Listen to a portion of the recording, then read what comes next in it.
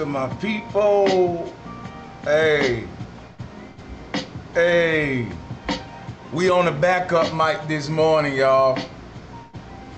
Look, man, this is like a $400 mic, and I can't use it.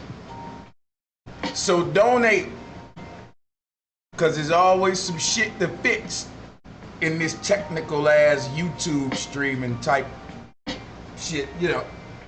Let me cut this music down. Can y'all hear me? Can y'all hear me, man? Let me get a one. Y'all know we gotta start off with an audio check. Let me get that one if we in here, if y'all can hear me. Hey, they say I still sound good. Even my backup mic is dope. That's good to know. Hey, I see my brother Lightworker out there. I see my brother One World out there. Hold on, y'all. School day, hold up.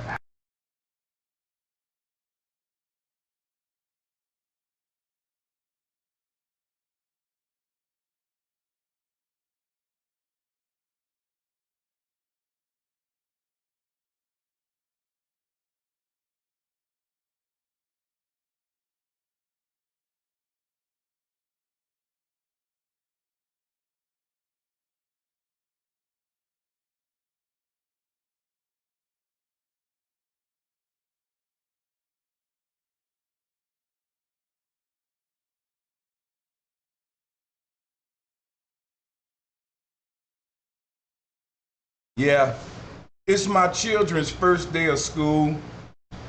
Had to walk my little girl to the bus. So, you know, it's her first day, you know, she was just cheesing so fly, you know, first day of school, everybody on the bus and shit. Brought back memories, you know what I'm saying? This ain't y'all first day of school, but it is Monday mystery school, Monday morning mystery school. Go ahead and hit the like button, guys. Raphael, my brother, Boathouse is the truth. I saw my brother Raphael, he know what's up. I'm loyal to the Boathouse, man. We about to get it in, guys. Today is another enlightening episode of Monday Morning Mystery School. A lot of people been sending me donations to my Cash App, and what they've been putting on there is thanks for Monday Morning Mystery School. So that let me know to keep running this program, that y'all really appreciate what I do here. Some of you clocking in right now on your jobs. Hey, I'm on mine right now, all right? We all at work together right now. So to those people that's on the job, allow me to get you through a portion of your work day with some enlightenment. We're gonna get you through a few hours. And to everybody else out there, you know, we're going to hop right into today's lesson. But before I begin, if you want to support Bro Sanchez and my research, what I'm doing on this ancient cosmology, if you want to support this community, Flat Power community, I prefer you to use PayPal or Cash App. And I want to thank everybody who always sending in the super chat donations as well. With that being said, guys, I'm going to continue to do what I told you I was going to do for you, and that's be community service of enlightenment, because no one's teaching what the ancestors taught us. They're teaching us the matrix. Now, once again, before I start, it's important that I get one more mic check, because I just turned on another fan, and I want to make sure that ain't messing me up. So let me get one more mic check, and we're going to hop right into it.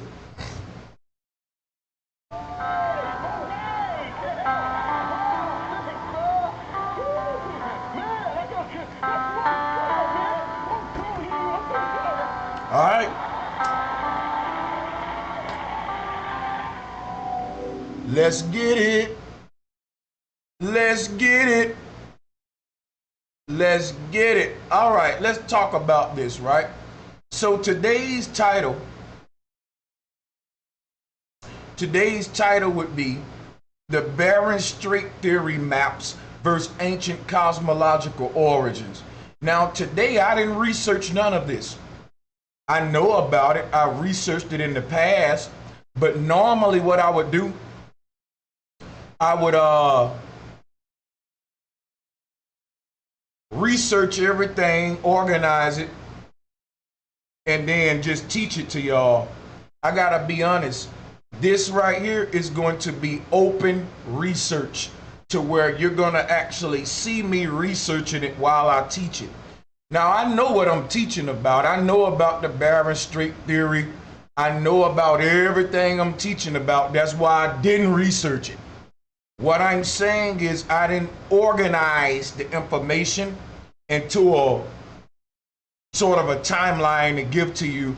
So we're just gonna be doing an open research style lecture today. Now let's get it.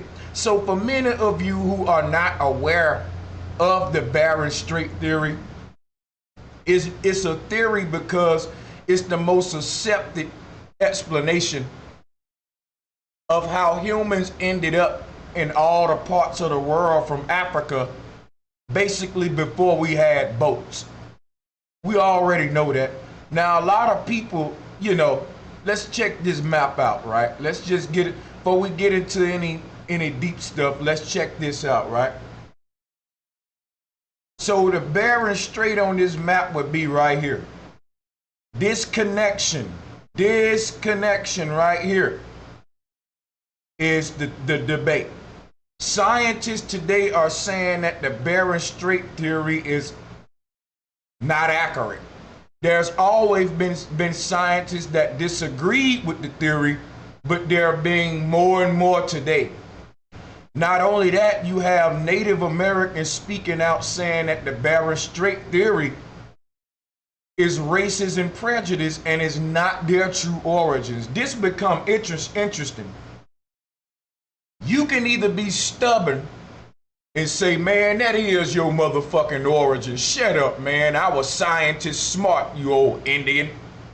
That'll make you a fool, an idiot, a wicked motherfucker, and just a reprobate. You can't tell nobody else where the fuck they from. Science got a problem.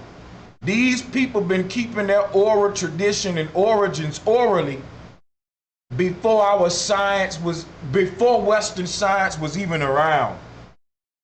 Now, why haven't we been having these arguments? Well, the Western elite rulers of this portion of the world, I don't see the chat moving, y'all out there. The Western rulers in this part of the world have done an awesome job of dividing us up while we right up under each other. Think about what I'm telling you. You got next door neighbors. Do you know your next door neighbor? Do you know everybody on your street? Can you walk down your street? Do you know 4 of your neighbors? Most of us don't even know our next door neighbor.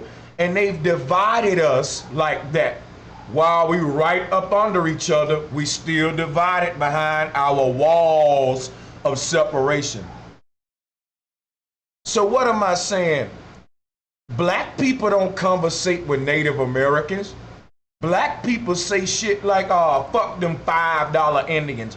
It was a dude, my brother Blue was in the chat room earlier. He said, why you got that $5 Indian up there? Why you got him up there instead of a real copper-colored Indian? That man's skin is copper-colored, and he's my brother. Them my people. I don't listen to this dumb shit that you see on the internet. Now, let me show y'all something real quick. Let me show you the thumbnail, and we're going to get deep into this because we finna go ancient cosmology. This just the foundation. Y'all know I got the start to let you know where we at so you can see where we're going. Now, hold up. Let's remove this. I didn't mean to put that up there. We finna get our learning today.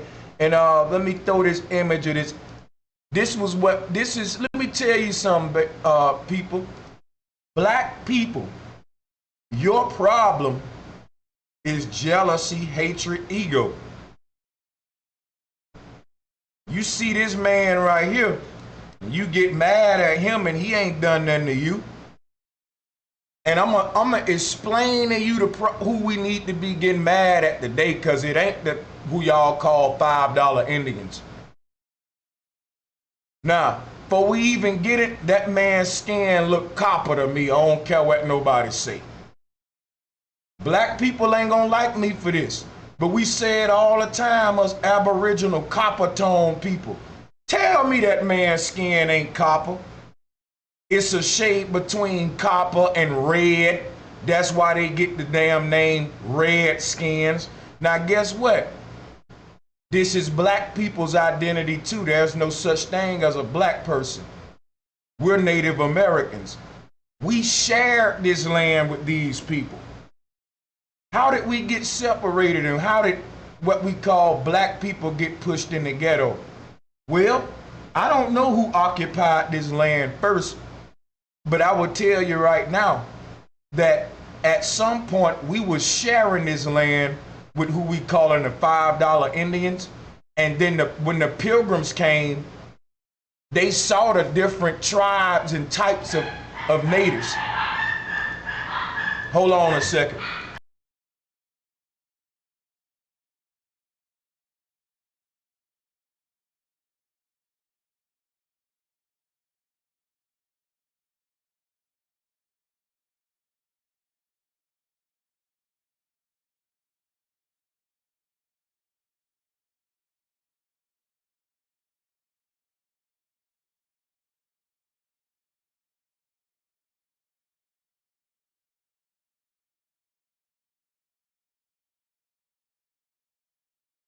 So like I was saying, when the Pilgrims came, this is how you know I'm right? When the Pilgrims came, they called everybody they met a Native American, or they called them an Indian. And they said it was different types of Indians. You can go and research this yourself. You can go look into some of those Pilgrim diaries when they explain the people of this land that they came in contact with. Guess what marveled the Pilgrims the most? How versatile the land was, how versatile the fruit was, how versatile the vegetables was, how versatile the ecosystems and plant life is. Let me tell you something about North America in antiquity. It's one of the most versatile damn continents on Earth next to Africa. This is a fact, y'all. You can go to 4 different states in America and see 4 different ecosystems. And this is a fact. You can be in one state where they got deers, cross the damn lines in the next state, they ain't got deers, but they got possums and armadillos. North America has always been very versatile ecosystem, a diverse plant life, all of that, you name it.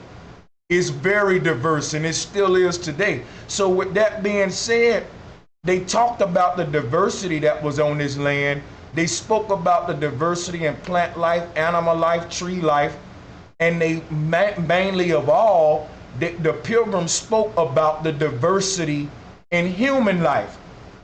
And they the ones that started to identify the Indian into certain groups. Well, we know all the Indians broke themselves up into groups and tribes, but the groups and tribe names that the Indian called themselves, that ain't what the Pilgrim called them. So the Pilgrim often made up their own name for these people, and that's why we call them Indians today when we ain't even in damn India. Now, the theory is that Columbus landed in America and he was so dumb he thought he was in India. I got news for y'all. I've been doing research. That don't make no sense. That don't make no sense, folks. It don't make no sense at all, people. There's no way you're traveling from Europe to North America and you got a map with where you at on it. And you don't have, now he didn't know about America yet, so they say. So when he came over here, he was in South America first. He didn't land in North America first. See, the thing about this is that why it don't make no sense is that for you to navigate this water and make it to North America, there's no way you could have thought you was in India going a direction that you left from Europe. If you look at a map and think about what I'm telling you, you'll have an aha moment and you'll see what I'm talking about. So check this out, right? This man called them Indians, but why was the reason for that? India was known by Europeans. Think about what I'm telling you. Europeans knew about people from India. I'm talking about from the continent called India. Those people are called Indians. We're confused here. Those are the true Indians, are the people from India. Now, why did Columbus confuse those people with the people on this land? Because of their spiritual systems were the same. Now, this is just my theory. This is just my theory. And when we get into this, you'll see why I come up with that theory. Everybody had the same spiritual systems around this time, but these invaders who was crossing their shit over into more heliocentric patriarchal styles. So this was like the little final sparks of the what we call the proto-dynastic period. All right, because there was a time frame where we had gender wars, matriarch versus patriarch. And remnants of that can be seen in the form of Europe, Columbus coming over here, fighting the natives. Remember that the natives were all matriarchal. And the pilgrims, Columbus and them, they was patriarchal. So remember what I teach in my Her Story to His Story series. And remember these gender wars. They still going on now, y'all. And it's still a couple of small little matriarchal groups left that they still trying to colonialize. But think about what I'm telling you. This was still remnants of the gender wars here. So people in India worship the goddess Kali, which is one of the oldest goddesses on earth. And I think Columbus called the Native Americans Indians because they worship a goddess that looked just like Kali. But theirs were called the serpent goddess. The Minoans had a serpent goddess, and all of the people that occupied what we call the Americas and Canada worshiped the serpent goddess. They worship the form of the serpent goddess too. Are the dogs too loud in the background? If they are, put a one. Put a two. If they not, put a one. But so I think Columbus called the natives Indians because they saw them worshiping that same goddess. He had to be a big time dumbass to think he landed in India, y'all. We go for anything they tell us to make an excuse and an explanation. I question every motherfucking thing that a liar tell me. Yeah, somebody, Juan Hernandez, said they called them niggas too. That's a nail in the coffin. Thanks, Juan, you right. They also call a lot of people on this land niggas or niggas. They still call us niggas today. This dude on this thumbnail, you don't think white folks call him a nigga too? Listen to me, black folks. Get out of your damn emotions. Your jealous ass. Goddamn jealous ass black people. They get on my fucking nerve. $5 Indian, $5 Indian. You a $2 nigga. Stop talking about everybody, messy ass black people. Get out of your damn emotions. Didn't nobody do shit to you but you. And it's your ignorance that's perpetuating your motherfucking situation. Now listen to me and stop getting mad at every fucking body. You don't think the damn white man will call this dude a nigga too? Just like your black ass? We shared this land with these people. Now you're hating on them. Why? Because the slave masters gave them reservations and gave you the fucking ghetto. And he did that on purpose just so you can be jealous and hate on them. That's a war tactic.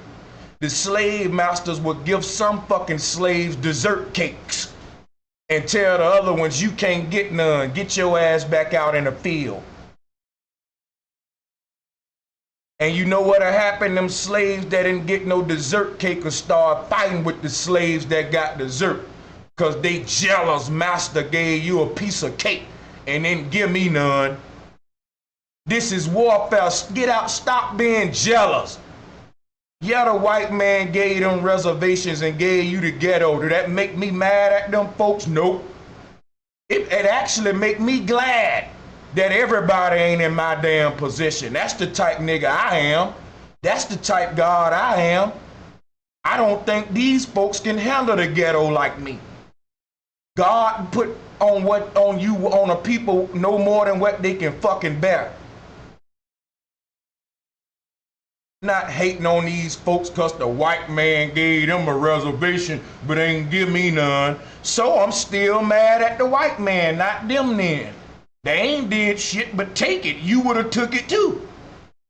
So let's get this $5 Indian jealousy, this aboriginal, broken people, That's why I didn't, this app, it's deeper than what, your emotions allow you to see. So let's get our emotions aside and walk with me. Now that I got that out the way, walk with me, okay? Walk with me.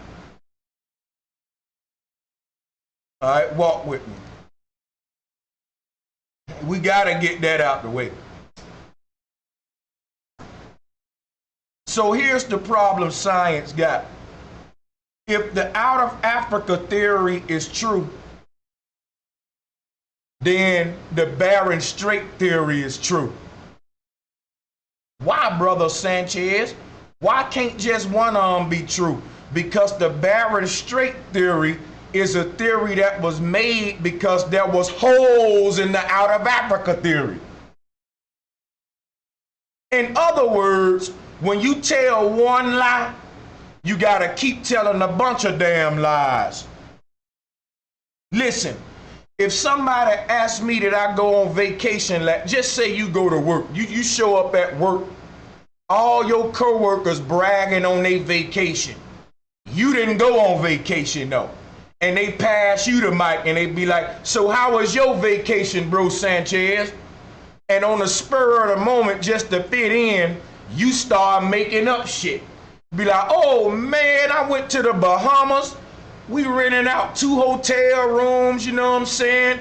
And they be like, okay, what kind of food you ate? Because Bahamas food is good and you get stuck because you didn't go.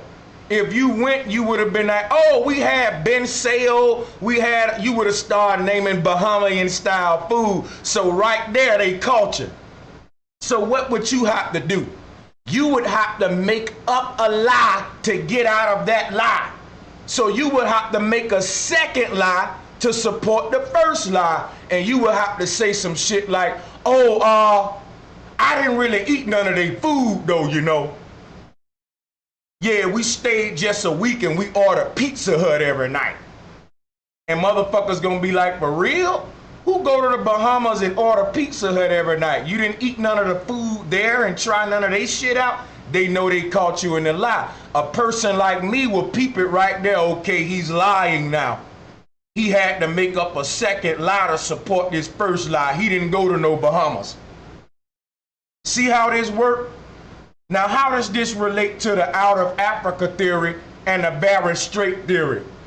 When they said we came from out of Africa, they had to make up another lie. You know why? Look at the map, y'all. Look at the map. Should I break it down for you? Let me break it down for you. Here is Africa right here. In red is where they said we come from. They said all of these humans migrated out of southern Africa up to the top to find civilization in Egypt. Let me break this map down to y'all because this shit don't make no sense at all. Let me just break this shit down to y'all. Let me blow it up real quick. Let me blow this up. You got to hear me, and you need your thinking cap on. Let's blow this up. Why they had to make up the Bering Strait theory? Why they had to make up a second lie to support the first lie? Now look at this map. They said all humans started right here in red. In Africa, out of Africa theory, right here. Everybody at the tip of Africa, Southern Africa. Then they said we started to migrate north. And that's when we founded Egypt, right? Civilization started to be founded right here when we migrated north. Now, when we founded civilization and built pyramids right here, they said we built pyramids over here too, but there was a problem. There's an ocean right here, and they said we didn't make boats yet.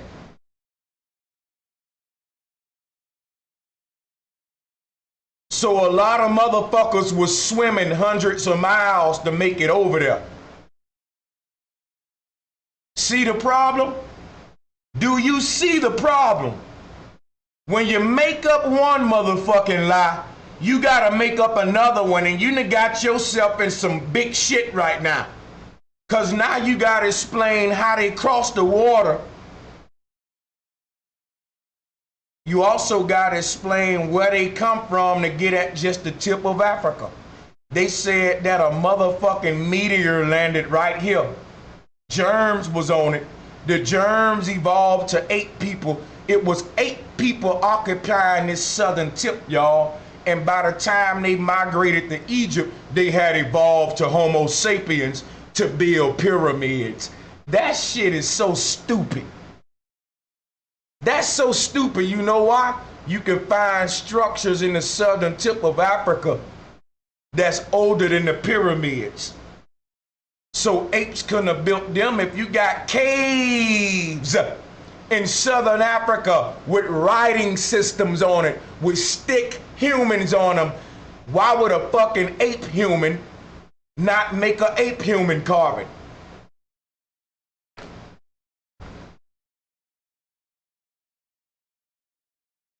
If fucking Sasquatch people migrated from the southern tip of Africa,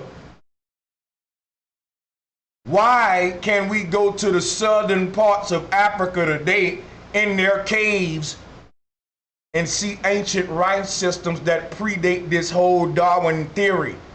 And them people, they depicted themselves as humans, not fucking ape people. It's time to wake up. It's time to realize why theories ain't motherfucking facts. Theories are lies to support lies. It starts with the Big Bang theory. Then they need an explanation for how life get here. So it come with the evolutionary theory. Then they need an explanation for how life seeded the land. So they come with the out of Africa theory. Then they need an explanation for how life crossed the water, so they come with the Bering Strait theory. If it was a fact, you wouldn't need all of these damn theories to support another theory. So let's get the truth today. But first, let's debunk some more of the lie, so that we understand what's going here. They had to make the connection. Y'all know I deal with symbolism. There's a famous religious painting, right? And it got like the hands touching like this and shit. It looked kind of homosexual, where they floating in the clouds and the hands kind of touching. They show it on the movies all the time. What's the name of that?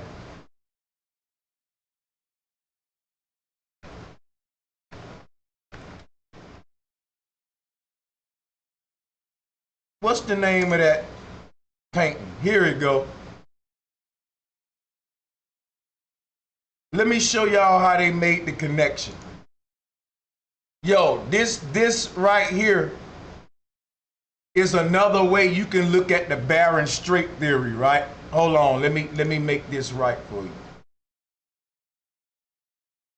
you. I know you like, why is he pulling that up? They had to make the connection, y'all. I'm giving you symbolism to show you how important the Bering Strait theory was. The Bering Strait theory was the final connection. That was the last lie they had to tell, and now we all convinced of the whole motherfucking lie, starting from the Big Bang. Now I'm showing you how ridiculous all of this is, how they had to keep making up lies, man. When people say, well, what about this? They had to come with another theory. Well, what about that though? Another theory. So what am I showing you with this? The Bering Strait theory now becomes a huge piece to their deception, because it's the final piece that they needed, listen, to connect the old world with the new world. Look at the motherfucking map. Look at the map. I can show you some more pictures of the Bering Strait. See, if you look at right here, this is the connection right here. This is the connection right here. They had to connect this world over here with this world over here without boats, because of this separation right here. And so they said there's a land bridge right here that formed. It was frozen, or I guess some kind of land bridge that was there, but it's not there no more. We finna get into it. But if you look at this connection, it looks eerie similar to these hands. I'm not reaching here. It's the hands in the picture that was reaching toward each other. You know, it's them who reaching with the Bering Strait theory. They had to reach to connect the two. But what I'm telling you is, when you think about what I'm saying, today when you go to the Bering Strait area, it's occupied by military forces. So regular civilians can't see all of the Bering Strait area. Meaning, if you wanted to go and investigate the Bering Strait theory, you wouldn't be able to do a full investigation, because there are military forces occupying certain areas of the Bering Strait that are not authorized for you to be there. And why would that be? Why? You know why? You know what they hiding? Guess what they hiding? They hiding the fact that all of that shit connected, y'all. You live in a matrix, folks. This map is a lie. There's land connecting us with Africa. What am I telling you? Nigga, we can walk to Africa right now. We don't need a boat. There's a passageway through Alaska, through Canada, to the motherfucking Eastern world.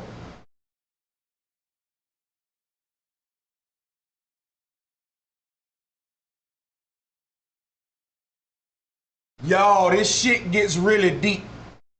Think about it now. What was motherfuckers killing each other for during Columbus time? Maps. They was hunting down people just to get the map from them. Maps was so important. Maps was like the money back then, before they even had money systems like that. Maps was the prized possession. A map. So when they started dumbing down the world, they started changing the maps and disconnecting the people each other from what I call the world's great map deception. Write it down.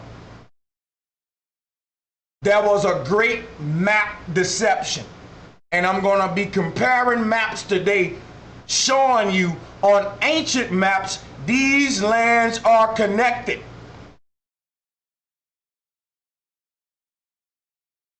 When they changed the maps and started changing the cosmology,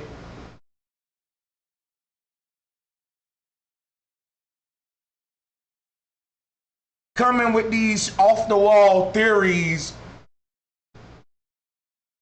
they made mistakes, like putting water right here when people already been in fucking America, and you said we didn't have boats though. Think about what I'm telling you.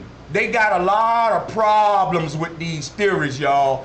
Hella problems. Not to mention that the people in motherfucking the Blackfeet Indian in North America said that they come from America from the south and not the north. People, listen to me. Westerners said that everybody come from the north. It would have been from the north. Look at the map. We would have started in southern Africa. We would have crossed through the eastern world. We would have crossed the Bering Strait landmass, ended up in Alaska, Canada, made our way to the Americas. That means the Native Americans would have came from the north to make it into America. Y'all, that don't make no sense. We see all the signs of civilization starting from South America. What you mean, Brother Sanchez? Pyramids are in South America. The oldest forms and structures to support the oldest forms of life in America are in South America. So civilization had to migrate from the south and up to America, then up to Canada. And guess what? All the Native Americans said that they got to America by going north. Now we're going to talk about the flat earth ring maps in a minute. We're going to talk about some of them other lands behind the ice wall. And then we're going to talk about a floating island. There's an island it floats around. It ain't mounted to the foundations of the earth. It's a broken chunk. It's a huge continent that floats around, and I read about it.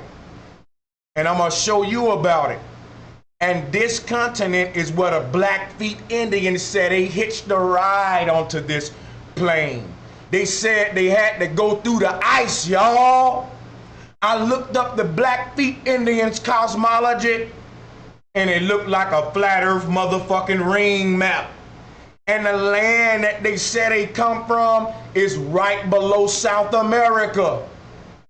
They would have had to cross over the ice wall and land in South America.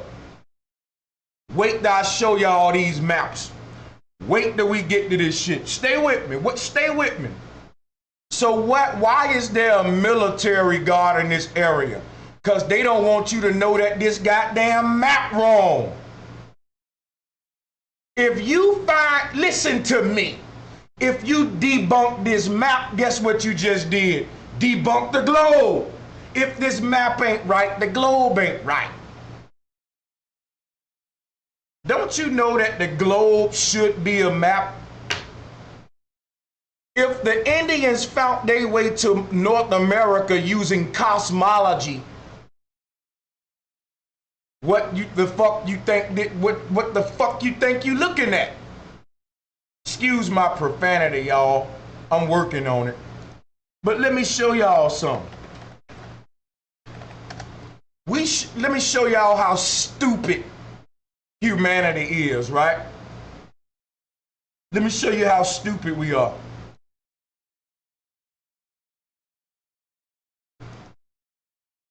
When a flat earther show you, when a flat earther show y'all this map, y'all don't say it's a map. Y'all start debating us about the shape of the earth and cosmology. Think about this, people. When we show people this map, they think cosmology, not geographic locations and how to navigate the earth. A globalist will tell you they wouldn't use this to navigate the earth because it's a stupid flat earth map, and that's cosmology, right? Here's what I want to tell you. Cosmology is synonymous with map. A map is the shape of the earth. A globe is the shape of the earth. A map and a globe are one and the same. But that leads to a question. Why I can't get around using the globe? Because there's no curvature. And the globe has a legend on it that will calculate how much curvature you would be having to compensate for per 8 miles. Whereas if I grabbed a flat map and got on an airplane, wouldn't be no curvature to compensate for. Therefore, I don't see pilots using globes to get around. But people have used the AE map to get around for years. And in fact, this map behind me is the map what pilots use to get around today. Prove me wrong. Prove me what I just said wrong. I dare you to prove me wrong. This the map pilots use today to get around. And that is a fact. Prove me wrong. So with that being said, why ain't they using the globe so they would know when to compensate for curvature? This ain't about flat earth, globe earth. I'm crawling before we walk. Stay with me. Look at this map, y'all. What do we want to look at? We want to look right here. What do we notice right here on this AE map? That the motherfucking east and western world are connected. See, they exaggerate too much. Let me show you something. Look at their map. Look at all this fucking water right here, right here. Look at all this damn water separating the eastern world from the western world. That would have made it impossible for the ancestors to communicate, because these imposters said that they also didn't have boats either. And that ought to make you feel like a dumbass if you believe it. Let me tell you why my face, I get the stanky face. You know what? Ooh, shit. You boo-boo. Ooh, you boo-boo. You boo-boo. It gives me the stanky face. I'm sorry. I'm going to keep making the stanky face. You know why? Because that kind of stupidity leads us into where we now have a stupidemic. Okay? We're committing stupicide on each other when we make each other stupid. And that leads to many stupidemics. Okay?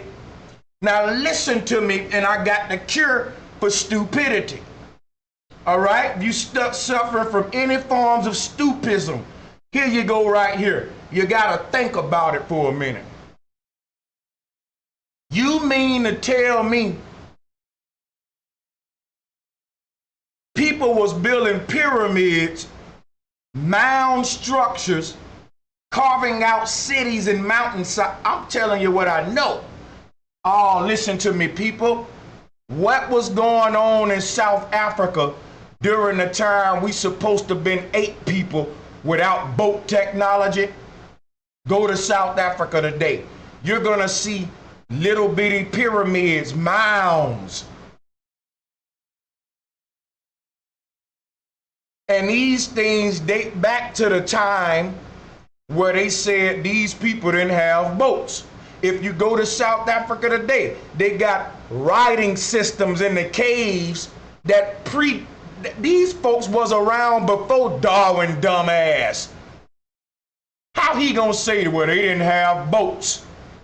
Listen to me what I'm telling you and the point that I'm making. What they're telling you is these people were smart enough to develop a writing system, but was so dumb they didn't know how to make wood float. Stanky face. Stanky face. Stank dank. Ooh, we that dank dank. I'm gonna turn my shit backwards. That dank dank. You can't, nigga, that's stanky. You gotta make the stanky face for that one. I'm gonna say that shit again. See, you can't, it's the questions, not the answers, man. That's how you know they full of shit.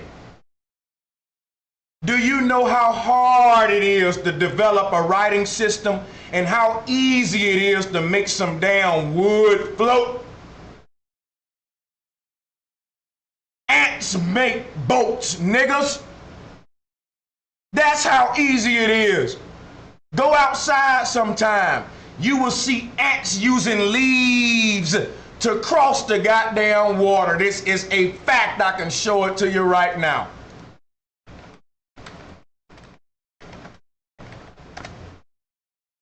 Nigga, ants make boats, nigga. They told you our ancestors was dumber than ants, y'all, because they didn't make boats. Ants use boats to make it cross the water. You mean to tell me my ancestors was smart as fuck? They developed writing systems before they knew how to make fucking wood float? That's when you wake up and say, I got you, bro Sanchez. They got me. They fooled me once, but not twice. All right? There's no way an ant know how to make a boat, but we didn't. So, because, all right? Now check this out, right? Let's pull up the AE map again.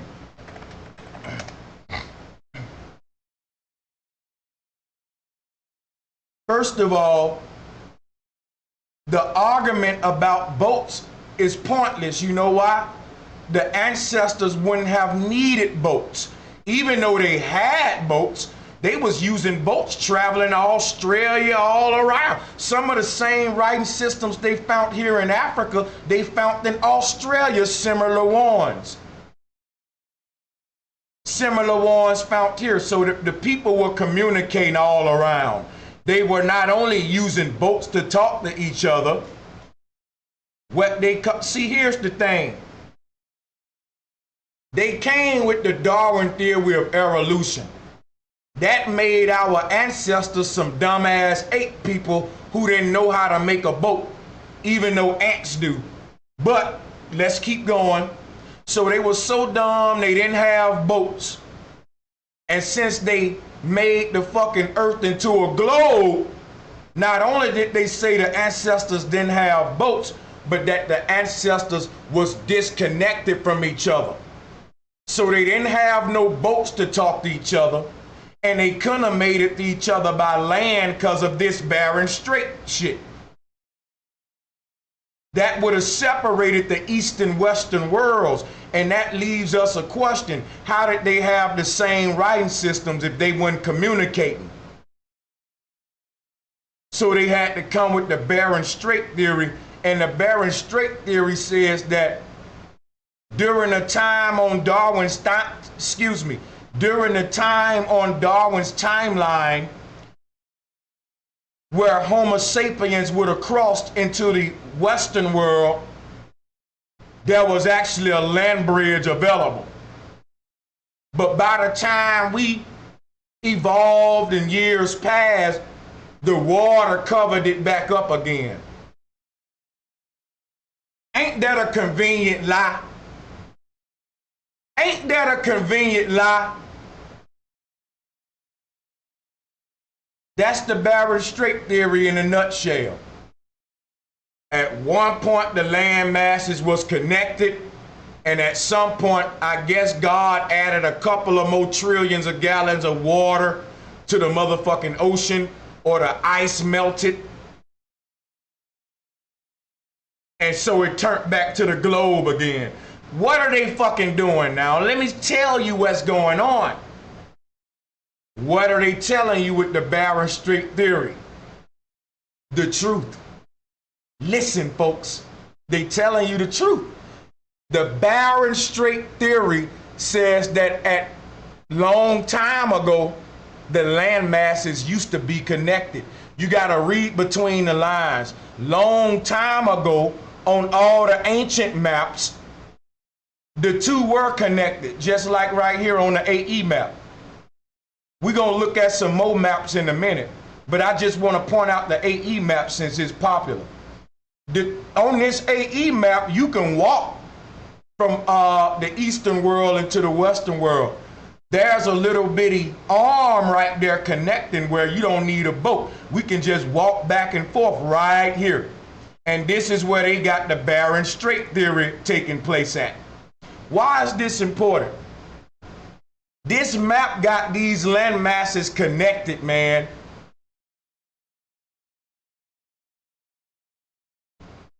These folks saying, well, at one point they used to be connected. Did the ocean gain some more water? They still must be connected.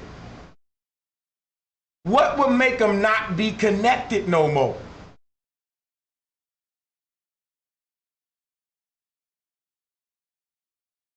The only thing that'll make them not be connected is if you turn this right here into this right here, which is their fucking deception. They're not connected. In our minds, we're disconnected from the Eastern world. But the yin is not separated from the yang. We've always been connected. Do you know how big that is spiritually? That a huge body of water don't separate North America from Africa? Do you know how significant it is to know that my feet can walk from where I'm at now to the Giza pyramids and I ain't got to look at an ocean? Do you really know how that connects us? See, that don't just connect us geographically. Okay, we can walk there now, cool. No, just the fact that you know you can access Africa by foot connects us closer spiritually too.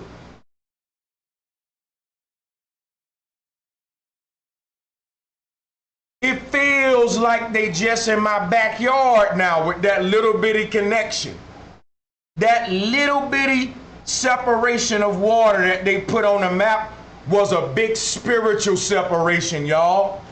It was a big spiritual separation because it severed the connection.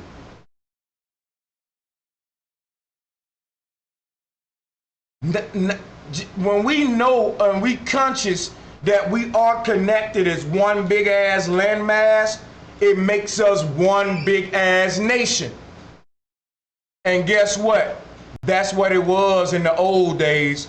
All of these continents had the same spiritual system, same writing systems, same, in other words, the language you spoke and the language I spoke was the same.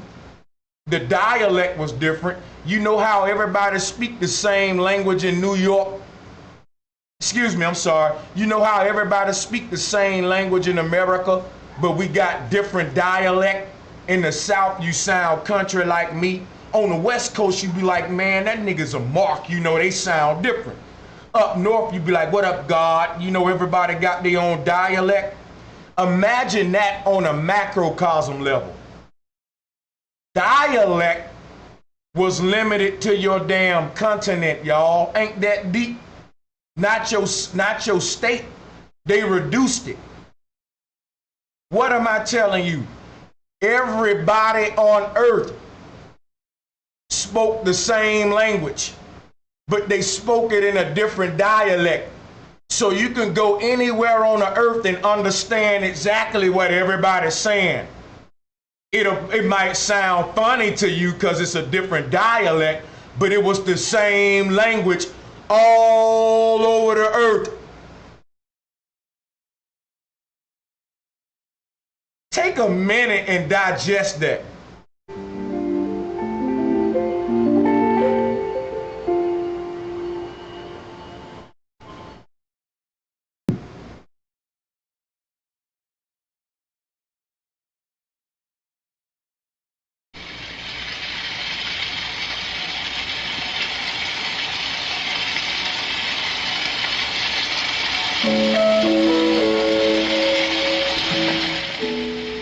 I mean, just think about what I just said, folks.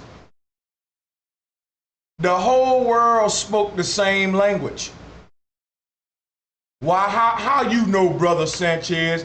They had the same measuring system. See, it's so much facts to support what Brother Sanchez say, and so little facts to support what the mainstream say. For everybody on the world to be measuring they shit the same way, they had to be communicating with the same motherfucking language. Today they broke the languages up, and they told you they did that in the Bible, Tower of Babel. How did they create all of these new languages today? By mutating the different dialects that I told you about previously. There was only one language on earth, and everybody all over the earth can understand everybody. But everybody spoke it in their own dialect in different areas. So it may sound funny to you, like when I went to New York, the girls like it. They was like, oh, that's cute, he country. And I was like, damn, that's cute. You proper, goddammit. I like your shit too. So we was marveling off each other's different way of speaking the same language. But this was an earth-wide thing. Today it's just a nation thing. And when you go to the Eastern world, they speak their own language, and they separated us by maps like this. Is another way of saying we're knocking down the Tower of Babel. People, when I talk about the great map deception, that will explain how the new languages got created to separate the world from each other and all of that. This is a science of social engineering that goes all the way back to proto-dynastic times, when they've been trying to create these new worlds. So they came onto these lands, and everywhere they went, they saw people speaking the same language. In order for me to own a part of the world, and for everybody not to own it all together as one chunk, one collective, as a collective ecosystem, we gotta separate and break these trade systems and these connections. If I'm going to be successful at starting my own government, my own trade systems, my own economy, then I gotta claim a chunk of this map for myself and break it off from the rest of the world. Now that's selfish. Listen to what I'm telling you. It's selfish. If we're all using, think about this.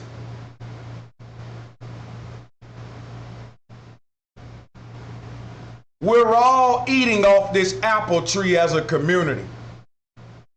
And you motherfucking chop half of the tree and take it out the ground and move it with you. You're a selfish motherfucker. Why you can't just pick an apple like everybody else? Nope, I'm gonna take my half of the tree. Then your half gonna die, and our half gonna die, you fool. Just pick an apple and quit being selfish. Nope, we're gonna split this tree up. This is the ignorance of the invader. Listen to me. The world was behaving like a world tree. It was connected.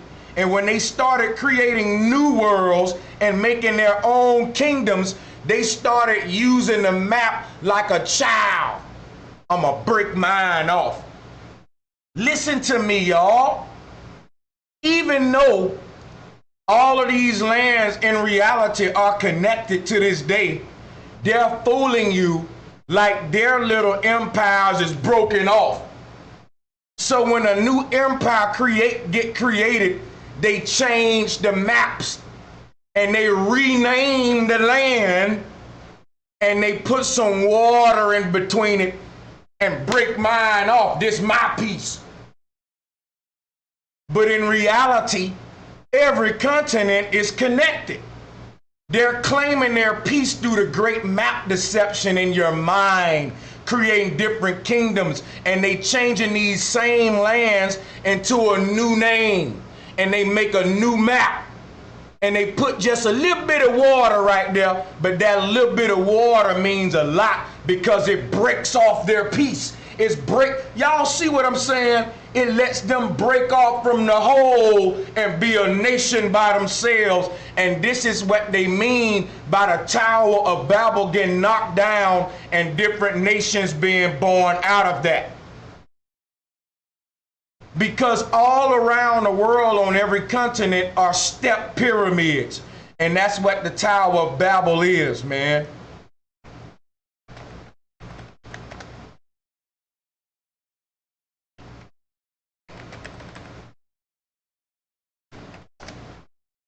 See, in order for you to have the same structure on every continent, lets you know that this step pyramid that, see, let me show y'all how the Masons did you. This step pyramid should be more important than the ones at Giza. See, when you go to Egypt, they don't spend a lot of time talking about this one. They say that this one is primitive, y'all. Listen to me, man. The pyramids on the Giza Plateau are in a line with the sun god Orion. That gave birth to the Anunnaki theory. Atum, the sun god. That's why the pyramids on the Giza Plateau get all the publicity today. Why don't they talk about this pyramid?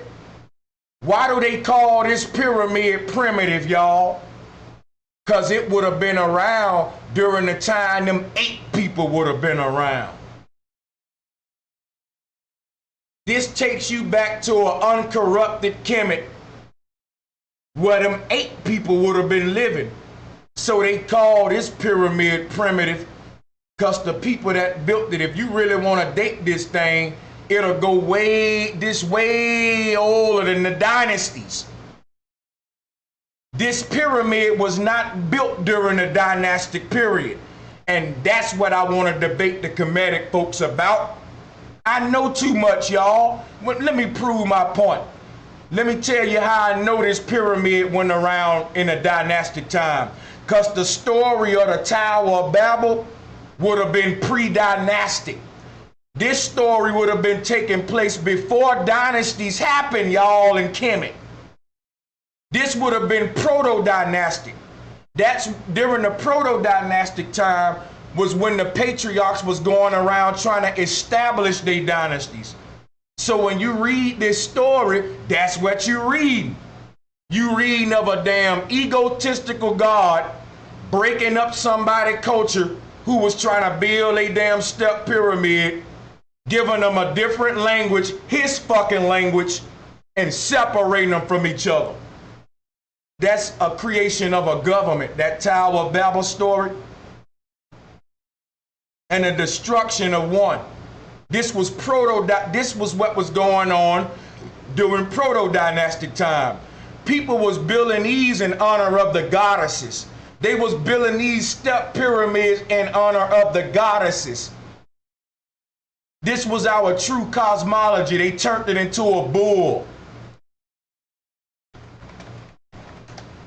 You can see the step pyramid on it. On the bull. That's the Great Mother. Holy cow. They desecrated the woman. But anyway, all around the world, people was building these step pyramids in honor of the Great Mother.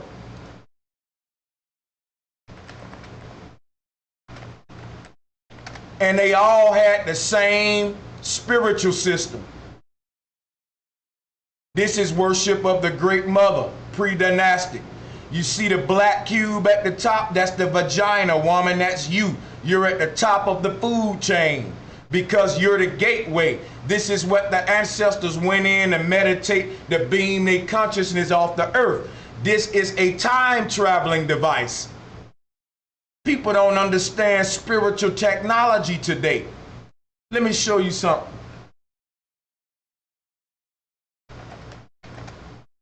They tell you the same thing at the Kaaba stone. This is a plagiarized form of what I just showed you. I just showed you a step pyramid lean up to a little black box. That's in South America. This in the Middle East. Here go your pyramid right here. How the people is like in concentric circles. I got to go over this before we go deeper, man. They're showing you our true cosmology, y'all. And in the middle of it all is the mother that gave birth to these children. This is why we call it Mother Earth.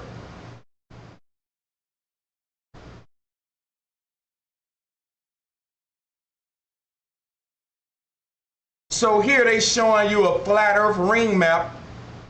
You know, it start off with the smaller circles, then it get wider. But in the middle is that box, right? That's what you're looking at right here. That's what you're looking at right here. Same thing. All right?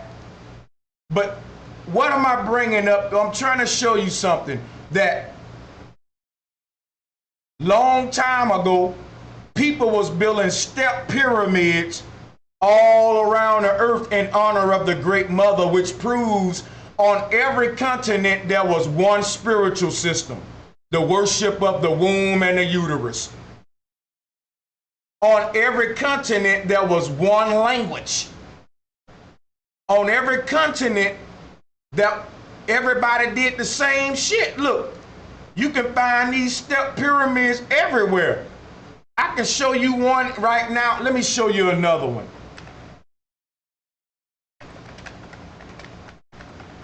Let's go to Cambodia. Let's get a rare one. This is in Cambodia.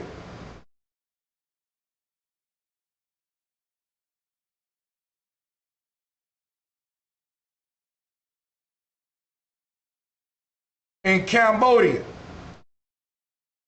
All around the world, same song. All around the world, same song. All around the world, same song.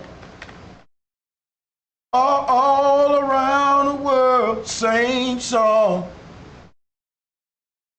All around the world, I love that shit. I need to play that.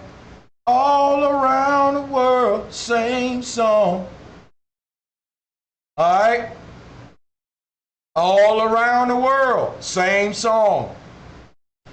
All of this shit was built during the time people didn't have boats.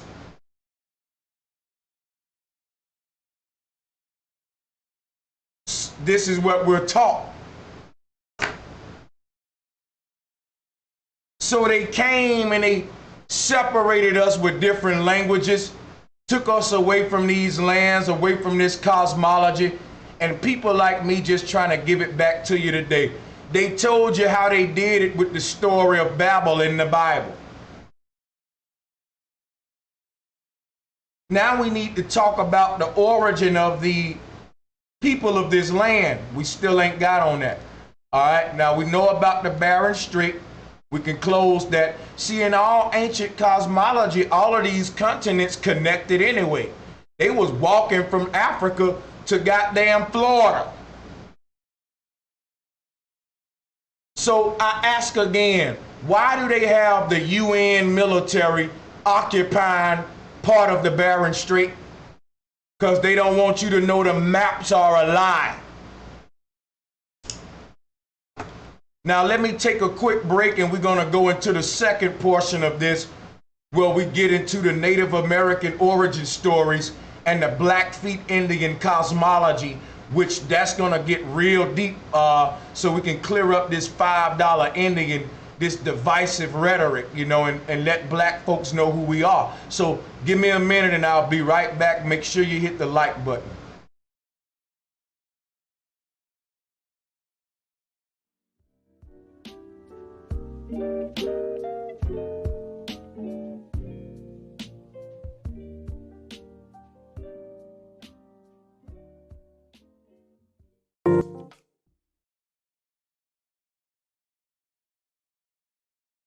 So I saw somebody in the chat room put, bro, that's a long walk. It is a long walk. Why you think our ancestors were called gypsies? That's where you get the word Egyptian from. The pilgrims were settlers. These were people that hunched on a plot of land. They stayed on it. They say it's mine. They occupied it and never moved. Humans were made to be what the Bible called the living waters of earth. Don't you know settlements are destructive for the earth? Everywhere there's a city at, you got heavy ground pollution. And when the city fall, it takes thousands of years for the ground to repair itself. You don't see animals settling. When you study animals, they never stay in the same spot. They always move in their dens, move in their nests. Settling is not natural. I don't give a fuck what nobody say. I'll debate that. All energy should be in motion. And our ancestors were not pilgrims. They were not settlers. They were not Quakers. They were gypsies. That's how we get the word Egyptian. Now let me find my map, because some person said that's a long walk. Well, our ancestors didn't have nowhere to go, man. They didn't work for nobody. They spent their whole life just having fun, exploring. See, before they colonialized the world, if you was living back during the times what I'm talking about, you wouldn't have a fucking job. And the earth was so plentiful with fruits and vegetables everywhere you walk. You didn't have nothing to do but have sex, make music, dance, pet animals, and explore. In a world like that, would you stay in one spot? Hell no. Y'all go on vacation every chance you get. That's how much you hate staying in one spot, because naturally humans are supposed to flow through the earth like water. And when we settle, we damage the soil in the area.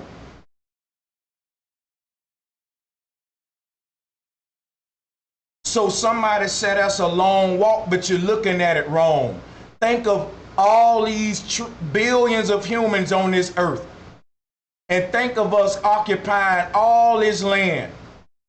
Eventually we'll fill up all this land and we'll come into this area and we'll start walking back and forth.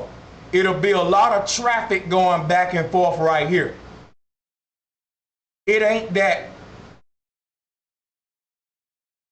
you say, you know what, man, I want to visit Africa. Come on, my bro, let's walk. It didn't happen like that. Humans didn't say, it wasn't how we think today. There was no maps during this time. There was cosmological depictions of the earth that showed you an abstract, broad depiction of the continents. What does that tell us? That the ancestors didn't have any particular places to go.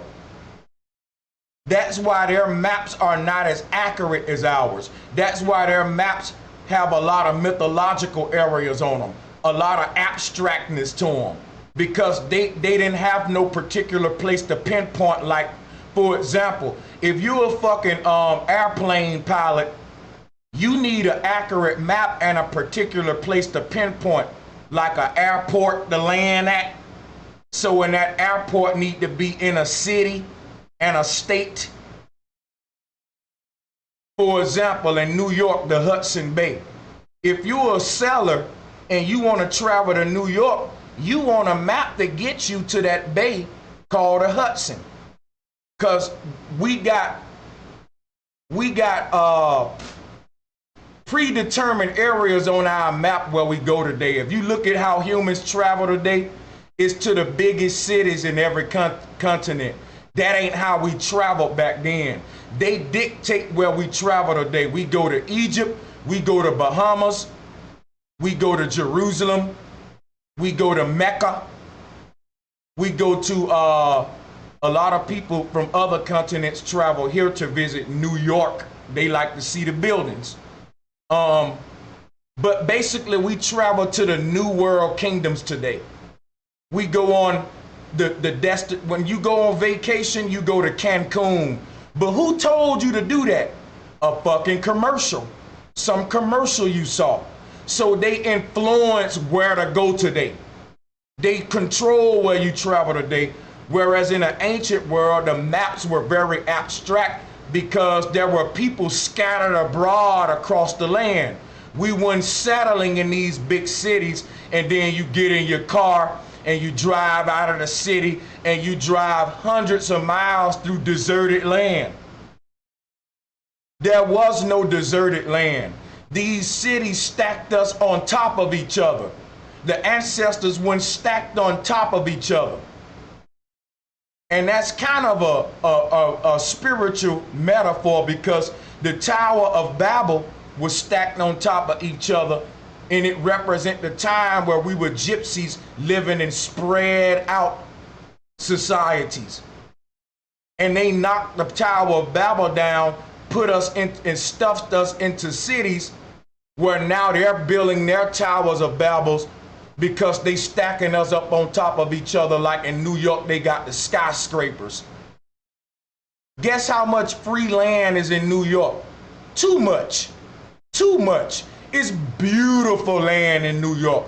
But all you see when the TV come on is the lights, Times Square. They want to get you excited about that. It's so much acres of land that's not even nobody live on it. In fact, most of the state of New York ain't even occupied with people. I bullshit you not, man. Do I got anybody from NY in my chat? Tell them Brother Sanchez ain't lying. New York population is one of the biggest populations in America, but most of New York State ain't even occupied with humans. It's because they only occupying a few areas of the region. And that's what we call New York City. And a few more like White Plains, New York, Buffalo, Niagara, and all that. But once you get out of that, it's open land for acres and miles till you get to like Canada. All that was occupied, man. All that was occupied. Even when you ride through my hometown, Alabama, they got us all in Birmingham, Mobile, Rainbow City, and we ride past acres and acres of running water, beautiful land. I'm like, why ain't we living here?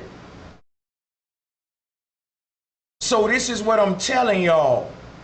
Humans were made to be spread out. You don't think the earth, when you pass by all this open land and you see all this land waiting, it's got edible fruits growing on it. It can be harnessed and lived upon. You don't think the earth put the shit there for you to live on it?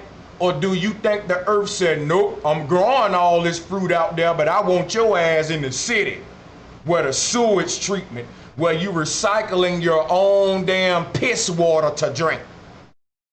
Yep, that make a lot of sense. Let's pile up millions of motherfuckers in the city and let's make them recycle their own pee-pee and boo-boo water and drink it, and we gonna treat it. We living in filth because the earth didn't intend for humans to settle. We supposed to move like the rivers. And disease would be less. Don't you know water that don't move is full of diseases, full of parasites? People that settle are the most diseased. And I can prove my point right now. There's a group of people on earth right now called the Cobra Gypsies. And they still live the ancient way, y'all. They stay on the move. They never settle. Look them up, they call Cobra Gypsy people. Cobra Gypsies. And they still go by the name Gypsy. And they got all the symbols that you see the Egyptians plagiarize. And look at the color of their skin too while you're at it. Let me motherfucking show you why Columbus called the Native American Indians. You ain't gonna get this from Pan-Africans. Look, y'all, this was the Nagas. This our black people's cousins. This our people, man. I got aunties look like this lady in my family. Look what they got right there, the same that the Indian people got. So can't nobody debate Brother Sanchez. You can't debate me with this shit. You trying to come and debate me and enforce theories when I'm giving you facts. And if you debate me, you gonna have to debate this lady right here, and you also gonna have to debate this guy right here on the screen. Cause all of them agree with me. Not them theories that I'm debunking. This dude on the screen, he agree with Brother Sanchez. This lady right here, she agree with me. The pygmy agree with me. The Senegalese agree with me. It's just you coon stupid niggas who agree with Darwin and Columbus and them maps. Talking about you for black people. So why did Columbus call the natives Indians? He bumped into some gypsies, y'all.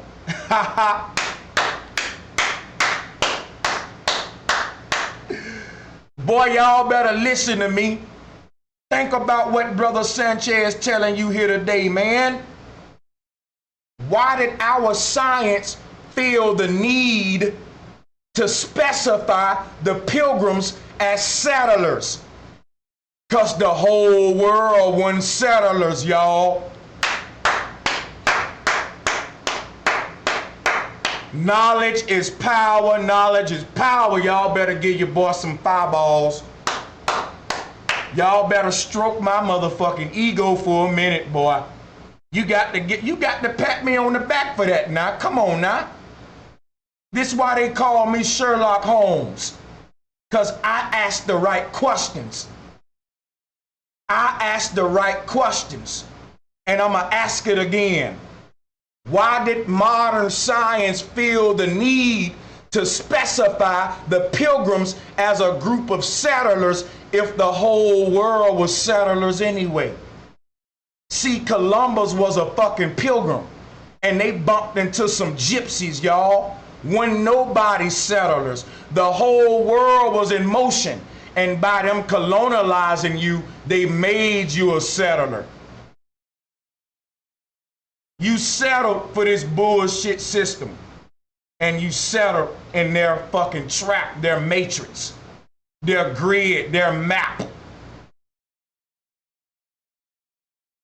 None of our ancestors were settlers, and they had to stop that because you can't control a bunch of people that's always moving. You know how hard it is to track a motherfucker who's a gypsy? Our ancestors were gypsies, man. And that didn't work well for the New World Order. They had to stop that style of living and turn you into a settler and make you what they were, a damn colonialized settler, motherfucker.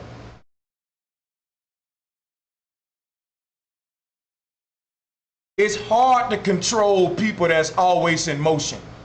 That's why these people right here are free.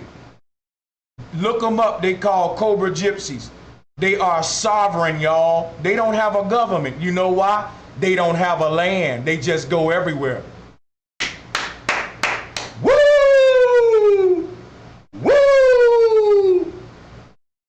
You can't fuck with this. Y'all Pan-Africans better step y'all game up. This is Aquarius now. Y'all been saying the same theories. And now the knowledge is here. You can't govern the people who are always moving. You can only govern the people that's settled in your land. Now I see how they started this shit, y'all. Now it's starting to make sense, y'all.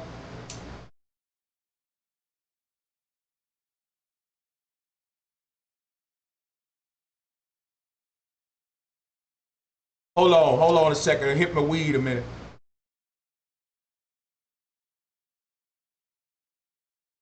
Make perfect sense.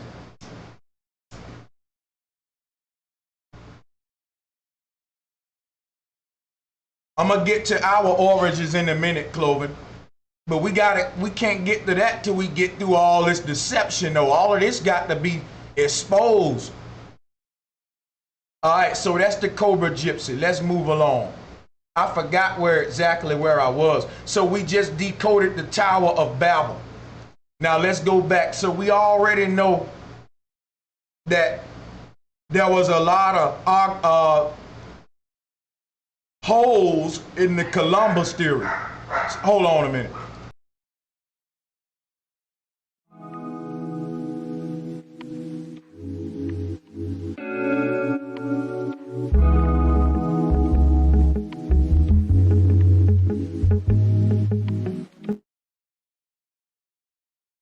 So the reason there were so many holes in the Columbus theory, because what you got to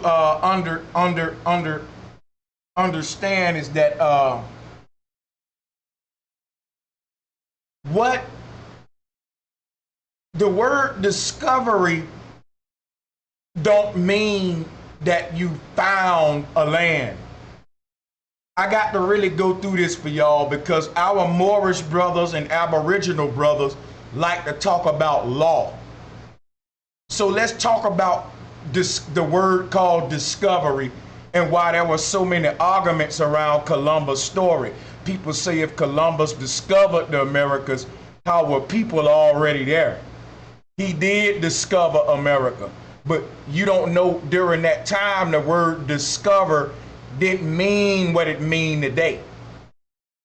When he discovered America, they called it Newfoundland. You probably heard that name before, Newfoundland. And what it mean was that the European founded the land. Their way of founding something is the same way they found stuff today by law. Like the founder of a building, he didn't find a fucking building, he just built the building. Listen to me, they're talking law. And when you miss that, you'll ask a question like, how did he discover America? How did he find America? He didn't. He established America. He built the settlement upon America. He put the buildings there. There were people already here, gypsies here. Our ancestors were gypsies. They were already moving in and out of this place. You know, people coming and going. They'll settle a minute, keep moving. We was just all over the fucking place. Because of that, these other folks were not gypsies. Among themselves, they would say, well, I'm gonna find my land right here. Think about it. You gotta think of how the world was. In their mind, they were saying, hey, I don't move around. I'm not a gypsy, I'm a pilgrim. I'm gonna build my little buildings right here. And I'm gonna stay here. So you gotta imagine that when the pilgrims met the Indians, it wasn't like they came onto a land and met some more settlers. When the pilgrims came here, they were the settlers.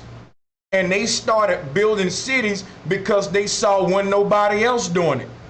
They saw that the people that was occupying this land were not making any settlements because they weren't settlers.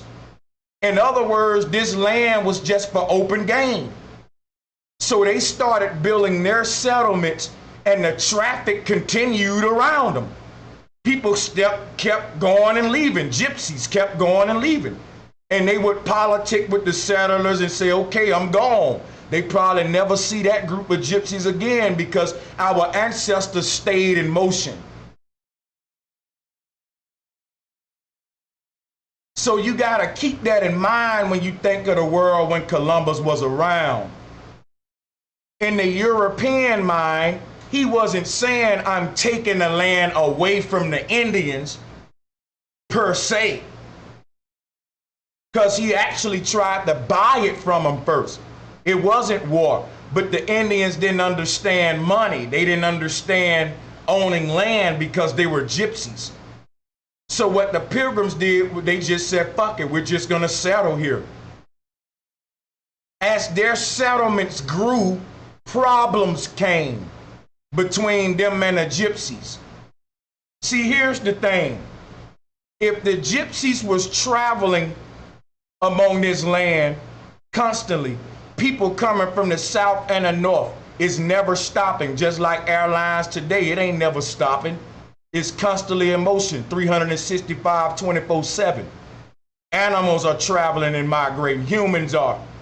What we're witnessing now with Donald Trump and the wall is what the problem Columbus and them ran into when they came onto this land in the first place.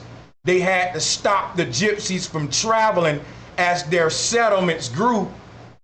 Traffic started to go through their water systems and shit. The Mississippi River, the Colorado River. These were highways for the gypsies. But as the Pilgrim settlements grew, it was into their water. It was a battle of your water supply and my highway system.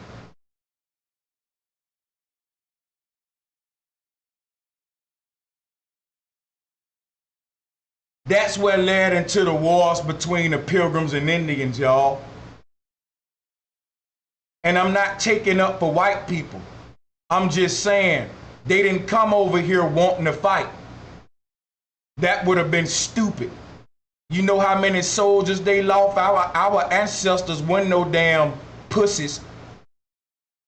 Them Indians was some soldiers, and they was some big, strong, bulky motherfuckers, wrestling buffaloes and shit.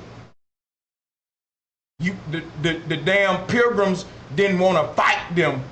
They was forced to go to war.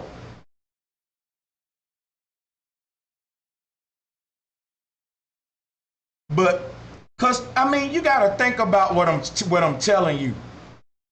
The Pilgrims came over here with rifles. But what you read in history is that the wars didn't take place till years later. You read that the Pilgrims and Indians was cool at first.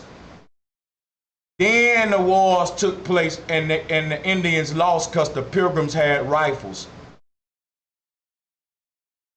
Over time, they, developed the rifle technology and shit, so they had the rifles.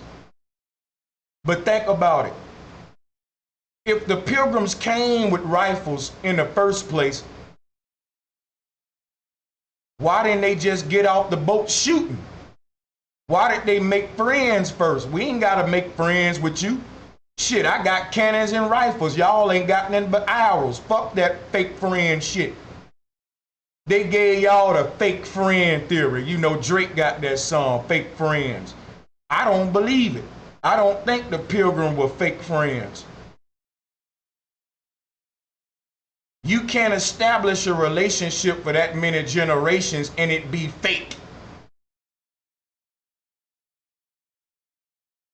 If they came with rifles, they could have got off shooting them right there. A lot don't make sense, man. They tell you that the Pilgrims adopted the spiritual systems of the natives and they became Quakers because our ancestors used to quake their body. They call it quaking. They still do it in Africa where they shake like this. It look like they call it demon possession today, but that's called quaking, And that's what the ancestors do when they get into a trance-like state. And the Pilgrims adopted that, and they became known as the Quakers among their own people.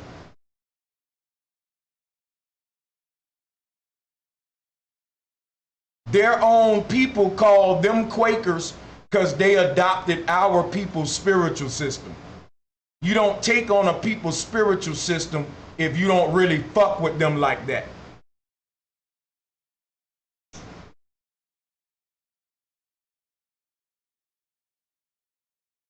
Hold up a second, y'all. So, just a lot of things we got to question.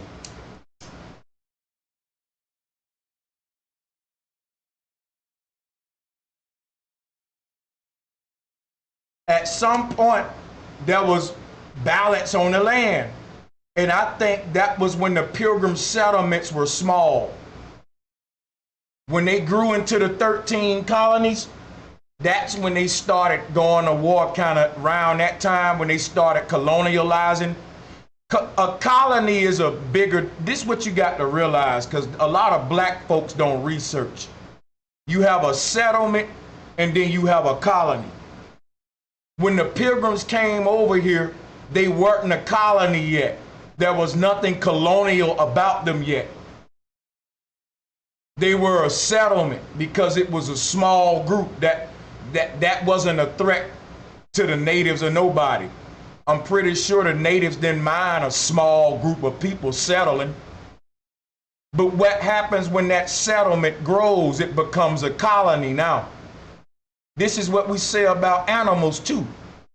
When a wasp nest grows into a bunch of wasps, see, I grew up in the South and we got wasps in the South.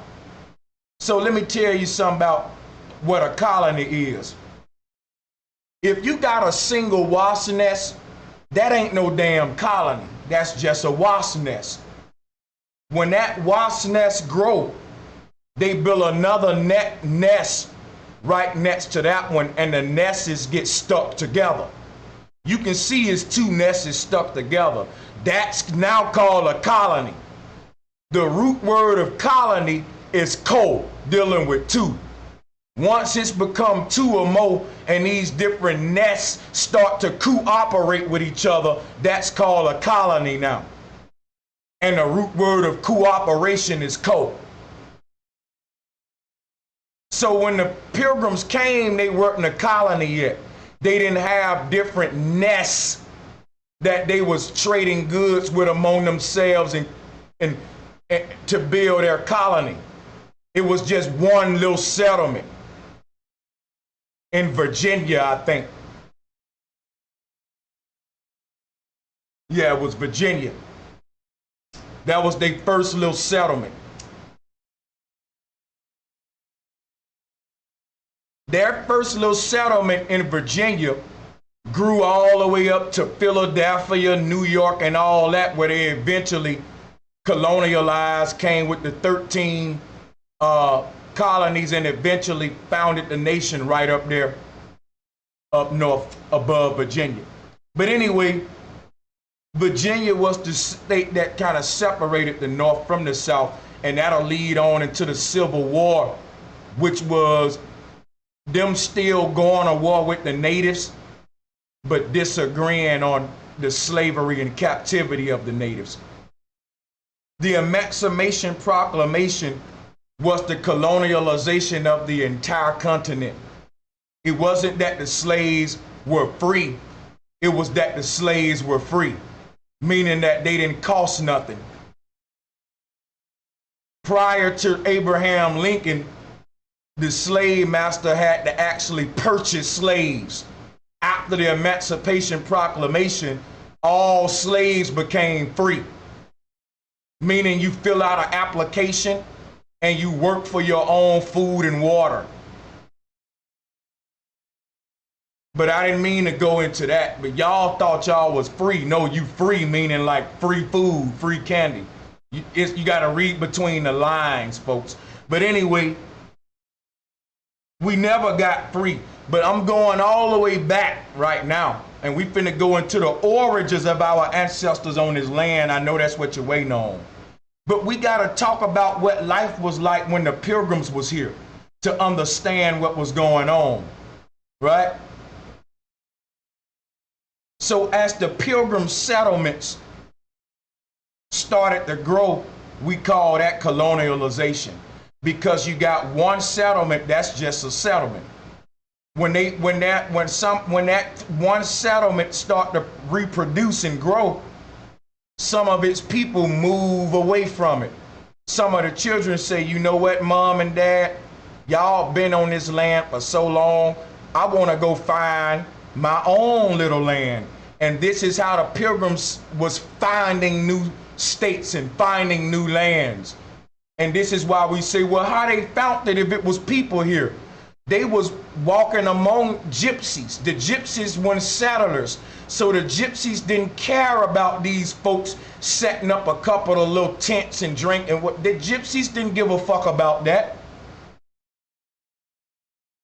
So if you was a pilgrim, this was a good time. You would see the gypsies moving around, and they would probably give you little tips about the land and tell you don't do this. Hey, those plants are poisonous. They would help the pilgrims out. And they'll say, okay, we gone, man, because our ancestors kept moving. So the pilgrims didn't have to go to war with them at first. But the more settlements they built, and the more pilgrims, and the more they reproduced and started moving out of one land to the next, starting new settlements, that's called colonializing. Like I told you, one wasp nest is just a wasp nest.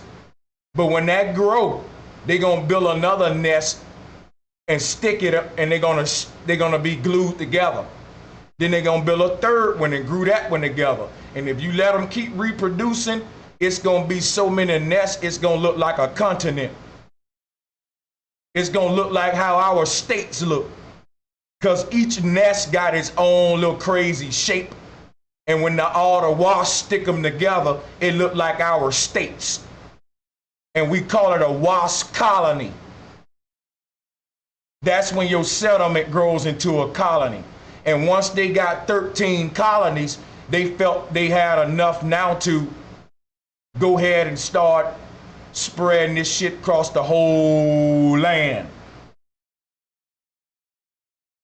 The problem was they had grew so big when they got to the 13 that their colonies started polluting the gypsies' waterways. The gypsies had been using the Mississippi River, the Great Lakes area, the Colorado River, and all of these water systems for trade, for migration, as highway systems, and as water to drink, of course. You need water to live, of course. As those pilgrim settlements started to grow, the gypsies stopped being so damn friendly. Because now, okay, now y'all growing a little bit too much. Those buildings are starting to, peak up over the horizon. It's starting to pollute the other lands around it now. So our ancestors kind of like, okay, it was good at first when y'all was in little settlements, but now it's a bunch of y'all. You know what the pilgrims was doing?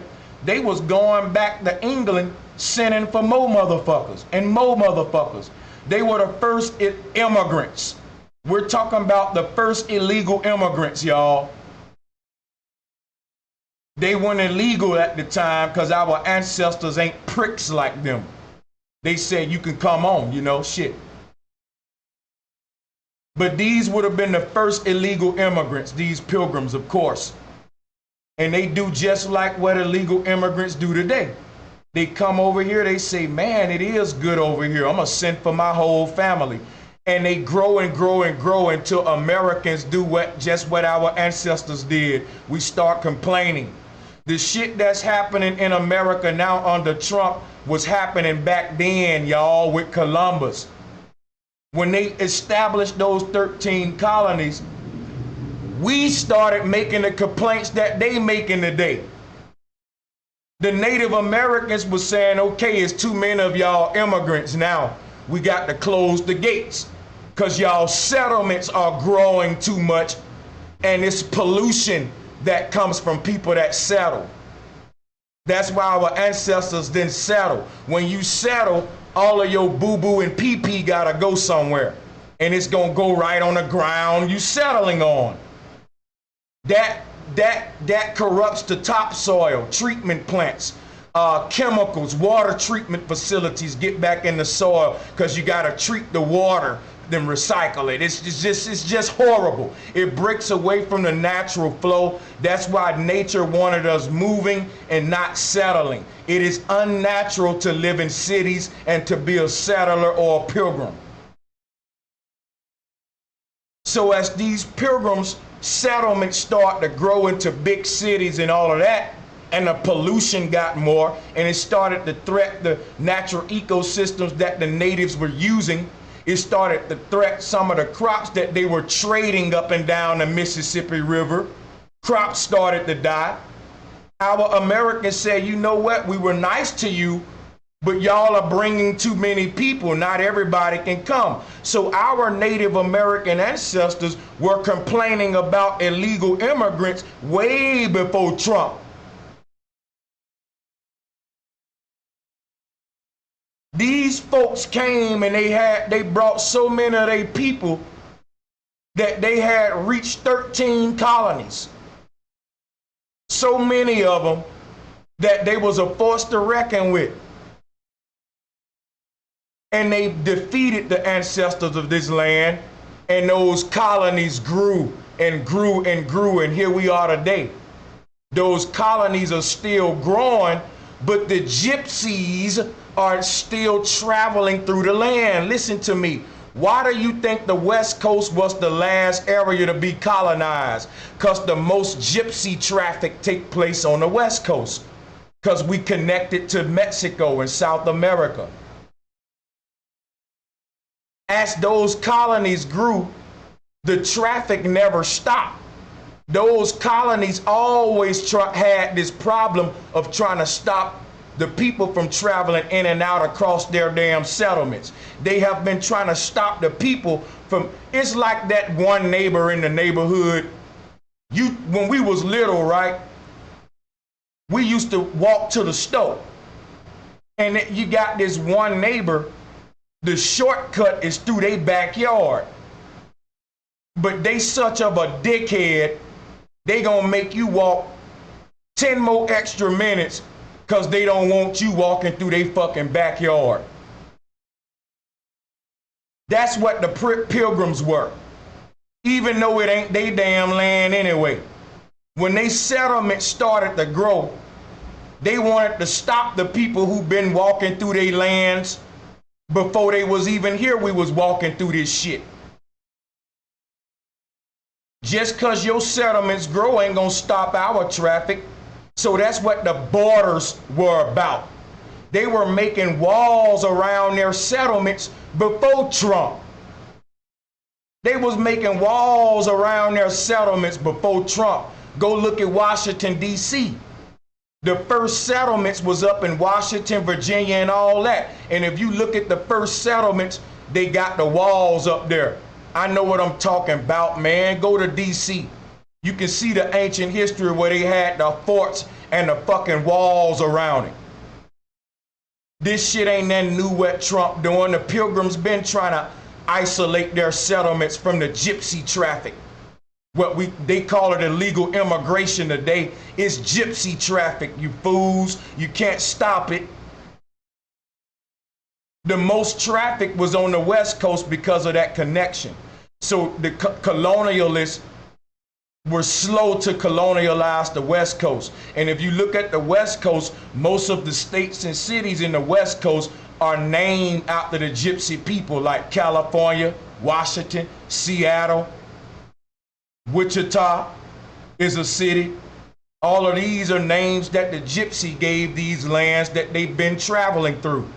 Now, why is the most traffic on the West Coast? Let's get into the cosmology now, because I'm finna blow you away. Why is the most gypsy traffic on the West Coast? Let's look at the Bering Strait. Why do they call the West Coast the final frontier? Y'all better listen to me. California and the West Coast is the gateway to the fucking Bering Strait, y'all. Look at the map, man. Hold on. Give me a fucking good map. I'm getting mad. Getting impatient. Nobody gonna break it down this deep. Look at here. We'll use this one. This is why there's so much tension at the Mexican border. That tension at the Mexican border been there ever since Columbus time. But it's been building up and building up all the way to this point. I told you earlier, think of people like water. Listen to me, man. Some of y'all third eye ain't open. Quit chatting with each other and listen to me. Why is there so much tension at the Mexican border? That wall is like a dam. Let me show you something. I told you a minute ago. I said, think of people like water, and you will see what I'm talking about. People have been flowing through these lands like water for hundreds of thousands of years to get through that gateway to go to the eastern world. People have been making that migration, coming up from South America through California, up through Washington, all the way out to Alaska, to ultimately migrate back and forth from the eastern and western worlds. The West Coast is the final frontier into the eastern world. This is where the Bering Strait is. If you were to access that by foot, the West Coast would be very important as a gateway into Alaska. That's why it was the final frontier for the colonialists. But they not finished colonializing that area. That's why so much tension with the wall. Listen to me, people. This is science I'm giving you. I'm giving you natural science. The gateway to the west is the Mexican border. It's been there for hundreds of thousands of years, and there was nothing blocking people from traveling in and out of that gateway. When the colonialists expanded their empire, they started setting up borders, what we call the Mexican border, during those times. The first border, let me show you how it looked. Deseret was what it was called.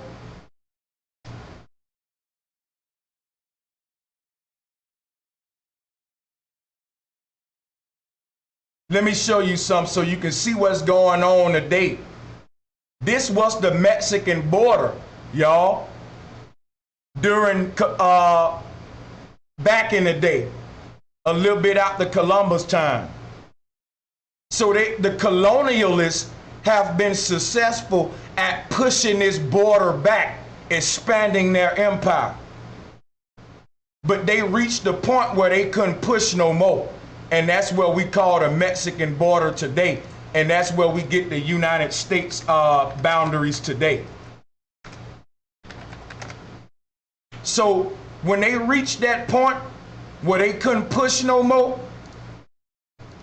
they got all of these additional states, which was Nevada, Utah, Arizona, New Mexico, and a little bit of Texas. But before that, none of that was theirs. What's this? Arizona, Nevada, all of that was still belonged to by the gypsies.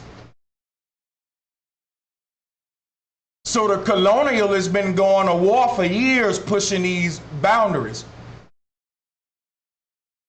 And today this is what we look like. This line right here, they couldn't push no more.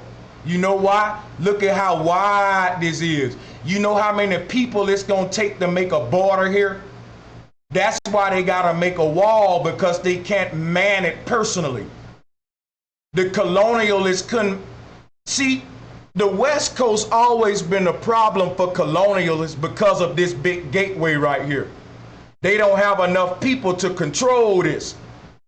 Today, they just building a wall, which is smart. If you don't have enough people, develop the technology to build a wall.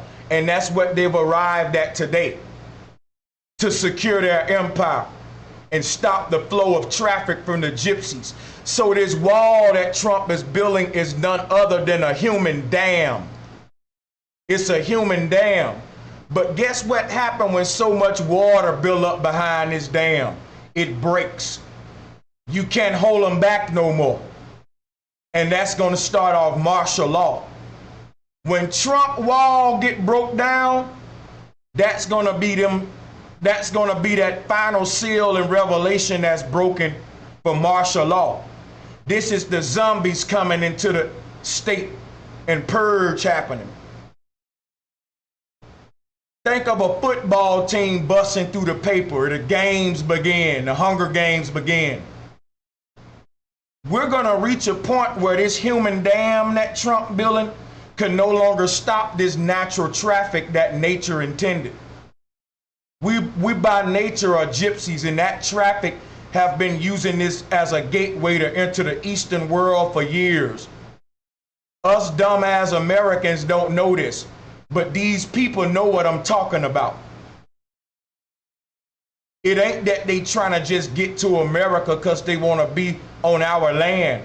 Before America was established, these people was passing through America to get to the east, and people from the east was passing through their places to get to the west. This is how we was exchanging ideas.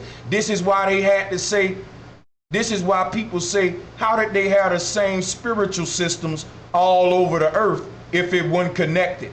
It was connected, and the mystery to the connection is Trump's wall, y'all. This all tied to the Bering Strait theory and the flat earth shit and human origins, which I'm about to get into in a minute. But you got to understand what's going on today and how it been started. They're trying to control the flow of human traffic, and nature intended us to follow the river systems. That's why we didn't have cars, we had boats. Let me show you what I'm talking about.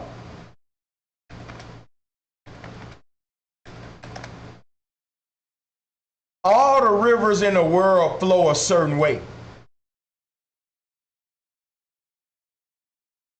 And if you didn't have a car, you would put your boat in the river as an explorer and just go with the flow. In fact, that's where we get the term going with the flow from. Our ancestor gypsies.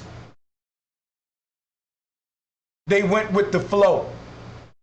If you look at how these people traveling, they're going with the natural flow of Earth's river systems.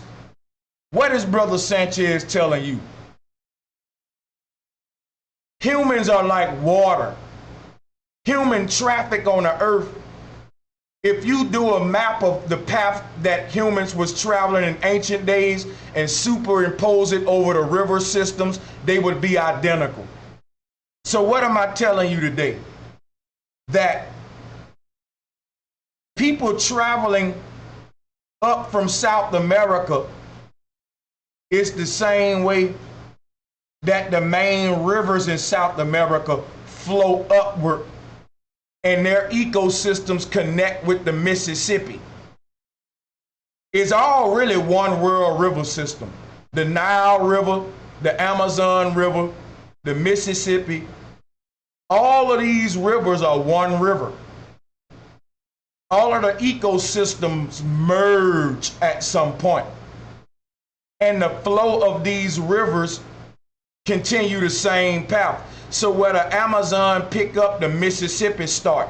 So the people that was occupying the areas in this southern part of Southern America, naturally, when they wanted to explore, they was gonna go upward, right, with the flow of the river, which would lead them right to the Mexican border, where we find them today.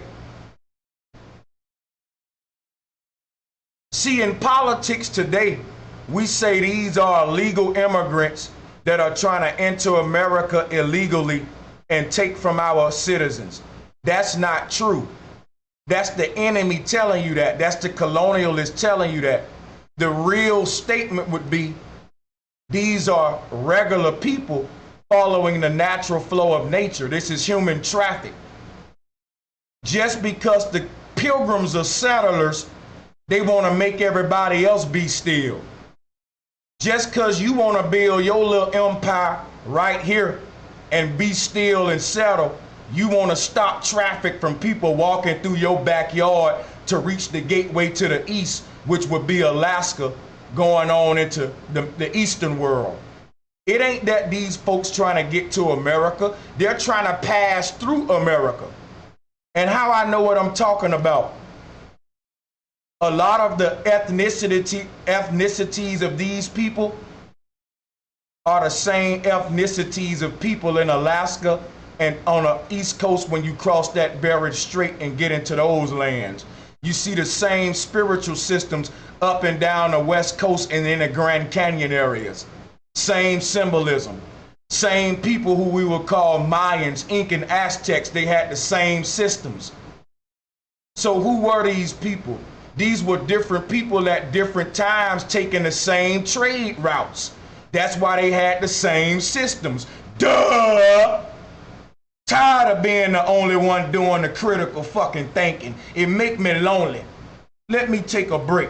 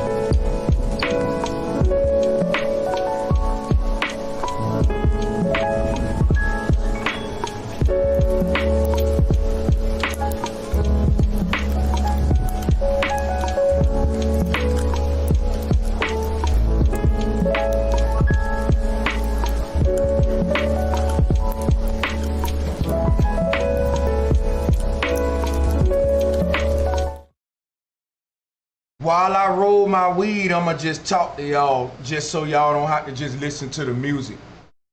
Black people, I'm trying to let you know who we are. The people on the screen are called Cobra Gypsies. They are the best definition of what the black man and black woman should be and what we were. This is where the Egyptian culture come from, the gypsies.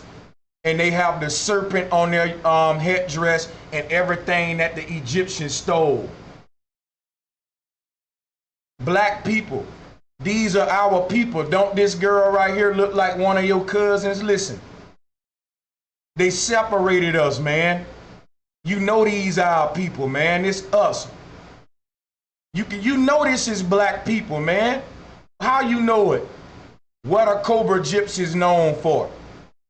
I'm gonna see if anybody chat can peep it. Can anybody in the chat peep it? Black people do it all the time. Nose rings, people. The same people doing the same shit.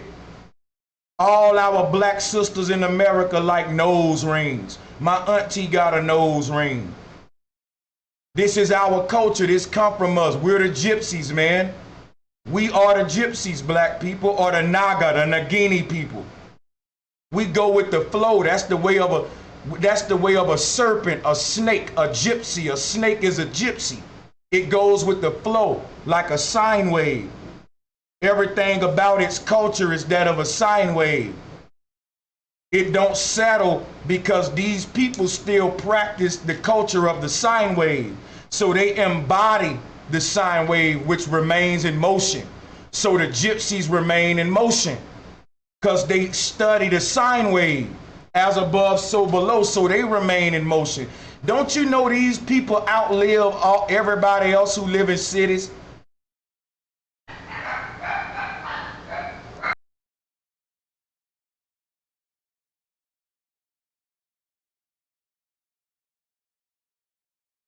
These folks outlive everybody who live in cities. And guess what else?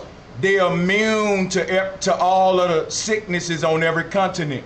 You know why? Because their DNA constantly circuits the earth. See, let me show you what I'm saying. If one of you Americans go to China and drink some water, you gonna get sick because your body ain't adapt to their water yet. These gypsies can go all over the earth and drink everybody water because they indigenous to the earth. They are indigenous to the earth because they don't have a land. The earth is their land. This is why they don't have a government, y'all. Like I said, you can't govern a people who are constantly moving.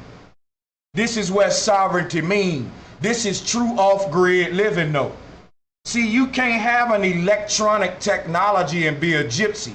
Because to have an electronic-based technology, you got to settle. You got to be close to your electronic plant. These people don't got radiation issues, iPhones, technology. They constantly moving. They in their own world. They in tune with the earth. These people dance with venomous snakes and they don't get bit. Do you hear me? Let one of y'all try to do it. I want to let the snake know about them what it don't know about me. Because the snake gonna bite one of you filthy Americans. That snake gonna bite your ass. But one of these gypsies, they dance with snakes, right? And venomous snakes, and it don't bite them. So they're communicating with these animals, man.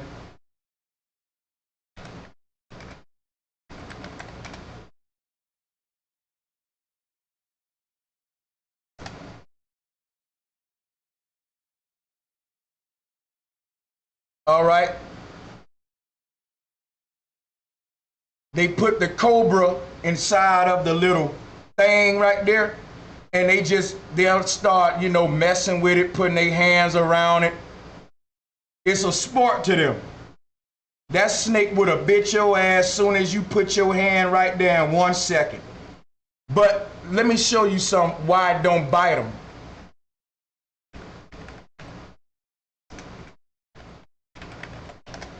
We're gonna get into ancient origins, but don't you want to know who you were? Don't you want to understand your people's culture? Where we come from is called balance. Now, how is the Cobra Gypsy magician able to put his hand near that snake and play with that snake and it don't bite him? You know why? Look at his hands. Look at how he move them. Go watch videos. Now I can pull up a video, but it'll use up my computer.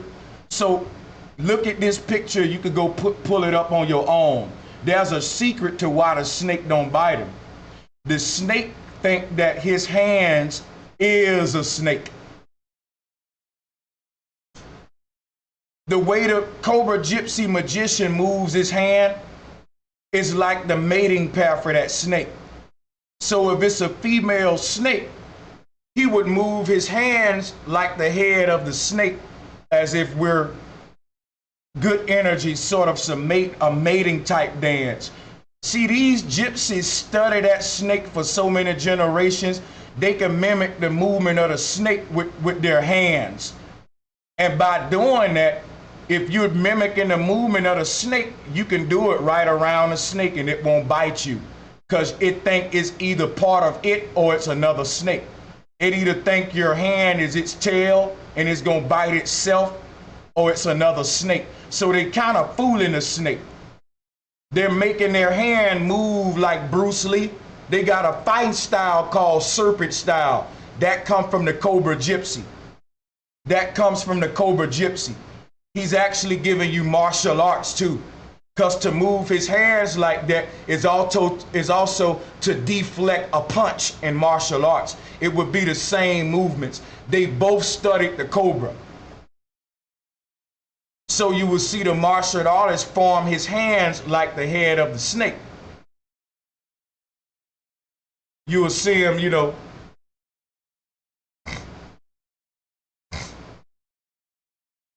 So that's what he's doing. And the snake won't bite him when he do that, because you've now become the snake. You become one with it. And that's what the magician teach you. He teach you, you have to become one with the cobra, because if you don't, it'll bite you. Or you gotta be like Bruce Lee. You gotta be like water. Make your hands flow like water to escape the deadly bite.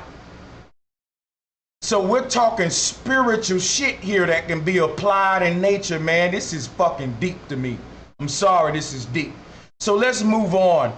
So I think these are a beautiful group of people, and I think this, I can see my identity in them. Black people, you're beautiful.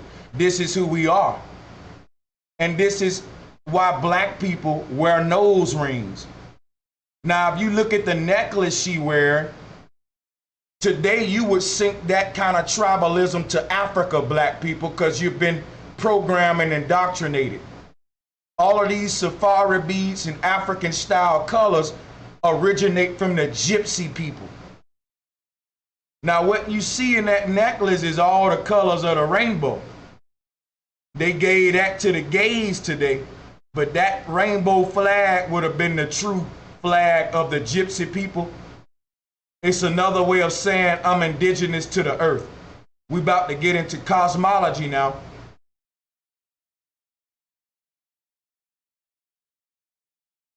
See, nations have specific colors. Gypsies have the rainbow because they're indigenous to all the colors, all the lands. But their flag was given to homosexuals. You know, let me show you something. This is where you get the gay rainbow flag and the gay flag from. Gypsy cosmology. Let me show it to you real quick and we'll move on.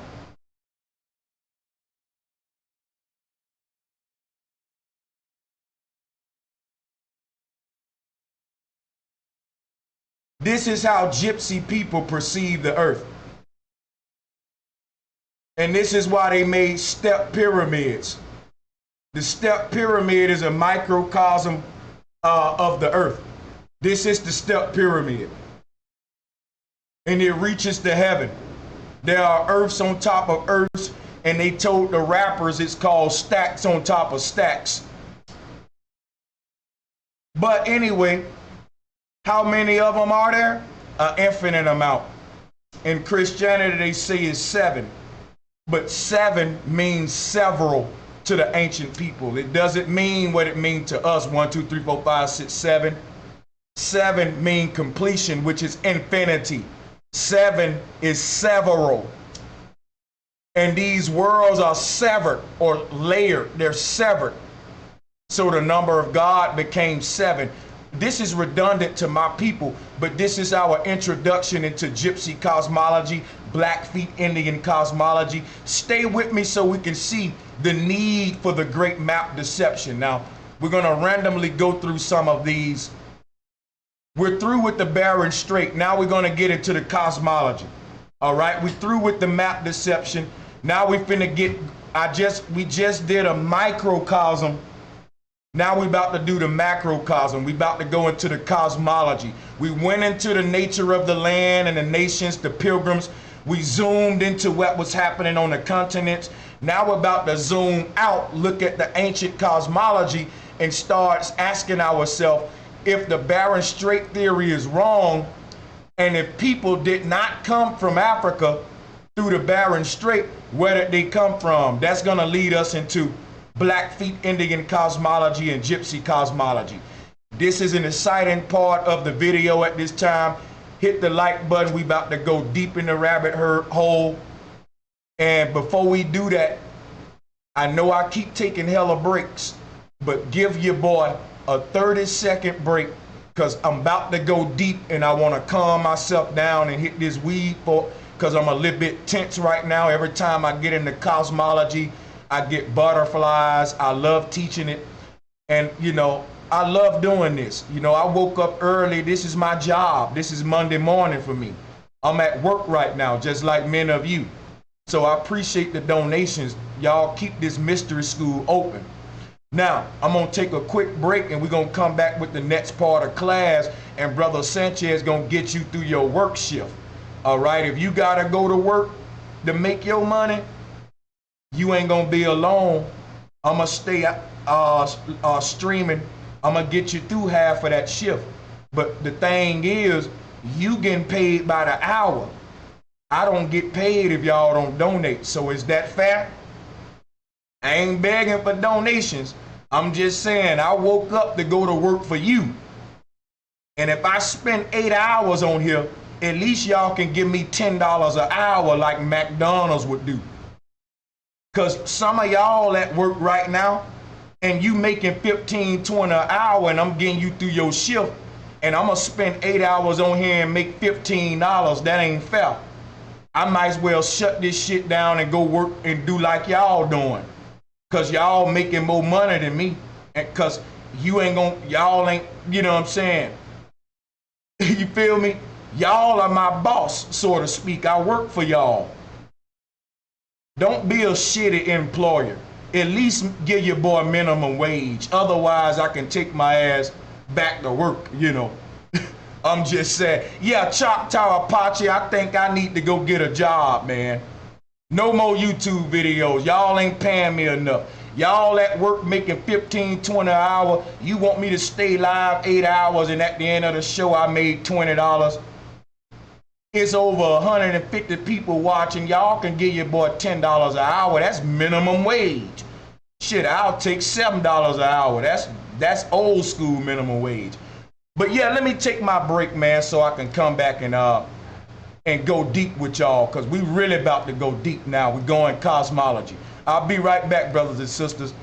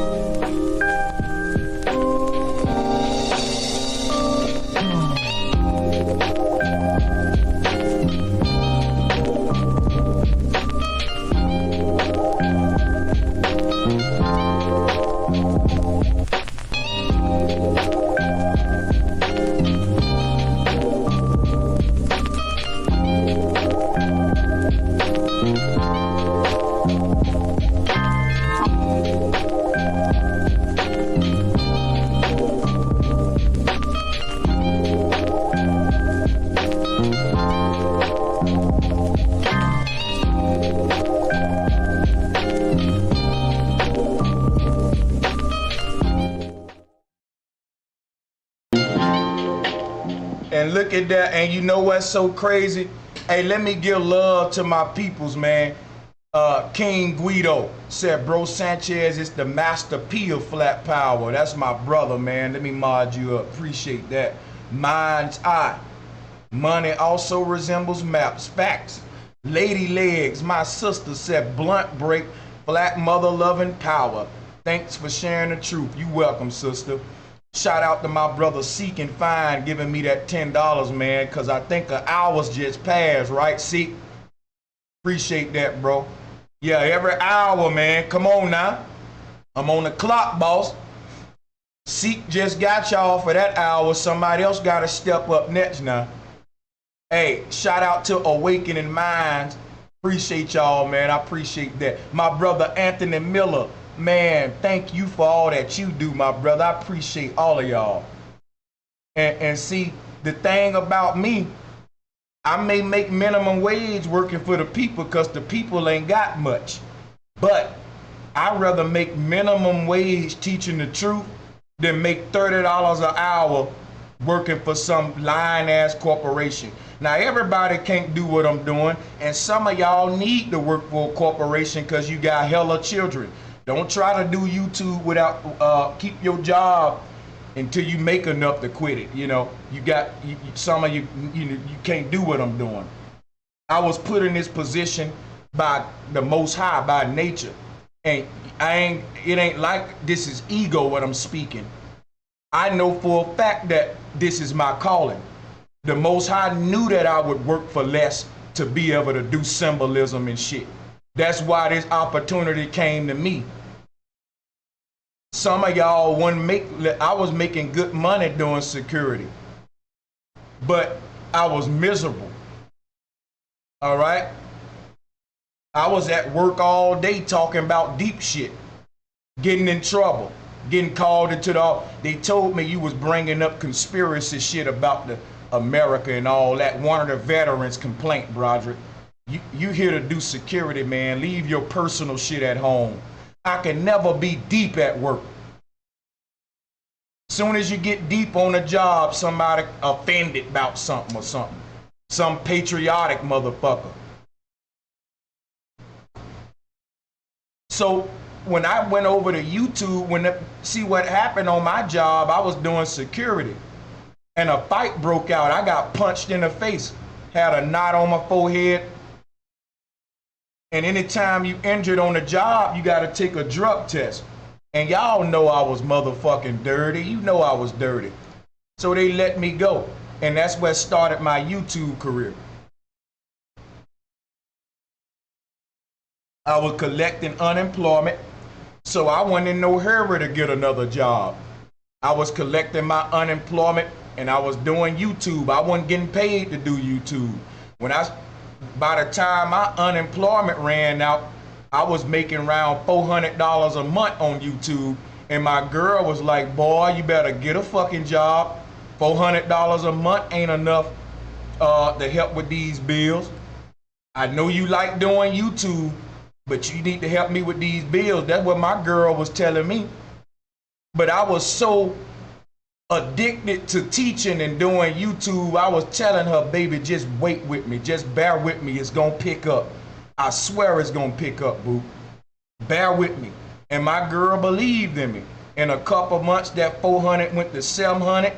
And my girl was like, you know what? I see what you saying here, okay? In a couple more months, it went to 1,000 a month.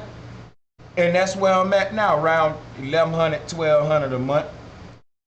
I was making around 2,200, 2,300 a month doing security. So I'm making half that. You know, I was making, so yeah, about 1,200 to 1,500 a month. And that's enough right there for me to be able to handle my business as a man and make YouTube my job. But it was a process and I just shared it with you. So for the people that's hating on me, man, my girl took a lot of slack when I was making $400 a month for all them months. She had to go hard in the paint, do overtime. And guess what? She wasn't doing all the work. I would be up overnight working hours and hours putting together videos. And my girl would be like, boy, you been in this garage for 16 hours and ain't even slept. And you only making $400 a month. You need to get a job. So it wasn't like she was doing all the work and I wasn't. I was doing more work than her. I just wasn't making the amount of money she was for mine because YouTube don't pay that much. So I took a cut in my pay to do something I wanted to do. And my girl was cool with that. That's why I love her so much. You know, she believed in me during them hard times when I said, if people gonna support it, baby, this the truth, baby. I'm telling you, I had to convince my girl. I said, baby, the stuff I'm teaching ain't nobody else teaching, boo. The ancestors working with me, baby. They decoding it for me. I'm unlocking the minds. I'm showing the indoctrination.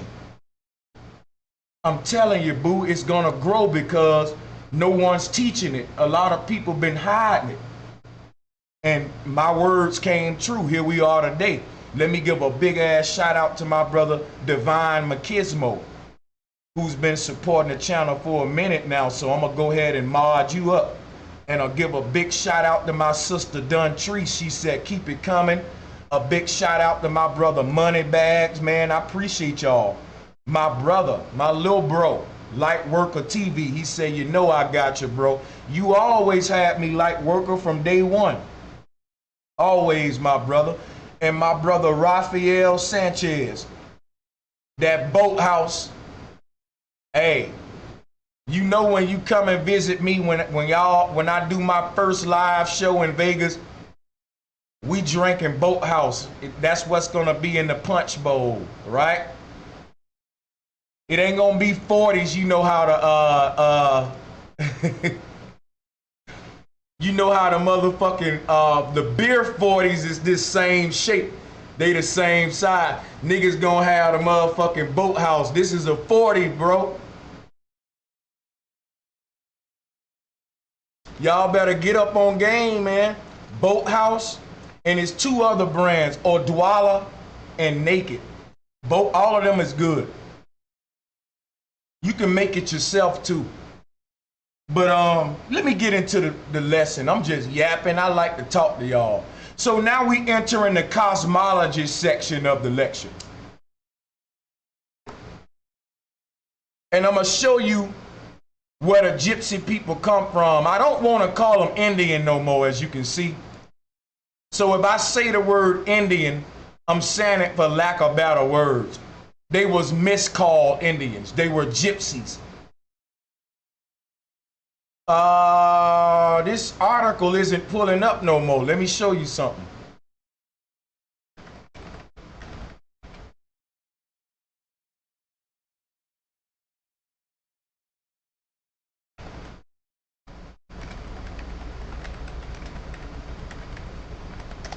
Let me show you. It won't pull it up. Oh, there we go. All right. All right, let's get into cosmology. Let's look at this map. This is an image of the North Pole. This was a real map that was being used by early European explorers. What's unique about it is how all the land masses are connected at the North Pole. The Bering Strait would be around the North Pole.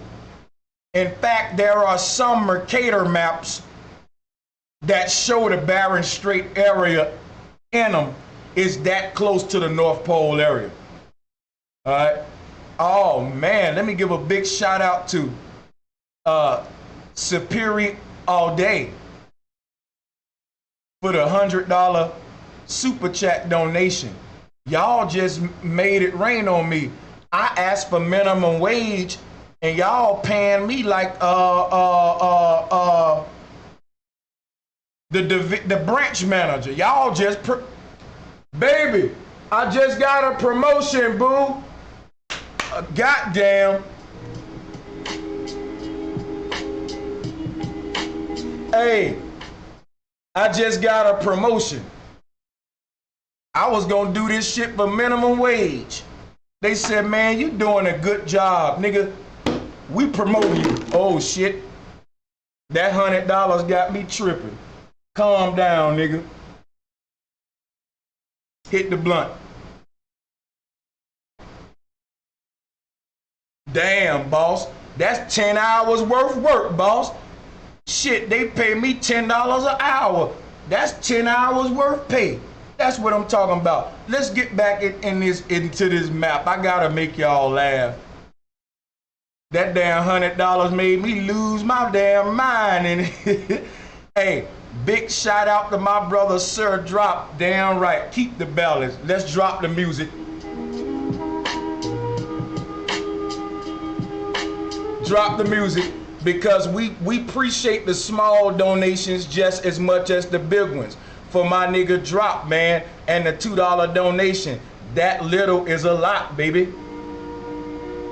You know why? Because Drop do that all the time. He do it consistently.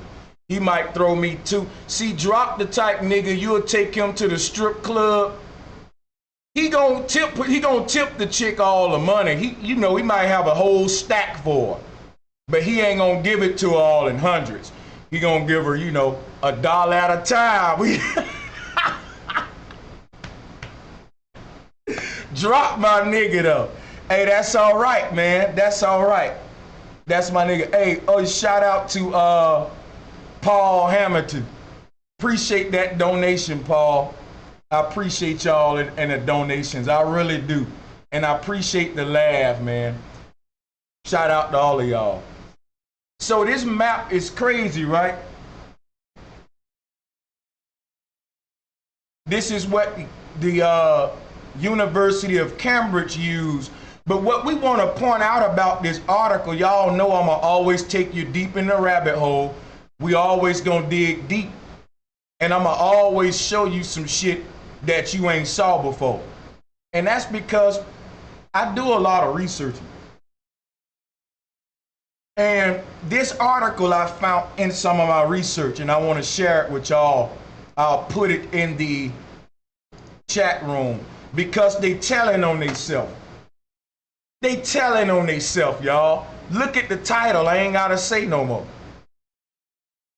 Does the North Pole still matter? This title implies that it used to matter.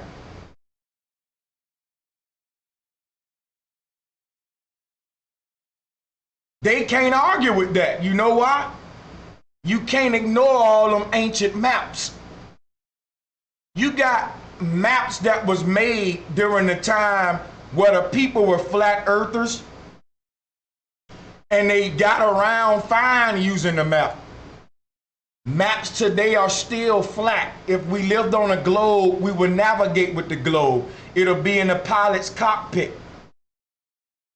The fact that people knew the earth was flat during this time and created maps based upon a flat earth and didn't have no problems getting from point A to point B meant they had it right. If we was on a globe, people would have been confused as fuck if they thought the earth was flat trying to make a map.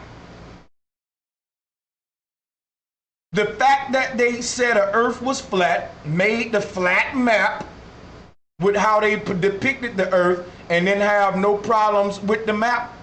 That meant the earth is flat because we don't use globes to get around. You use a flat map, a flat map. So does the North Pole still matter? When we use our flat maps, we navigate by the North Pole. Who's asking the question, does the North Pole still matter?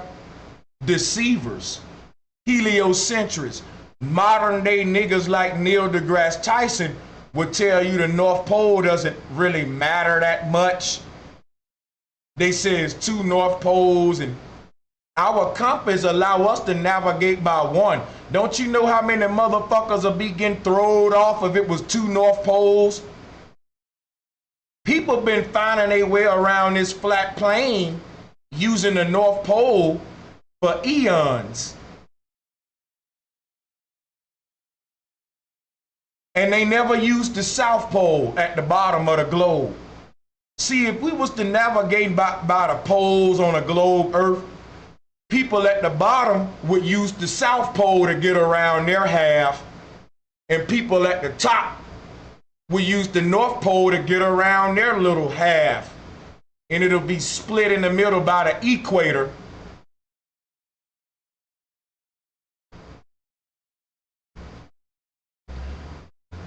You can see the equator in this flat Earth map.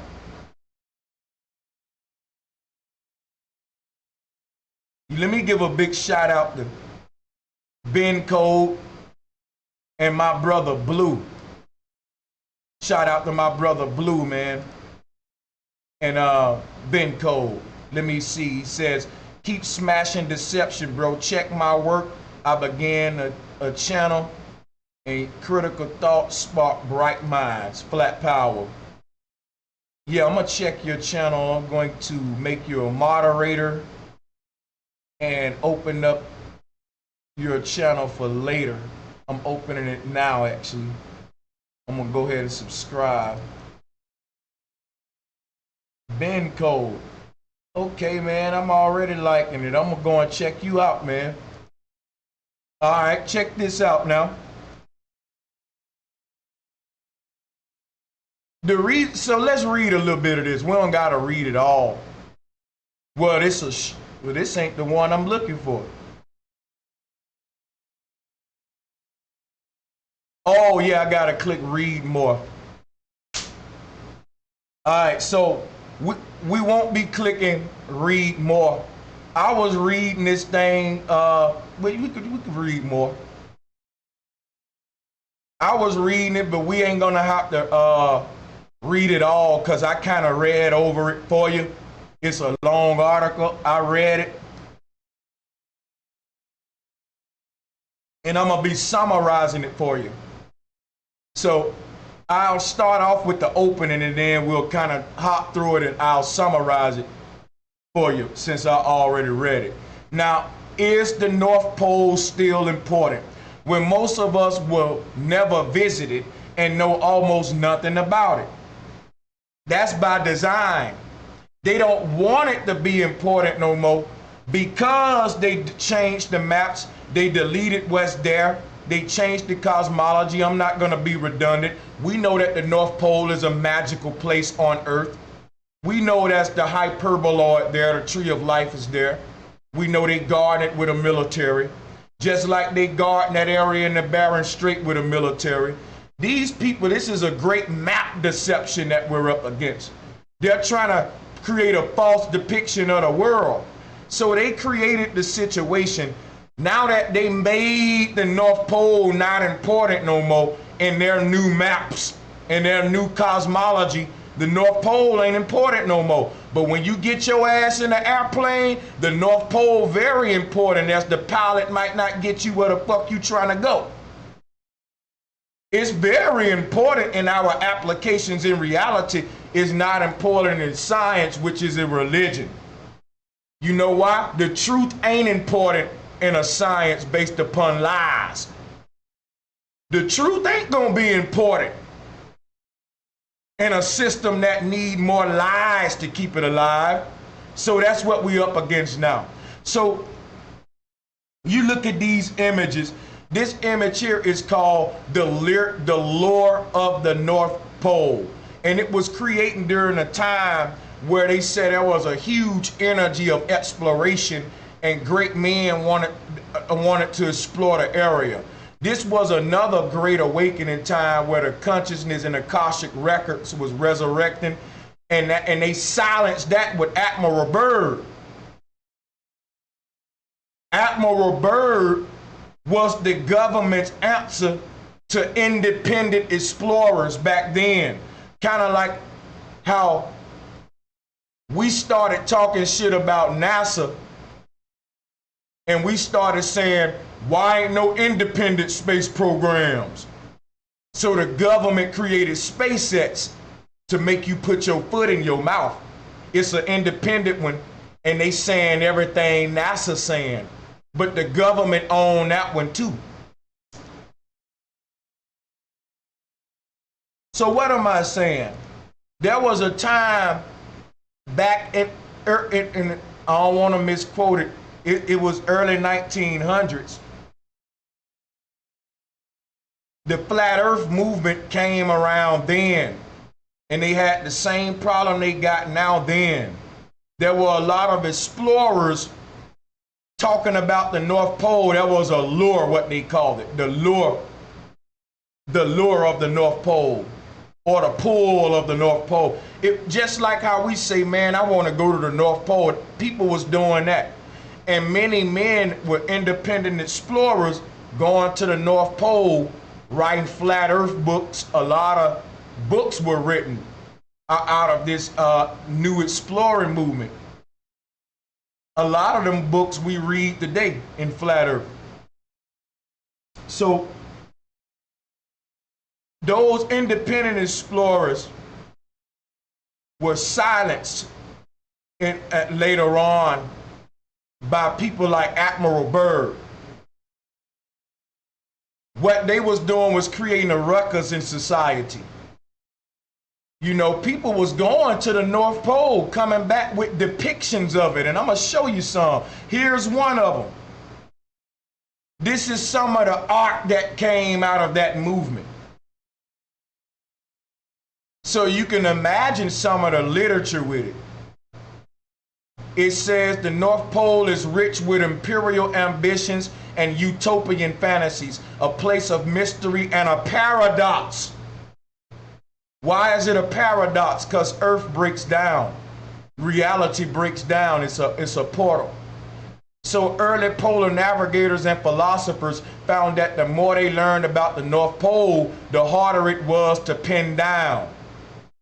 And this was because those particular navigators, they were indoctrinated. They had the globe.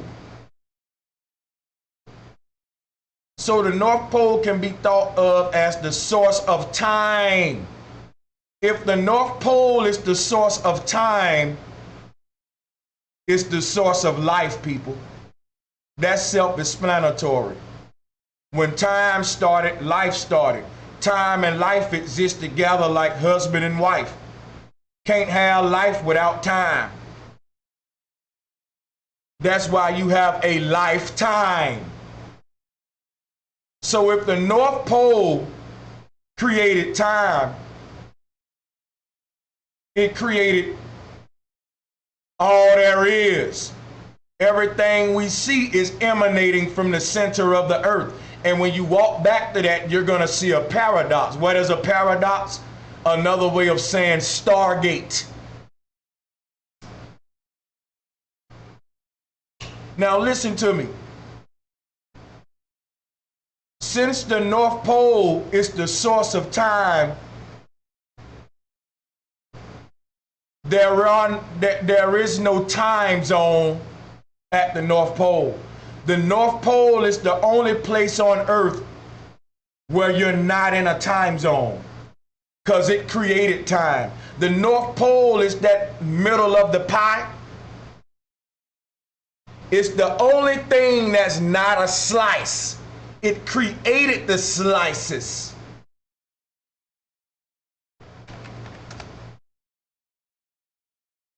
Our Earth is a pie. And the slices were sliced up by the North Pole, and time zones were created.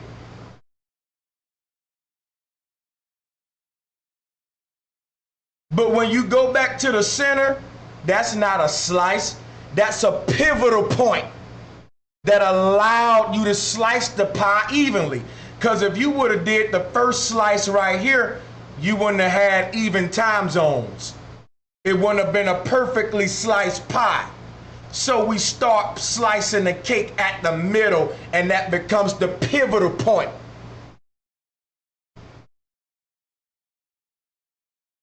And time zones was created from the center. When you go to the North Pole, time ceased to exist.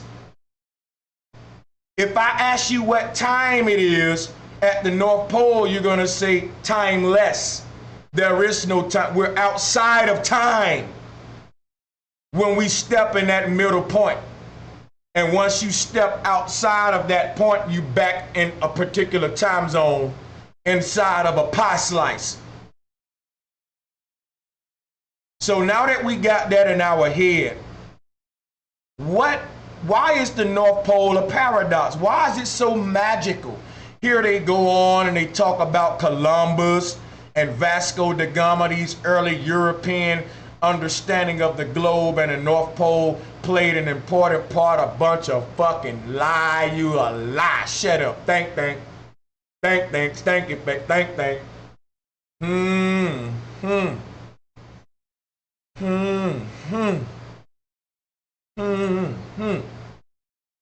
Them kind of lies make your breath stink, man.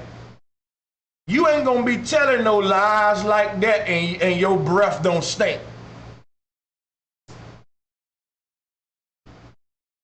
They ain't play no important role about nothing.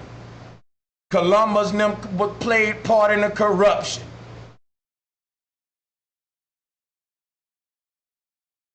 These dummies looked up at this and thought they was on a globe. How the hell can you get this on a globe? And how can they play a role in it? How can you make a globe? How can you think you on a globe and looking up at this in the sky? Dummies. Get no credit for nothing. So this was one of them early independent explorers. I don't think he was he funded? No, I think he was a funded one. Yeah.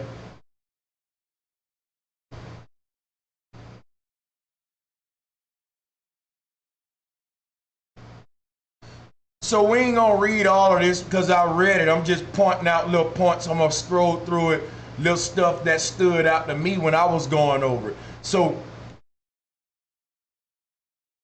the thing about it is, there are people, for example, these people are called the Inuit people. I'm gonna just read this to y'all so I can catch y'all up. This pretty much the only part we're gonna really read. I'm gonna skip over that. You don't need to know that. I read that. It ain't nothing. Putting them on pedestals. They didn't. Him and all of them European explorers were agents, man. Let's get to the motherfucking Native Americans. All right, so look. I'm gonna just start reading. At very high latitudes, Natuti, as it is called by the Inuit, is so high in the sky that it's not helpful as a bearing. Instead, traditional, I'm gonna start breaking this down for y'all. Instead, traditional Inuit societies rely more on stars, a group of stars low to the horizon, to orient themselves as they crisscross a vast network of trails over the tundra and sea ice. The knowledge to navigate these trails was encoded in narrative stories, which we'll read some of those in a minute. They passed them down from generation to the next, sometimes in form of myths or legends. We're gonna check some of that out. So, the Inuit people live on the coast of 3 oceans, the Atlantic, the Arctic, and the Pacific, spanning almost 25 degrees of latitude from the Labrador coast up to northwest Greenland and the Canadian Arctic archipelago. However, for all of the differences in the landscape, dialect, and vocabulary, their world is held together through these stories containing a complex knowledge of place. The stories they tell is different than the Bering Strait theory, the out of Africa theory. You only heard those theories. I don't think it's fair for you to come and be born over here in this damn biased ass land and only hear our theories and ignore everybody else and say, no, y'all dumb, I already know it all. My government told me who you is. Shut up, you ain't gonna tell me who you is. That make you a foolish, evil reprobate. This is why don't nobody like Americans. That kind of mentality. Our scientists know it all. Nope. I don't want you to tell me where you come from. My scientists told me. That's how stupid we are, Americans. So anyway, it goes on to read on. It talk about the Inuit people and their knowledge of the North Pole and all of that, and we'll get into some of the Native American cosmology in a minute. I just wanted to introduce you to one of the tribes. You got the Inuits. What else I want to use out of here? And we'll move on. All right, you could go read all of this on your own. I'm just picking out little quick things from these articles to make the lecture quick, because it's a couple of them. No, so see this one here I ain't going over yet. That's different. This what we finna go over. I told y'all I'm unorganized today.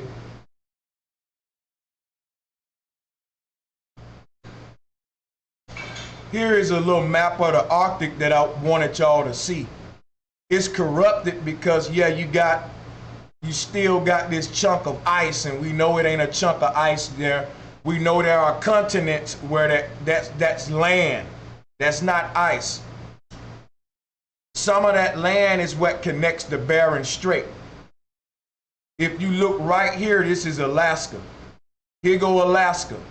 All of this makes this ring around the North Pole. So I'm just trying to give you some perspective before we get into the more deep into the cosmology. when you look at Mercator's map,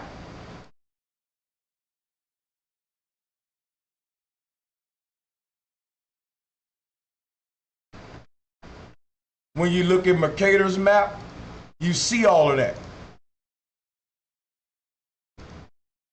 You see 4 lands around the North Pole, and then where is Alaska? Here's California. I don't get it. This say California region. You see it? So this map is a little different, but we know, I guess, I don't know, I guess around here would be Alaska and Cali and all that. Yeah, around this area.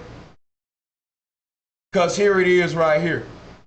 You got Alaska right here, Cali and all that over here. Okay, yeah, Mercator was right.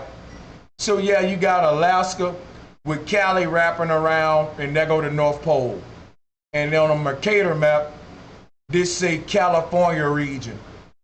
Damn, I didn't know Mercator and them called it California as well. Now that's interesting. California is a old, well, it is named after the goddess. So yeah, duh, yeah. That's right. That's why Cali is the biggest state. It probably got the oldest name too. You know, Cali was the last state to be colonialized because the West was the last frontier, and it was the last thing they got to. So that's interesting, man. Cali was the gateway to the Eastern world, so that's why you got all the people over there, millions of people in Cali. That's because of the ship ports, and you know, and our planes crossed that way to enter the Eastern world. But all of that was, you had a land connection that they call in the Bering Strait, and you still got it. I speak of it in past tense because they took it off of the maps. But right here, we can see these land connections. And where you don't have land connections, you have these distances that's almost swimmable. Now, if you compare that to what they show you on the Bering Strait, you would need a boat. That's why the Bering Strait theory shoots itself in the fucking foot. All they had to do was bring it in a little closer, and we would have been able to swim. But you wanted to bring it so far apart. Now, how did they make it across without boats? That's the shit. See, that when you lie, the truth gonna always come to light.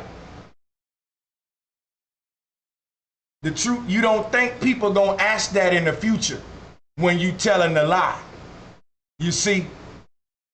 And they'd be like, damn, I should have thought about that. But lies are made spontaneously. So that's why you can always get the truth out of them. So in most of these maps, you would see little bitty connections with the mountain ranges. Connection points, right? We'll look at some in a minute. Where I believe that Earth is one huge landmass. Y'all finna get blown away with what I'm finna say. I believe Earth is literally Pangea. And what they told us about Pangea is really true today. I believe all the continents are stuck together, y'all. And I believe you can access every continent by land. The maps are wrong. If we had a real picture of the Earth, it'll look like Pangea, y'all. It'll look like Pangea, I'm telling you. And it lets you know that it's a bunch of lies, because they actually teach you that. You know, for you to lie, you gotta give the truth too. So when they first started the lie, they had to give you the truth first. They had to say, okay, yeah, it was all stuck together. Then we moved them apart. You only moved them apart on your map deception. They still stuck together, man. They only moved them apart on the maps, y'all. But if we was able to make our own map of these continents ourselves, It'll be what they gave us for Pangea, y'all. That was the beginning of their lie. When they started spreading it out, that's when the lie became diluted. That's when they started on the truth. They said they was connected. That's the truth. Then they started lying and spreading out the lie. Pangea, spreading out the lie. The god Pan-African theory. Then the Bering Strait theory. Pangea, it makes sense, man.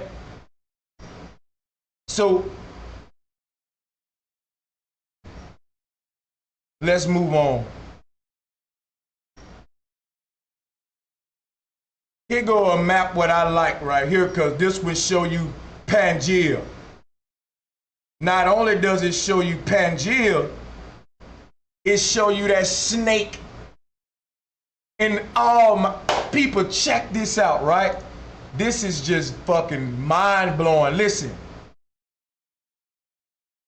Check how deep this is, right? Hold up, let me pull it up. Let me pull it up. Watch this.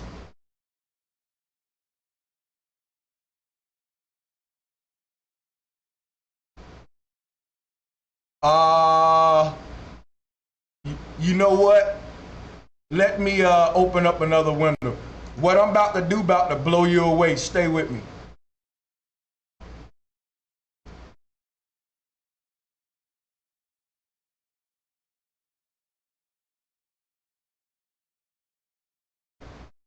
I'm about to blow your mind. Check this out. This is the Asgard Tree of Life.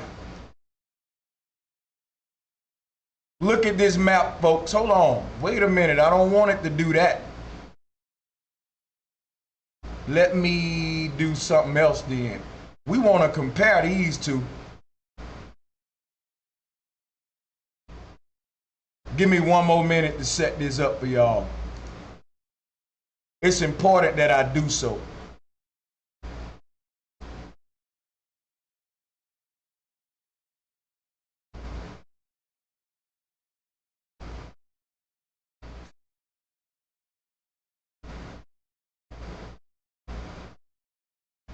Now look at these side by side, y'all.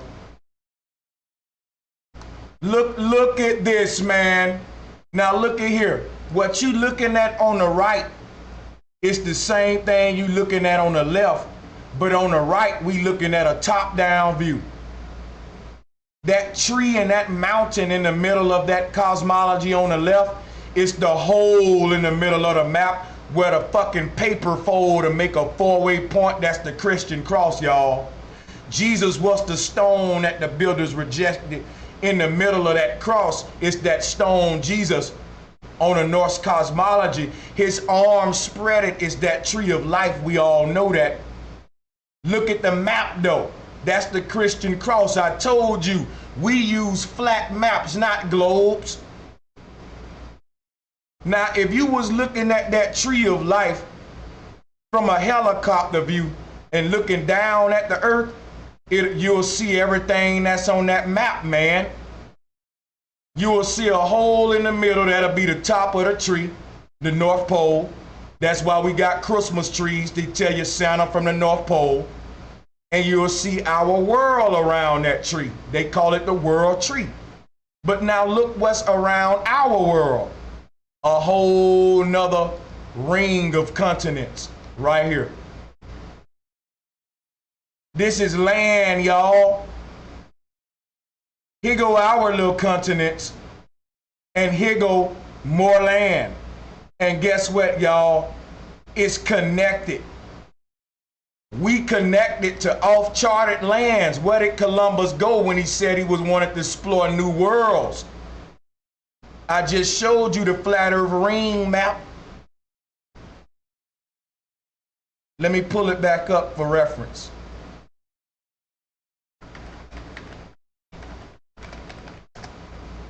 We finna talk about the Blackfeet Indian. The Blackfeet Indian said they traveled north to get to South America. Let me show y'all some.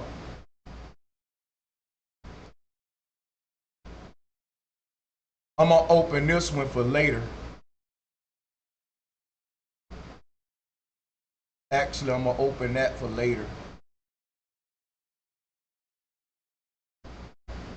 Oh man, big shout out to Rebel Allah. Y'all got me feeling like it's my birthday today, man. Yo, big shout out to my brother Rebel Allah. Damn, y'all blessing your boy today. Much love to you, my brother. I appreciate that donation. Real talk, man. Y'all, I'm gonna be here. We're gonna be here. I'm gonna be here. I'm gonna get y'all through y'all workshop. I got a lot of more time for you. Y'all paying me good to do it, so I'm gonna be here. I'm gonna be here regardless, whether I get another donation or not. And I just want to say I appreciate the people who support me. So listen to what I'm telling you. The Blackfeet Indian said that let me move. Hold on, I'm moving too fast. Hold on. Before we get into the Blackfeet Indian, wait a minute.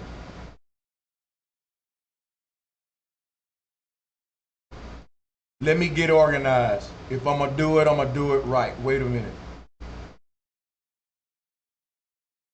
We're gonna need that. Hold on. Bear with me, folks. All right, let's finish this before I go to the Blackfeet Indian, because when I go there, I'm probably not gonna switch back here.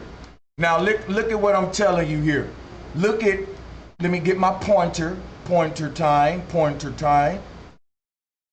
Right here is uncharted land. This little circle of lands that we seeing right here, that would be these islands over here, these continents behind us. Now somebody put an ice wall right there, because evidently there must be some glaciers. It must be an area of ocean where it get real cold, and that make perfect sense. I'm gonna show you why. Hold on. The reason I believe is ice separating these different worlds is because when you go over this ice, you out of our time. This would be moving to another world on the Mayan calendar. You would be leaving our world, going into another world. See how you got all of these worlds inside of worlds? This is our world. Going beyond that, it's a different sun and moon. And if you go beyond that, it's a different calendar, because each one of these rings are different sun and moon systems. So when we go here, when we leave and cross that ice, it's a sun and moon over there. You're time traveling now. And you're out of our time into a whole nother. I ain't talking about traveling time zones. I time traveled before. I had 2 birthdays. When I was in Korea, they let me go home for my birthday, and it was November 22nd in Korea. And people gave me gifts. And then I got on a plane, and it took me a day to get to America. Guess what date it was when I got to America? November 22nd. I had 2 birthdays, y'all, in my life. How many of y'all ever done that? I'm a time traveler, baby. I'm taking the spookism out of it. I'm telling you that distance equals time. So when you go off a too far distance, you enter a new time. Even when we go on too far distances within our local little circle, we divide that up with time zones. So what you think gonna happen if you go way back here? You on a whole nother calendar, Jack. That's a new calendar. Why? Because distance is equal to time. So the further the distance, the more the times change. And if the sun and moon is giving us time here, and you travel to a distance beyond that, you enter a new time, a new world, a new calendar. And that's why the Mayans did that. So what am I want to point out here? This map shows another set of lands around our world. And those set of lands have their own sun and moon.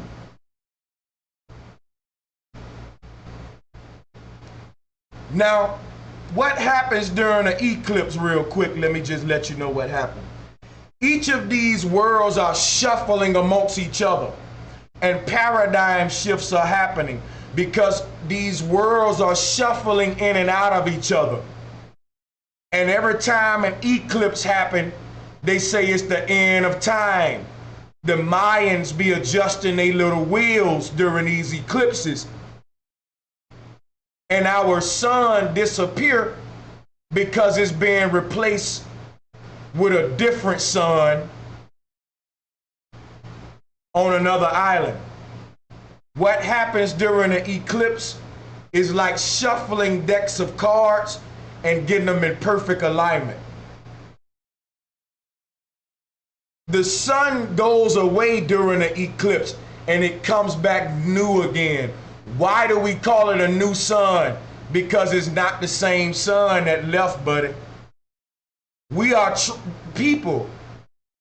Paradigm shifts take place during these eclipses. In other words, parallel realities are shuffling into our reality at different times.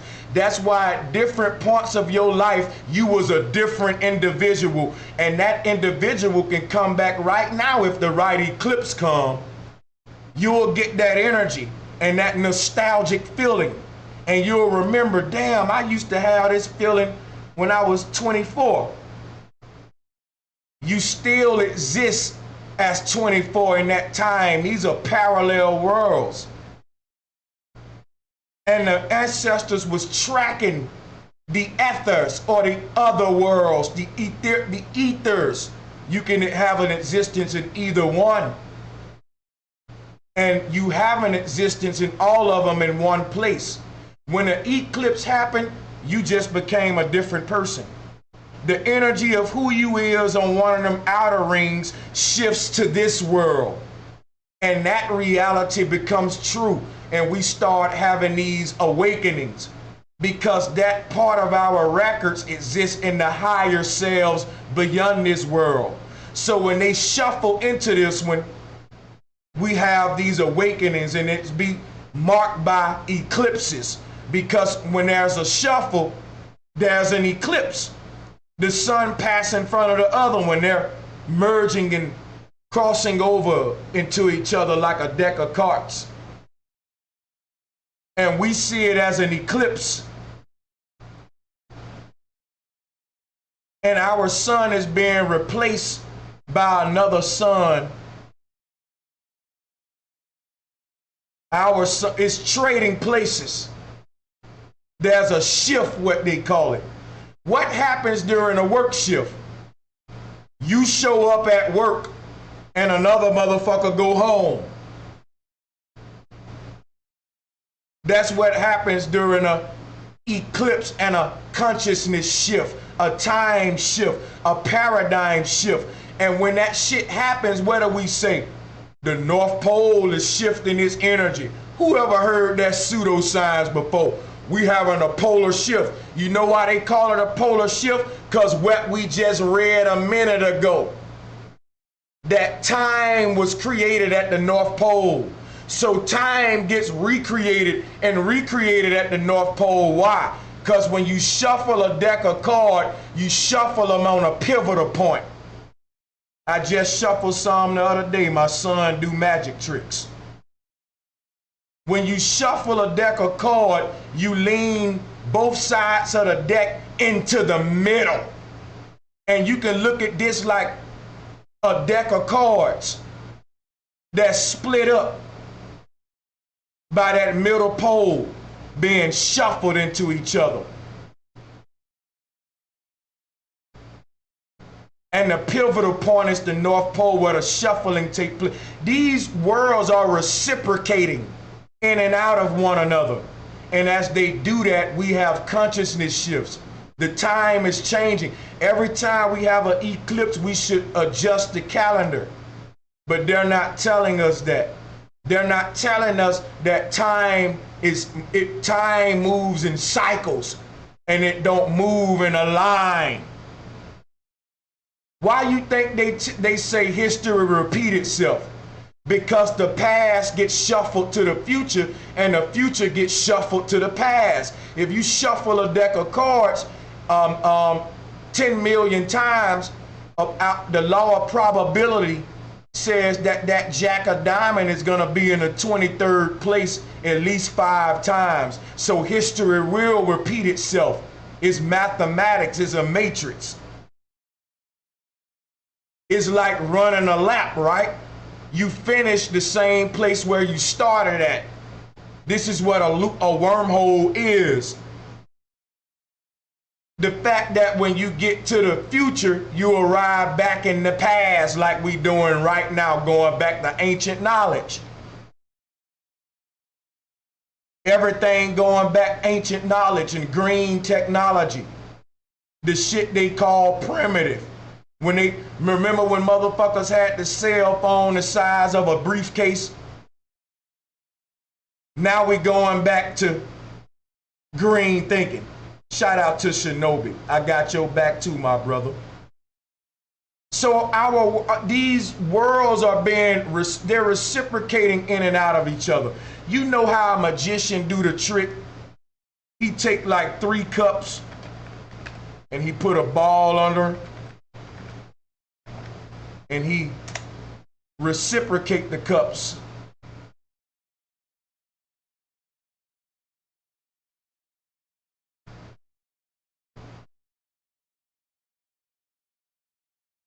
If he keeps shuffling them cups, each cup will work its way back around a natural order in the exact same positions. It ain't random. This is the binary code, what I'm telling you. These numbers are not random because it's all divisible by infinity. That way it becomes not a random act like the Big Bang people want you to think. Listen to me. Put it this way. If he shuffled that an infinite amount of times, each cup will occupy its position an infinite amount of times. Because there's no end to infinity. So if it was different colors, just say he had different color cups, right? Like what we got right here, different color cups. If you shuffle them an infinite amount of time, that green one will occupy that same position an infinite amount of times, and it'll occupy every other position the other colors occupying an infinite amount of time. In other words, that's the beauty of infinity. Infinity is a paradox. Infinity is a paradox, y'all, because it's divisible by infinity. It's just gonna keep going. History gonna keep repeating itself. It is a warp. If you shuffle these an infinite amount of time, each color gonna occupy every section an infinite amount of times. And we're gonna say stuff like, history keep repeating itself. See how this worked? I figured it all out, y'all. Because I told the ancestors they can possess my flesh. I don't mind being possessed by spirits. I do voodoo shit like that. I'm gonna stay up, look at these symbols. I'm gonna figure it out, and that little voice gonna whisper and give me them aha moments, and I'm gonna run and give it back to you. The ancestors tell it to me, I go tell it to you. And let me tell you what else they told me. Now check this out. These continents around here, let's look here. These are lands around our lands, but what you need to point out though, look at here, is what you want to point out. What does this show us? What does this show us? This show us that this map is wrong. It's not completely accurate. Why? We about to go so deep right now. Stay with me. If you look in the same area of this map, it got this continent right here connecting with these other lands. Just like we can walk from America to Africa, we can walk from our world to these continents around it. According to this map, these islands ain't separated from us. According to this map, you can walk right onto one of them other lands through, what is that, South America. Now we finna talk about where these Mexicans really coming from, and y'all gonna think I'm making shit up. Why do they call these people aliens? Y'all, what's going on at the American border right now, and why they ain't gonna be able to stop this man-made dam called the Trump Wall? Because it's a lot of people coming from these back worlds. There's a war going on back there, y'all. Hit the like button. I've been researching. I did it for you. If you read about what's going on in these continents back here, a lot of mythology say that the giants are at war back there. And they've been trying to run from these second rings. Everybody trying to beam up out of here. They trying to get to the North Pole. This is like a game they had in the gladiator shit. It's called Powerball. Our life is a game of Powerball. Let me show you.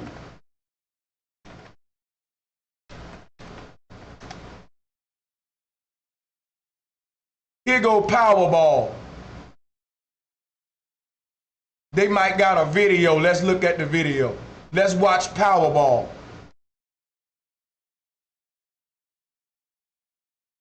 When you see this, I ain't even gotta teach. This is what our world is. And the shit look just like the motherfucking North Pole map. Let me show you something before we watch the video.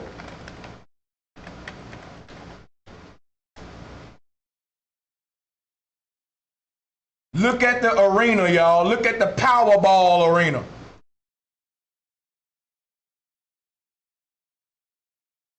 This is Mount Meru in the four corners right here. See how it looked like a 5 dice? That's Saturn. That's Saturn. Let me show you something why it looked like a 5 dice. Hold on, we finna get to it. I'm gonna blow you away. I'm gonna show you where the Indians come from. We doing ancient origins right now. I'm showing you that a lot of us ain't come from the North Pole. I used to think that. Well, that still can be true. We all could have came from the North Pole, migrated all the way outward. Now we coming back home. I still believe we all come from the North Pole. Same place, same time. I just think we migrated outward and now we coming back home. And then we'll go back out and then we'll come back home. Because the way humans migrate is like inhale and exhale. Contraction, expansion. We left the North Pole and went to all these outer lands. Now we migrating back home now because we forgot who we were. Then we'll go back, then we'll come back and we'll go back. It's like breathing. This is deep. Check this out, right?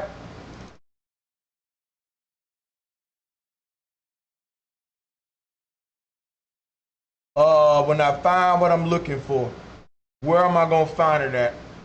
I'm gonna find it right here.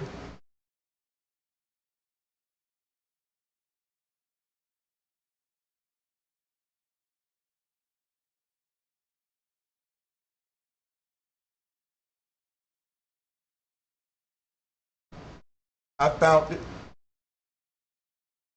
I want to show you why the Powerball arena looked like a 5 dice.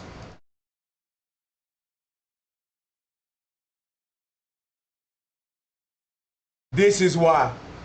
The great mother became Saturn, y'all.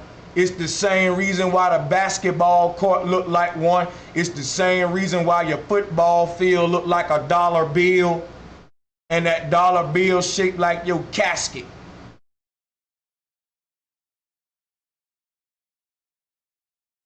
It's four corners surrounding your body. You're the point of singularity in the box. When they put you in the casket, four corners enclose you in the casket. And you're the North Pole, the fifth point in the middle. That's why you got on a black suit. Trying to wake y'all up. It's all cosmology. At the middle of them four corners is a black mountain. Beam me up, Scotty. What are they telling you in Gladiator? The objective is for you to get the ball in the hole. That's for you to get your soul into the North Pole. But it's so many people trying to block you. NASA, space programs, changing the map to get you going to that hole. Y'all, we supposed to be going north. Look at this game, man. They showing you, they call it Powerball.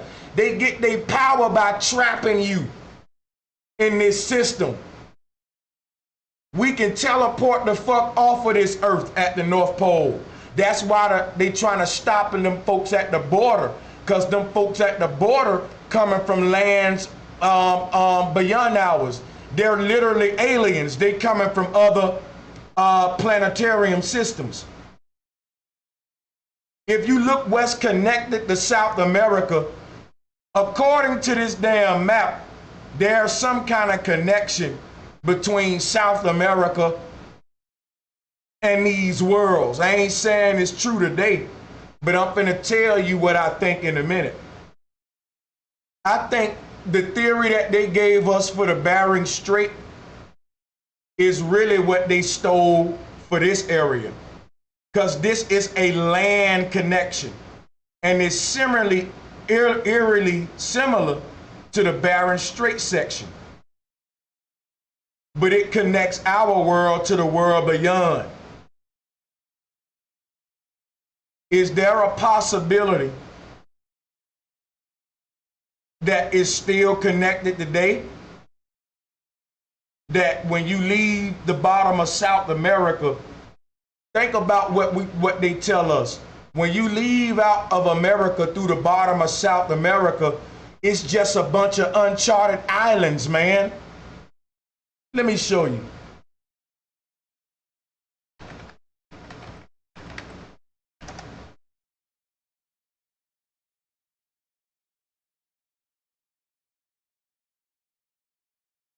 If I had a map big enough to show us what's below all of that.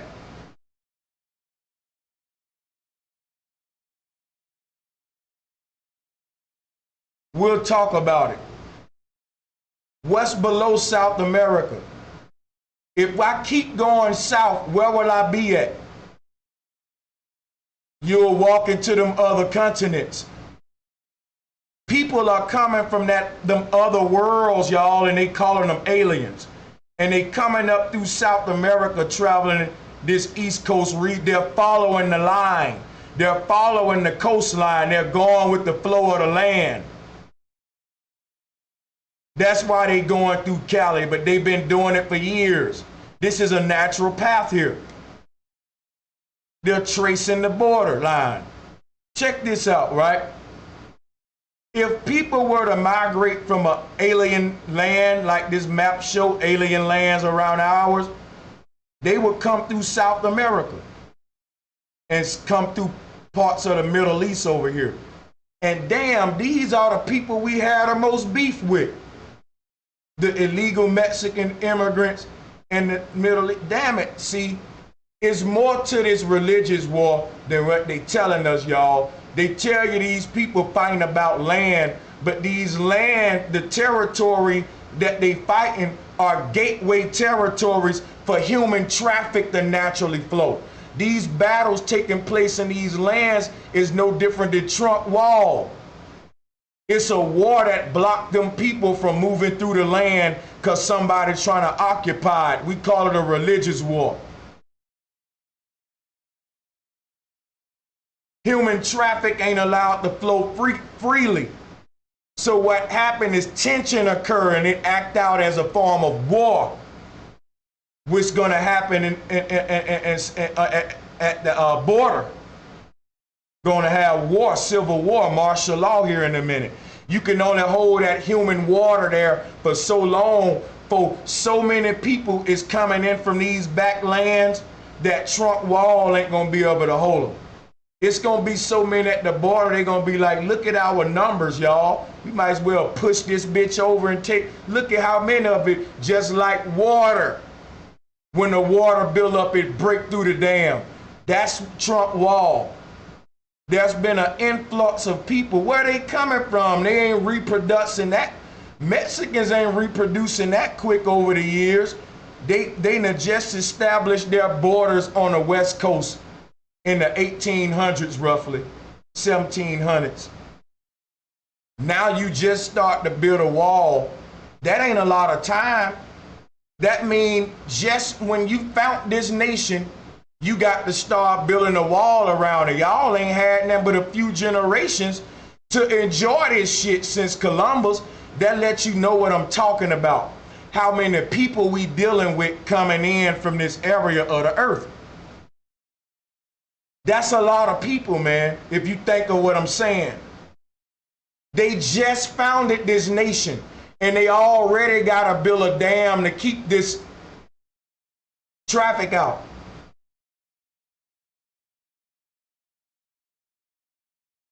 They didn't even have time to enjoy it.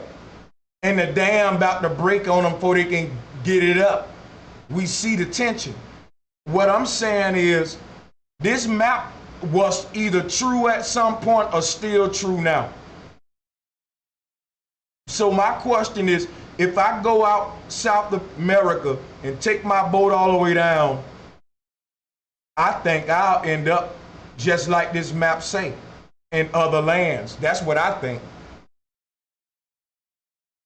Because when you leave South America, they got all of these little islands and shit right there. Then it turned into the deception called Antarctica. We know that. Come on, bro. Antarctica ain't no continent. It's a ring of ice. But according to this map, it's a ring of land. And even they scientists said that Antarctica was once a tropical place.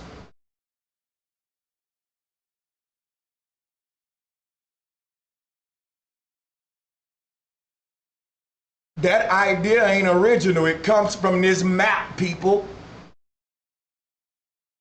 You know what else is very important about this map? The landmass that's surrounding ours shapes like what? How many people peep that? Where my sacred geometry people? Shapes like the Ouroboros. We finna talk about Powerball in a minute to show you how life is Powerball. You were born onto a Powerball field and you gotta probably make it to the North Pole before dying or you reincarnate. I hope that ain't true. That mean I'm coming back. Fuck. So look at this snake, how it's biting its tail.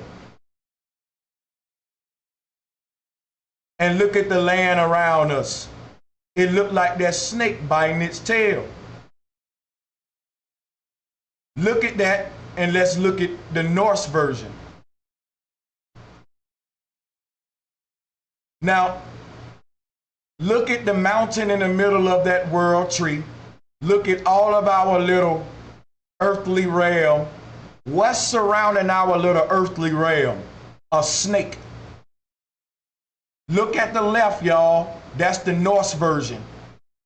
You see that snake biting its tail surrounding our little world? It's the same thing you see on the right. Those continents making a circle around us is that snake bite its tail. The Norse just personified them lands into that snake biting its tail. But you can see that snake on the map is actually lands, man. And the people that come from them lands, we call them serpent people, cobra gypsies, Naginis. Man, let me take a minute and pat my motherfucking self on the back. Ain't nobody finna give you nothing this divine and deep. It's impossible not to have a little ego when you dropping this kind of shit. Impossible. Care what nobody say.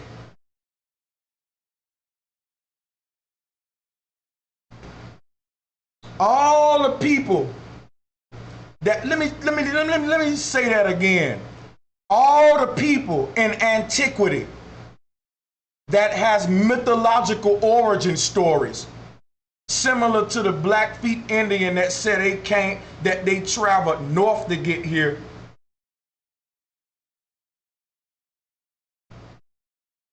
Also are linked to serpent symbolism. All the people that come from those lands behind ours, the ancestors call them serpent people. And I would guess that these are the people that brought us certain knowledge, and we gave them certain knowledge.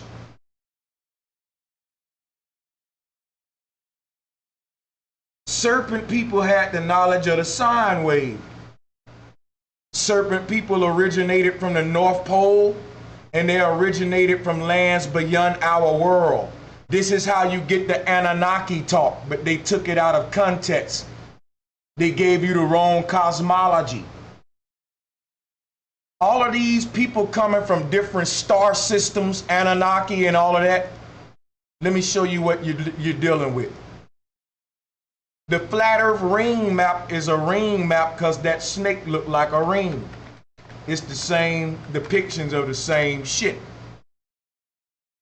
We say the ancestors come from different star systems. Think about it. Look at this map, man. They didn't drop out the sky. The different star systems are right around us. The people that's on this land right here, they're in their own star system. And if they travel to our world, they would be time travelers, just like NASA fucking tells you what they lying ass. If aliens travel to the Earth, chances are they're gonna have time traveling technology as well, because to travel light distances is to now open up into quantum physics and time travel like a fucking fool. A bunch of mumbo jumbo. And cause he sound deep, you believe it. Time traveling ain't nothing but jumping from lily pad to lily pad.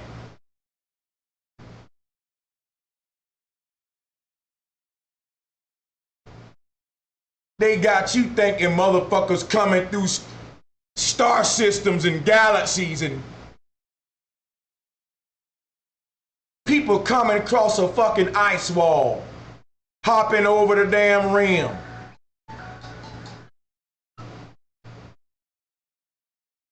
So yeah, they're time travelers.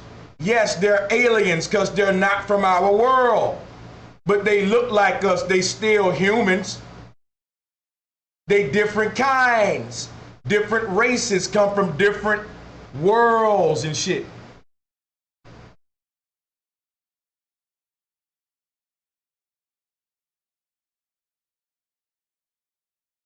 They tell you our ancestors come from the stars, from different star systems, and I'm showing you the map showing you our ancestors got on boats to travel through star systems, just like we can do today.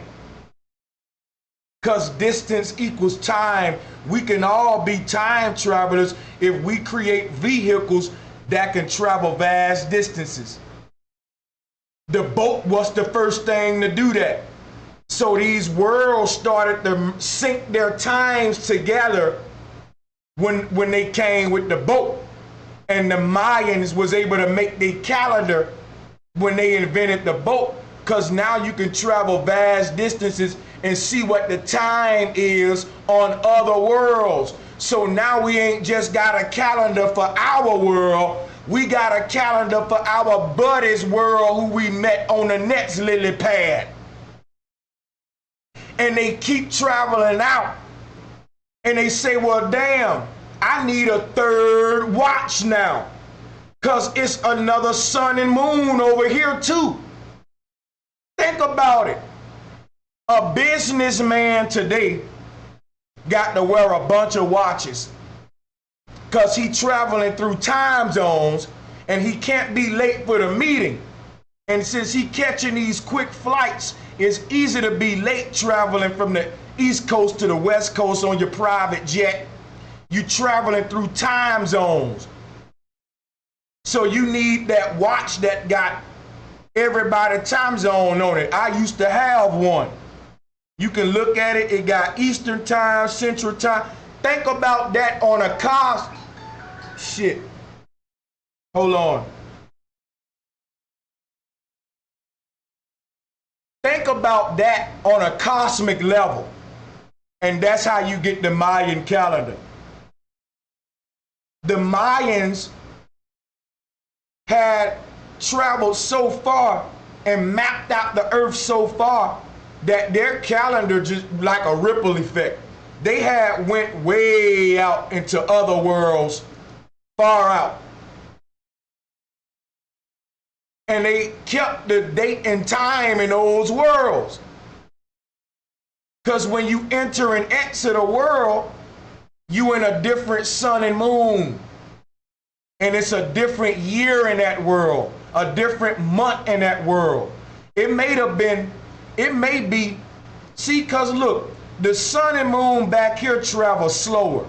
It take it longer to go around. Back here, it may be motherfucking year 62.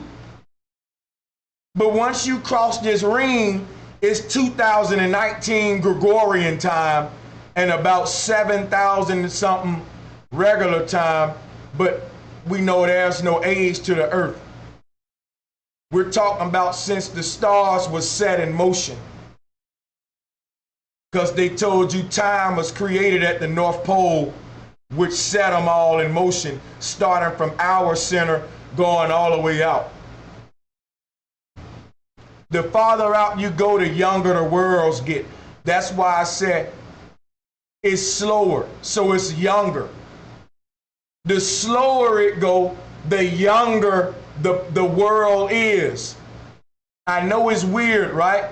But if this sun moves slower, then it's gonna be like year 62, year 100. It's gonna, time ain't moving fast. So people back here, they're not aging as fast. They don't age that fast.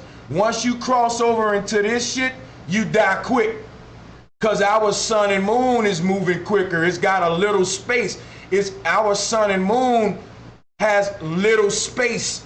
It's in this little circle. So it's just going around quick, making that quick circuit. So everything in this middle world die quicker. That's my theory. But I think as we journey outward like we supposed to do as gypsies, we automatically become immortal. Just say you 33 and you move to this island called Happis. You're gonna start aging different now. You're gonna be 33 for so damn long because it's gonna take this sun so fucking long to make a revolution that when you come back over here, your mama gonna be old, my nigga. This is what they was talking about space travel. If you leave the earth for 1 year, when you come back, a century gonna be in the past. Where did they get that from? Because they studied the Mayan calendar. They were studying this ancient cosmology, but it don't make sense on their model. It makes sense here. It makes sense here how we can time travel, because why? A calendar is a cylinder, pow, just like a gun. A calendar is a caliber. You got 9mm, 10mm, the calibers get bigger. and the traveling of the bullet gets slower. This traveling is dealing with time, and this caliber is a calendar, a great wheel. Do you get what I'm saying, y'all? It revolves like a bullet. Bigger calibers travel shorter distances and they move slower. Like when you shoot a shotgun, the bullet's slower than a motherfucking sniper rifle. Smaller caliber, thinner bullet. The thin calibers age quicker. The big calibers like the shotgun rounds, people age slow back here. It's beings back here that's been living for so long and they've been at war. This is like where they talk about giants coming from here and they going to war with all them different beings. These beings back here are us. They're us, but we call them giants and all of that in mythology, but they're copies of you. Like, for example, when you dream, what world are you in the dream? If you say I was dreaming that I was on 125th Street in Harlem, you weren't in this world on 125th Street, because during the time you was dreaming, if I was standing up at that same spot, I wouldn't see you. Your body in this world was in the bed sleep, and you dreaming you on 125th Street, Harlem. What does this mean? You're on a parallel universe. The dream world is a parallel universe. All of this space and time is the same space. Basically, these islands back here are the same ones up here. But this is a slightly different form of this reality. So what do I think? I think once you cross over into this area, that you die here. In other words, time traveling is like walking into a dream. When you dreaming, you're dead here, or you're asleep here, meaning just like the Matrix. Once you cross a certain threshold, your body drop dead, and the other you that's over here, your consciousness shift into that. It's like slipping into one into another, just like you do in a dream. So at some point of traveling, it's like the Bermuda Triangle. What did they tell you about the Bermuda Triangle? People vanish, people drop dead. Entire ships resurface with just the bodies in them. People ain't going out there committing no mass suicides. They might be fucking around and crossing the wrong barriers, and then they conscious get sucked out of their body. Because I think this ice wall at the end of it is a magnetic torus field where this physical material can't pass. My question is, how did the Indians do it? Now we start talking about alchemy and the different elements from their world being brought to this world. Where did you hear that from? The Anunnaki. They said when the Anunnaki came to this world, the air wasn't right for them. The habitat wasn't right for them. So through alchemy, the Anunnaki found a way to merge the worlds, and that the human being is a hybrid because of that. And we mix with the Anunnaki. Put a 1 in the chat room if you heard that before. That let me know you've been around. But now I'm starting to make sense out of all of that stuff now.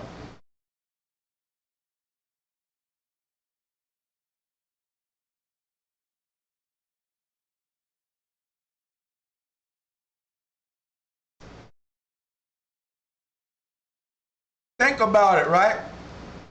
They said when we talk to the dead, we get a message from the other side. Now, The crazy thing about it is, they said the dead are our guardian angels looking over us, and they went beyond, which means they went to these worlds beyond. And then they said when we die, we go to the valley of the shadow of death to fight the good battle of Christ. That doctrine is taught in a lot of churches. In other words, we do what Christ did. Remember when Christ died? When Christ died, Christ went south and fought a battle before coming back to heaven. And you know what they say is going on in these lands back here? A spiritual battle between the giants, all of these different creatures, right? I think them creatures is just us having this same war on another macro level. And I do think the ancestors move on to these worlds beyond us to fight in those wars to influence what happens here. Because what's going on in this world behind us got everything to do with what's happening in politics right now. With the Trump wall and all the shit happening in the world. If you look at this map, all of that is being influenced by the influx of traffic coming from these outer worlds. And they don't want us to know that. This looked like the snake biting its tail right here.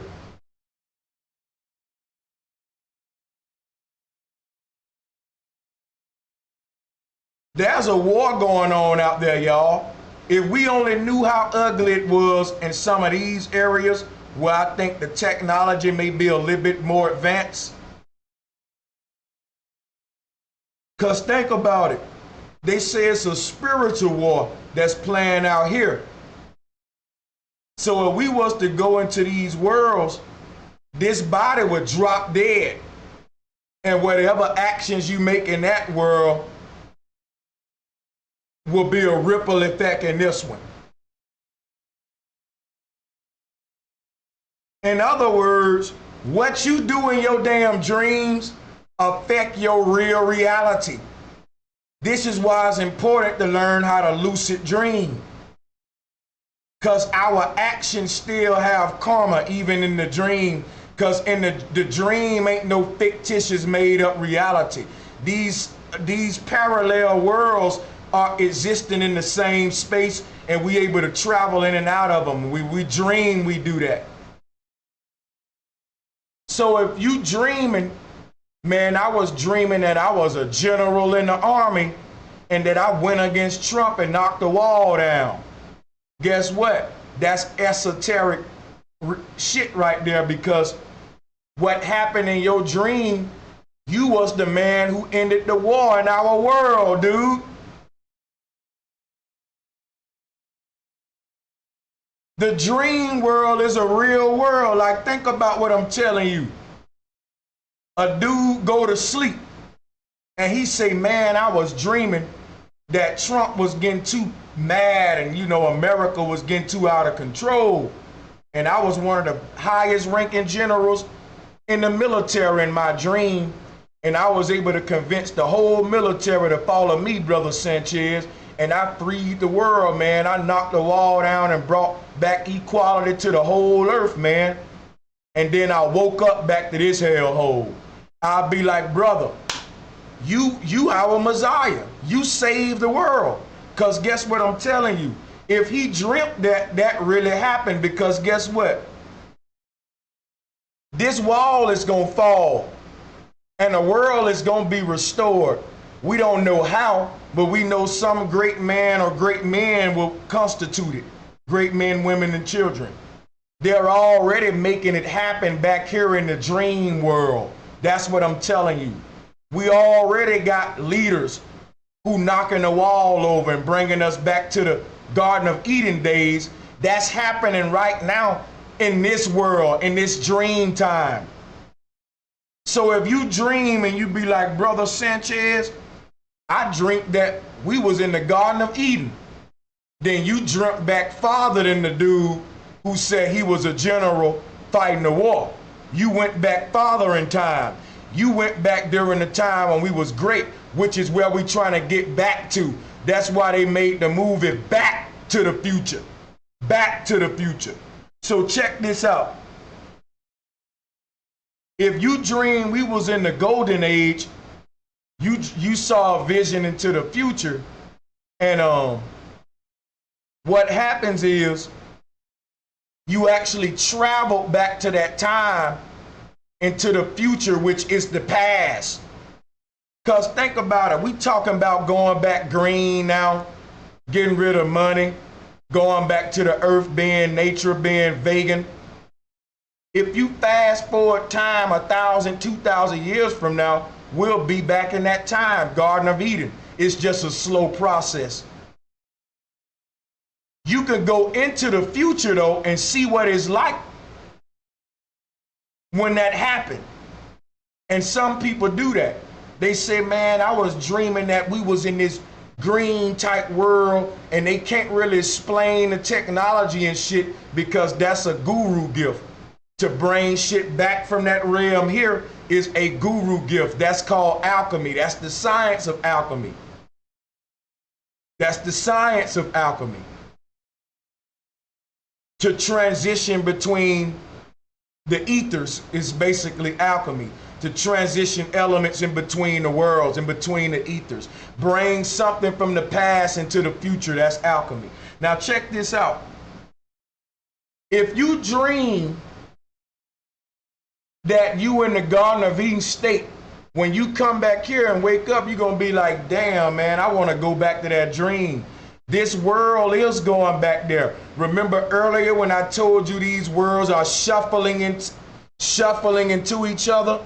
Our world is going back to the golden age now. It's being shuffled back to the garden age. History repeating itself, we're going back to the golden age.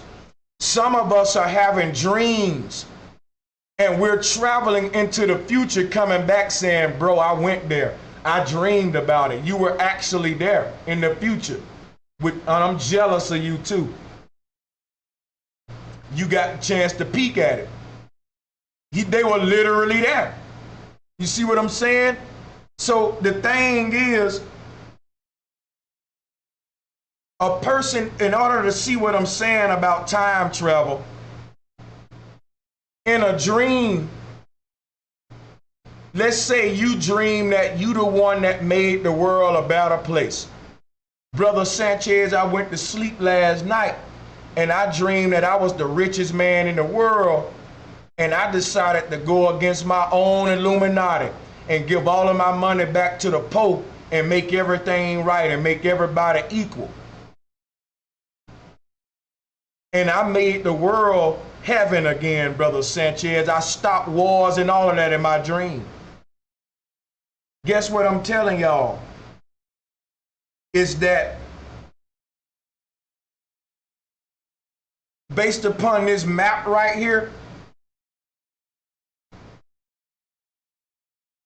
just say when you dream, if this one of the dream worlds, and you had that dream that I just said, that took place in a matter of months or days for you to take over the world, give your money back to the poor, and free everybody. That happened in this world. And in your dream, you said, man, yeah, it took me about 3 months, but you know you was just sleep 8 hours. You was only sleep 8 hours. So why does time changes in the dream? You can be dreaming over a matter of a year. I done had dreams where I waited on my birthday for a week and woke up and I was just asleep for 8 hours. Time don't exist once you're dreaming because you're time traveling. You're traveling to parallel universes, and in the dream, you got your own sun and moon in the dream. And that's like the dream worlds are farther out from this one. So the dream world time is slower than this one. So when you come back here, it was just 8 hours. But there, you may have been dreaming that you got married. You might have been dreaming, I met a girl, got to know her, and married her. And right before we was about to have sex, I woke up. Damn, that's a mess. I feel bad for you. But what I'm saying though, just adding a little humor, in the process of doing all that, that took months in your dream. You were only asleep for 8 hours.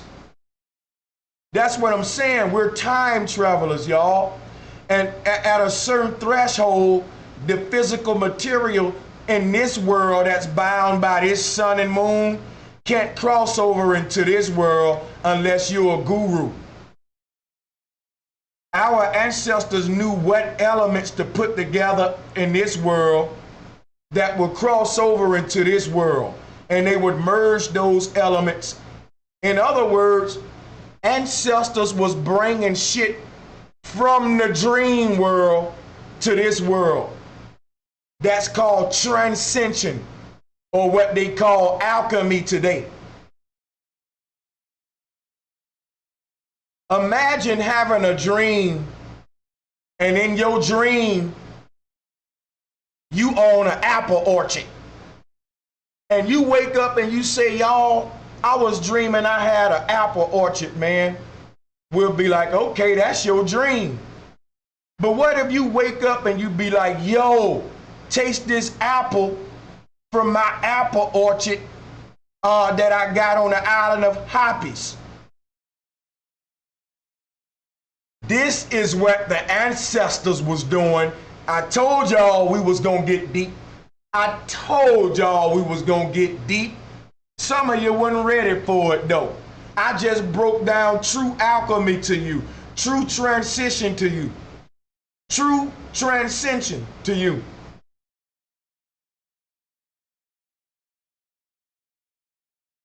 It's crossing over elements on a periodic table. Our periodic table is not all there is. The ends of our periodic table are the beginnings of this world's periodic table, which are lighter elements that we can't detect from our world. But the periodic table is fucking infinite. You just ain't explored those different elements yet because we're bound to this sun and moon. This sun and moon takes short circuits, so it creates a dense world. This is so simple, man. It's so simple that the elements would have to change. The sun, see, this is what I'm talking about when we say it feel like time sped up. It feel like time's slowing down. Why do humans say that? Because these worlds are shuffling into each other. Some of these suns and moons are used to slow trajectories. And when we have an eclipse and they shuffle, time slow down because now we got this slow ass sun on shift. I told you it's a shift change. Don't you want to go to the McDonald's drive-thru when the fast workers there get your order quicker? But when they have a shift change and the slow people at work, the drive-thru drags. That's why we say time speed up and it slow down, because our sun and moon are taking shifts. We call it a shift change, a polar shift, paradigm shift. And it's followed up with an eclipse or a warning in the sky, because that warning in the sky is the shift change. Our sun is leaving and another one is coming, and they all got their own personalities. So old folks be like, you know what? During my generation, time was a lot slow. Yeah, that slow ass sun that was in the sky during your generation left about 3 eclipses ago. We got a fast sun now. And they and the crazy thing about the math,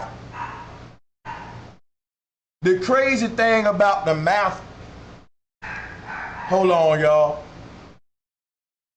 The crazy thing about the math is that the speeding up and slowing down of these time changes syncs up to this reality because there's a merger. So what I'm saying is that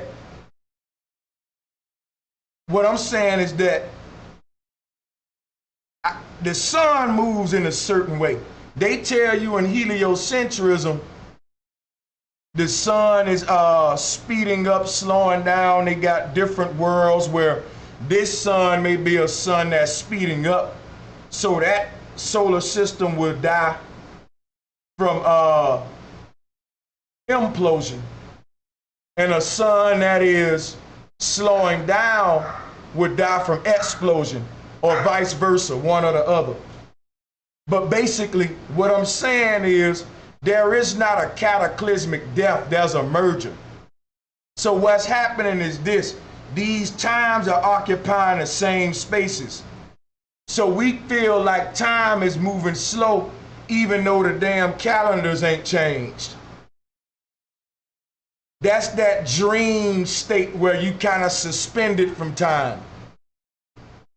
It's kind of like when you ain't paying attention, time go faster. And when you start looking at the clock, it goes slow. So we affect time like that by our attention to it. So time ain't what we think, right?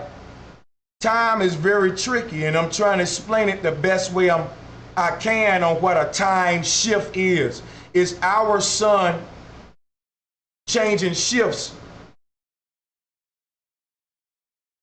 It would be the shuffling. This sun would go over here, and this sun would go over here. And as they sync and align, we'll see it as an eclipse. And it'll be like they're just really kissing each other, crossing that merger point, crossing that torus field barrier, and they enter and exit at the exact same time, and the eclipse is over. Imagine these suns moving toward each other like this on this map. And the closer they get to each other, the black part of the eclipse is growing. Sort of like, you having your fist here, and I bring it back closer like that. This is what we see in an eclipse. Portals are opening. Why is a portal opening? Because as our sun leaves and that sun comes, a slight portal is open real quick. And that's why they got the sun as a stargate. It makes perfect sense. There's an invisible torus field right here. And during an eclipse, when our suns is having a shift change or a polar shift, there's a merger at that barrier. One go in, one come out, and it looks like an eclipse. As they kiss and meet face to face and come closer. And as the eclipse get to the total dark state, total blackness, we say a portal is open for just a little while. Why is the portal open for a little while? Because the torus field is like, when you walk through it, it's open, but once you ain't walking through it, it closes back. If ain't none moving through it and out of it, it don't open. It's like a water barrier. And you cross it. If I had a waterfall and you walk through the waterfall, the water gonna let you through. You're gonna walk through the water, and then it's gonna keep falling down after you make it through to be a barrier of waterfall. That's the nature of the torus field. When you walk through the portal, it's a slight opening, a gateway, because you piercing through, but once you get through, it closes right back up. So during the eclipse, when our suns are shift changing, is a slight opening in that barrier as it penetrates through. So let's go into some more Blackfoot cosmology and try to show you exactly where the Blackfoot come from on a map. But first, let me finish my Powerball analogy. I didn't forget about that. Now that we know this is the flat earth right here, let me show you how the game is played for you young children. And this will give me a chance to roll up me a blunt, because I do need a break. We had a lot to go over today, so I knew I would be live Hopefully I'm getting you through your work shift. Shit, in a couple of more hours, it'll be time for you to get off. If you got an 8-hour job, I already got you through 4 hours. Half of your shift, baby. Hit the like button for your boy now. I'm working with y'all. You ain't just gonna work by yourself. You gotta work 8 hours. I'm gonna work 8 hours, man. That's what Monday Mystery School is about. You gonna get 4 to 8 hours with me. I'm not like these other podcasters. Oh, he gave me $100. I can end the stream now. We gonna do another one. No, I'm gonna take my break while the shit going, and I'm gonna let y'all watch this, and I'll play some music. We ain't gotta end the stream. Listen, I'm not gonna let them play no music because they might copyright strike. So just watch the game and you'll get the objective of the game if you got common sense. I'll play y'all some music in the background that's non-copywritten.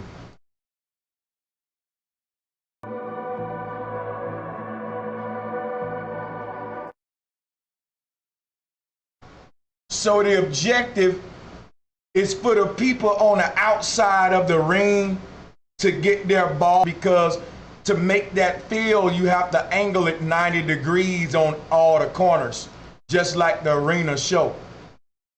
So if you fail at getting into the North Pole, the cyclone will sweep you up around the corners, so at least your soul will basically make it into some kind of world along the outskirts, which would be something like this. One of these kind of worlds, not the true self at the center.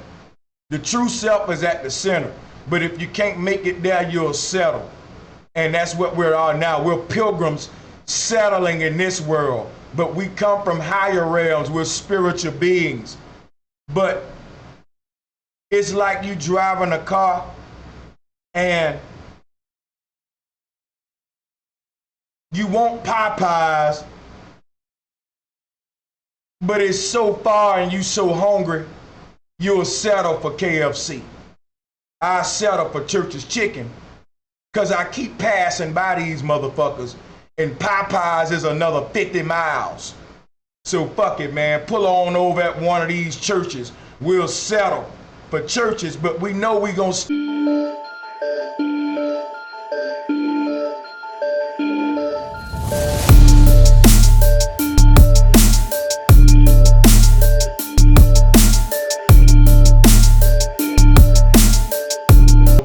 to settle, but I'm headed to the Popeyes for real, what I really want, you know, the true self.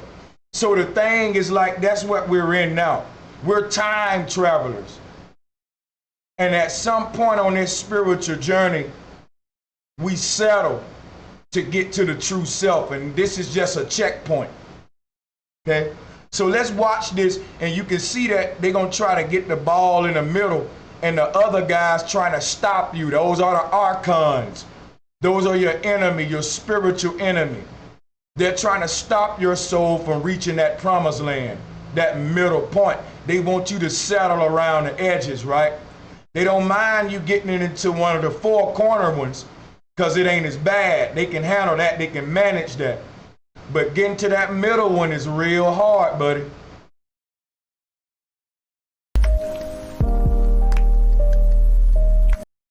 Yeah, all us men was room for Janet, man. Let me quit playing for you. I saw my boy. He was thinking what I was thinking. Awakening minds. Boy, hey, we on the same page, ain't it? Hey, let's go ahead and get into this. Y'all crazy, man. I got to give y'all some humor. Y'all about to get me kicked out. Room for yellow.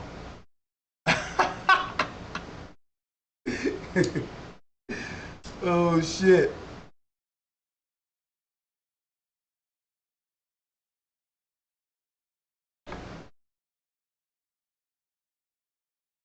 So let's get back into this shit, because we still got a lot of deep shit to go over.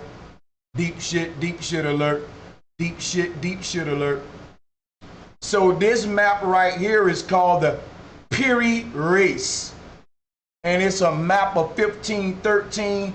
and it showed Antarctica centuries before discovery, but without an ice cap. Let's look at it. It's kind of hard to make out,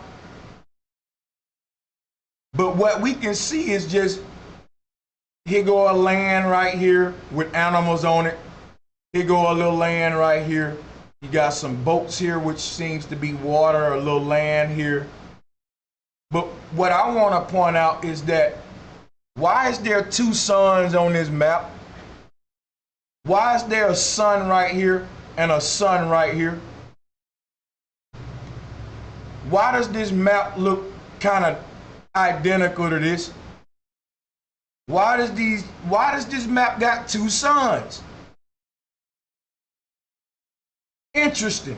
Whoever made this map, they didn't have no ice in Antarctica. They drew lands where Antarctica at, and they also put another sun down there. Wow. Now, when you read what they saying about the map in the museum, the fucking museum curators are just devils. All these niggas that make millions of dollars in these museums, they are Freemasons. Ain't no regular people, no museum curator. That's a government agent job. Them the main ones twisting history. They got these old maps sitting up in museums knowing they still using them. How the hell can a map be in a museum? If somebody was using it back then, we can use it now. Take that shit out the museum and let's navigate. Ain't nothing gone along. See, they put that shit in the museum as mockery. They say, see, look how dumb we used to be. This map right here shows a time when our level of thinking was just slow, and they tell you how dumb we was in they little sophisticated words. And this map dates back during a time when, you know, them people weren't dumb. Take that shit out the museum. That's an embarrassment. That's blasphemy. That shit don't belong in the museum. It belong in the classroom. Take that shit out the museum and put it in the classroom. That was the truth. Got it in the museum to mock it. Look at how far we've came since making maps like this.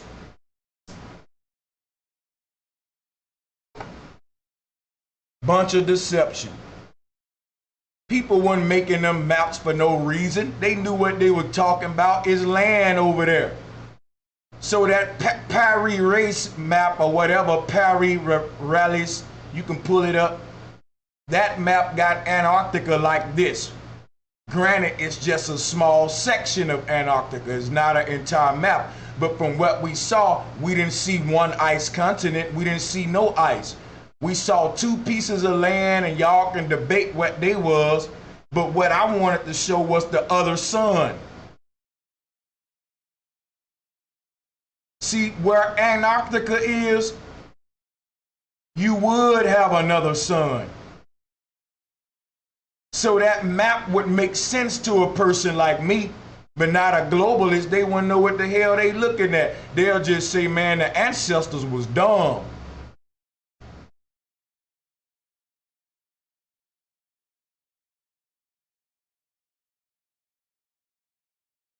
Look at this right here. Here go another one. It's called, this one is called, hold up, no, this one is, yeah, Petrus Plancius and the Orbis Terrarium. The word terrarium means flat earth, not globe. Now they will interpret this as the world map today. This is the flat earth, man. Look at there. It say, look, y'all, look at how big Australia is, man. It say Terra Australis. You know why that's deep? Because the fucking Australian outback is said to be one of the most unexplored pieces of land on earth. Did you hear me, my Australian brothers? I'm finna talk about Australia in a minute. Because guess what? It's uncharted lands behind. Man, wait till we talk about Australia. Stay with me, y'all. I'm trying to stay calm. Hold on a minute. Let me do something.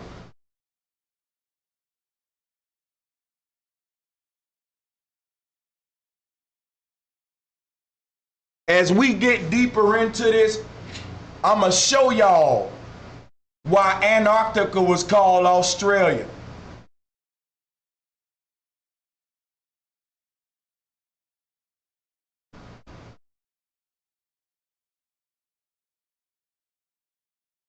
Listen to what I'm telling you now.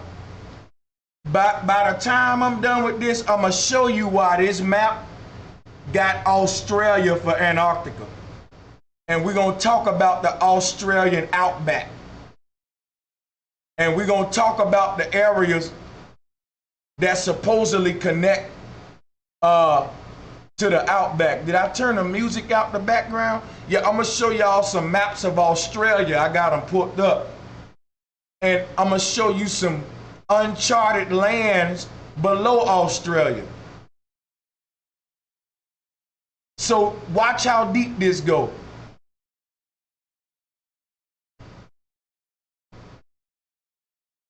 So let's keep this map up. They turned this map to the world map. I'll show you that deception before we go further. Before we go any further, let me show you that world map deception.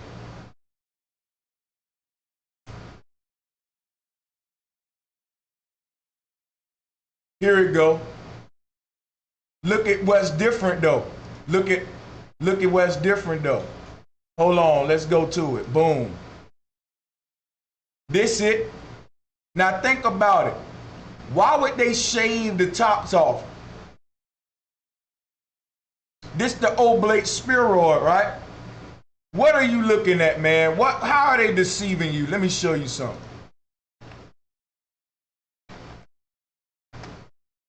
You're looking at a torus field.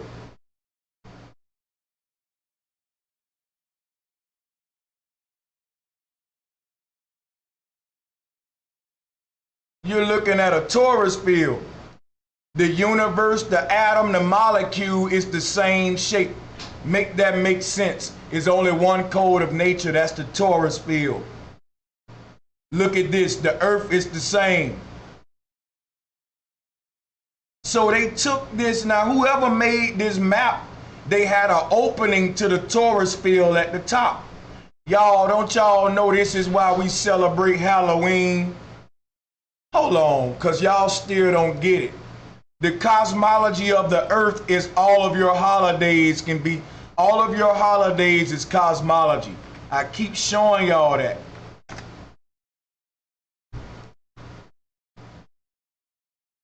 This the whole secret of the pumpkin. The pumpkin is the earth. It's the shape of the earth. The jack-o'-lantern is the jack box or the black cube that we're in. This is Saturn. Now, if you want to get more on Halloween symbolism before we go into Australia and get into Blackfeet Indians, I'll do that because I got time. Y'all paying me good to do it. So some of you trying to get through your shift, hey. We want to do a little sacred geometry, we can. Let me show you something. Hold up a second. Forgive them because they know not what they do. Why do you do Halloween? Let me show you something.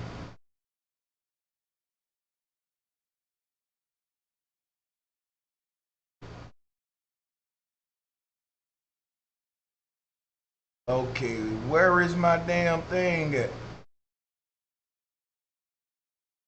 Here we go. Sacred geometry, man. Like sacred geometry will reveal it all. It's all about the torus field, y'all. The shape of the pumpkin, Saturn, the moon phases.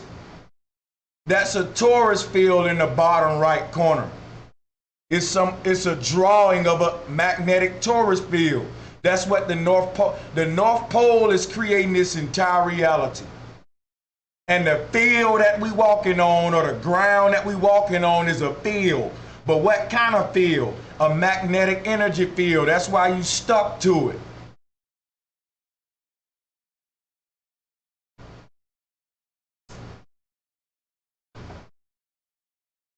secrets of Saturn revealed. Now let's move on to where we was headed anyway. We're gonna break down this map and show you why Australia was once Antarctica.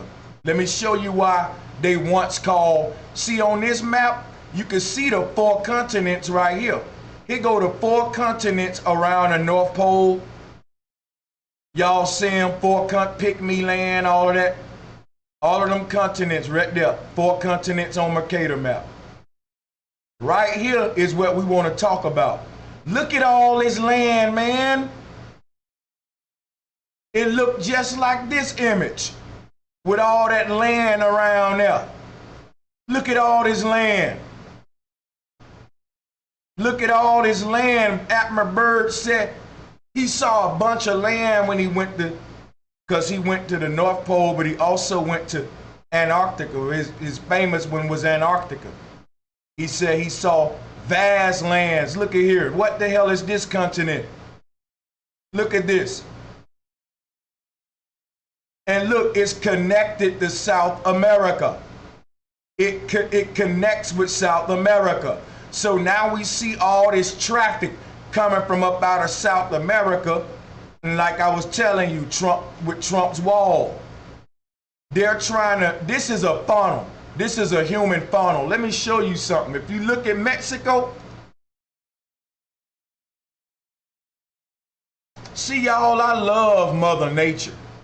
I just love Mother Nature. Because she did stuff for a reason. You know, Mexico shaped the way it's shaped for a reason. If you look at Mexico, why they building a wall there? Because Mexico is a huge fucking funnel, man. It's a human funnel. Look at it.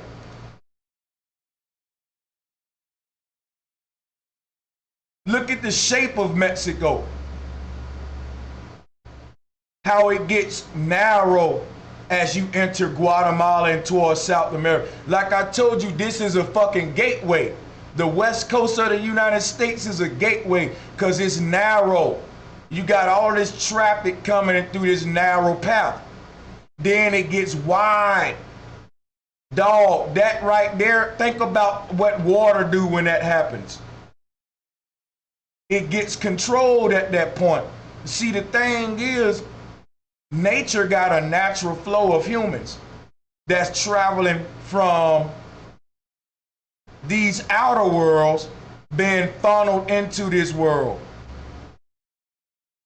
Nature created this where the only way you can access this world was through a certain few portals, and those portals became the new world kingdoms today, like the Mayan, the Egyptian, the Nagas in Cambodia. And when you look at all these lands and study different maps, you'll see at some point each one was connected to one of these lands behind them. Based upon how the waters sit,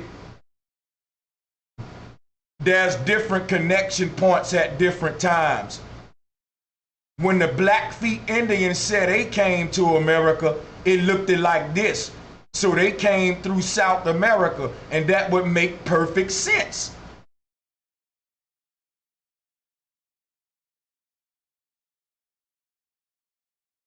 Let's just look at some more. So, all right, they turned that, so Mexico is a natural funnel. And that's why Trump building the wall, because they're fighting against nature and a natural flow of gypsy people.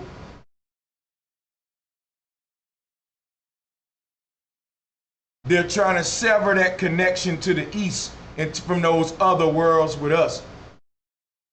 So if they extend their barrier all the way down, this connection to Antarctica will be broken. Now I got news for you. What do you think the UN doing down here? Why are the United Nations got militaries in Antarctica? There's a border of military troops going all around this land. Now, at some point, you may see some ice before you get to it, but Admiral Byrd said After a couple of minutes to about an hour of seeing the ice, it opens up into fucking lands that's bigger than Africa and the United States of animals and green trees. This was what Admiral Byrd said. And this was they man. See, Admiral Byrd had to tell the truth because people was already saying what he was saying. So they let him go on the news and said, kind of like the Flat Earth Society. They went on and told the truth, and the Flat Earth Society was telling you half truth, like Admiral Byrd, to take control of the movement. They didn't start till the movement resurrected as a grassroots movement. Then the England funded them to build society. To silence it.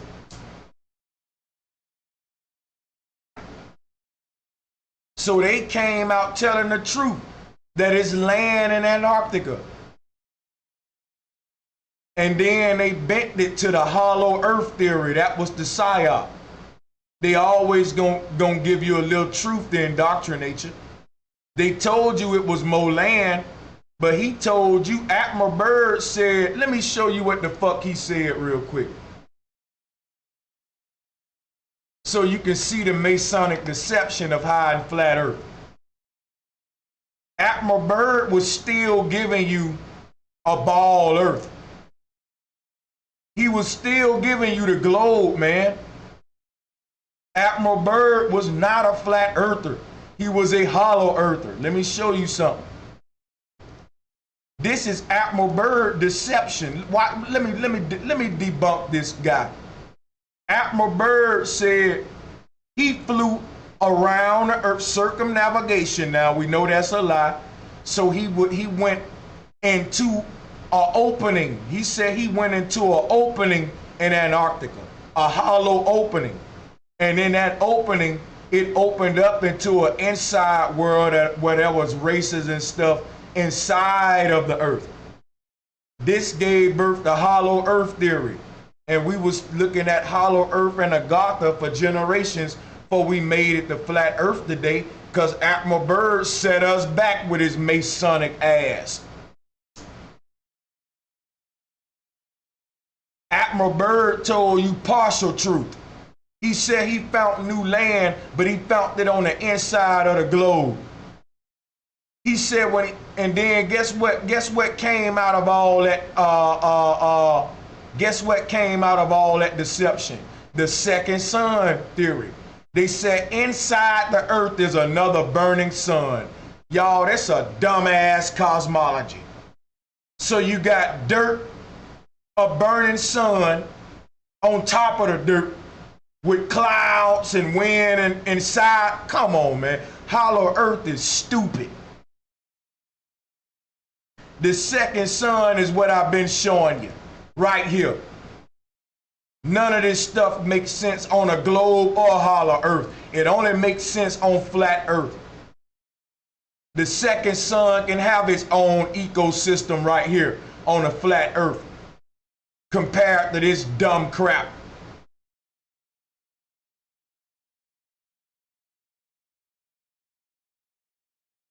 And if you look at this crap right here, it show you all of the ancient sites around the world connected to Agartha.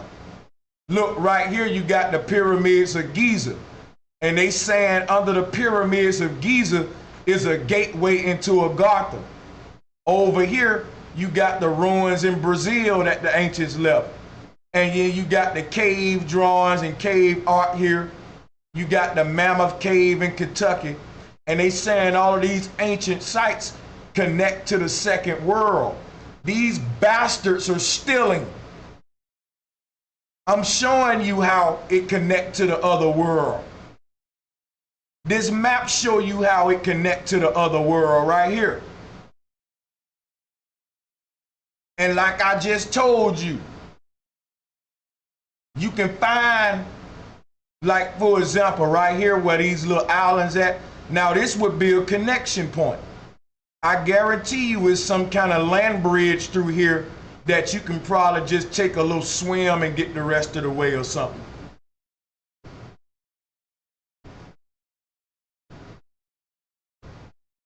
So what I'm saying is,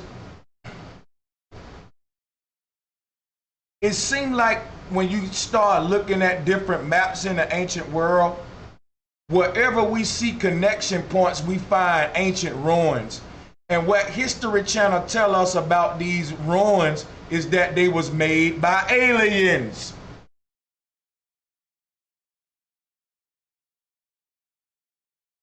Y'all listen to me, man. They telling you the truth. The people who started the first civilizations was building step pyramids that look like the North Pole. They call them ancient aliens today. Them people would have traveled from these alien lands and set up civilizations here among the people that was already here. They would have came in contact with each other if the what we call alchemy is real. See, for this theory to be true, the ancestors would have had to succeed at alchemy, which is linking the worlds together. So there's gateways open that connected these worlds. See, what am I telling you? Because this might be confusing some of y'all. These realms are dream worlds, but they solidify with discovery and alchemy. It's like playing a video game and they only give you a small section of the map. You can see the other places on the map, but they kind of, let me show you something.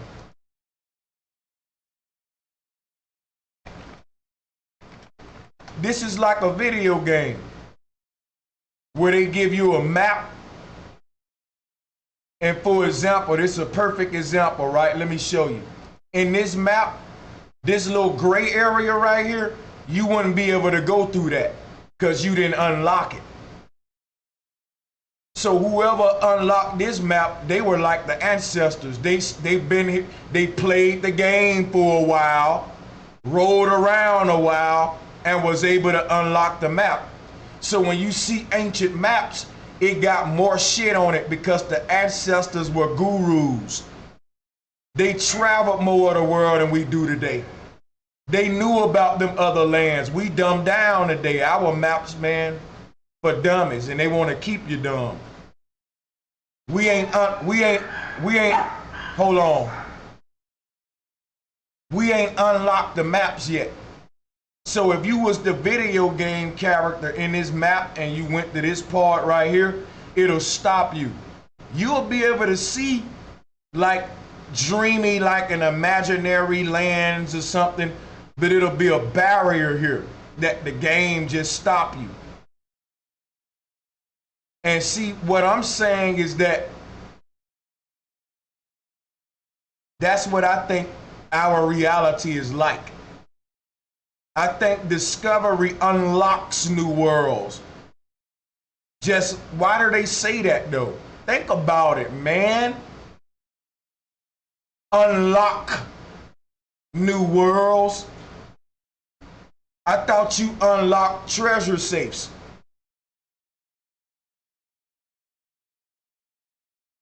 They tell you it ain't there until you go to it. I think the ocean is mysterious, y'all. Think about the Bermuda Triangle. It was ships that resurfaced with bodies on them. I don't think them people even know they dead. I think they just sailed into another world. And they don't know how to get back. They in an alternate reality. They don't even know they died here.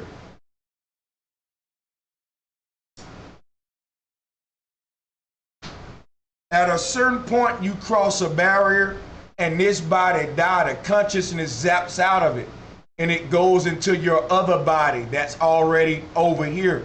It's alternate means you're there too, but it's an alternate version of you. That's why you say, hey man, I dreamed that I was a rapper in this reality. Or man, I had a dream the other night that I was getting fired. Or you have all of these alternate places and they really exist, y'all. This ripple effect goes out for infinity. So the alternate realities or infinity. And what that means is all of the good things you can do, you already done them. All the bad and worst bad you can do, you already done it. The worst shit that can happen to you already happening in a reality. And the best shit is happening. We occupy a space in between where the good and bad happen. And that's for balance.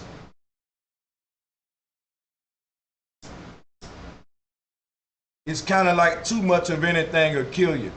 Because if you shift your consciousness to a world where nothing but the good play out, it wouldn't be comfortable.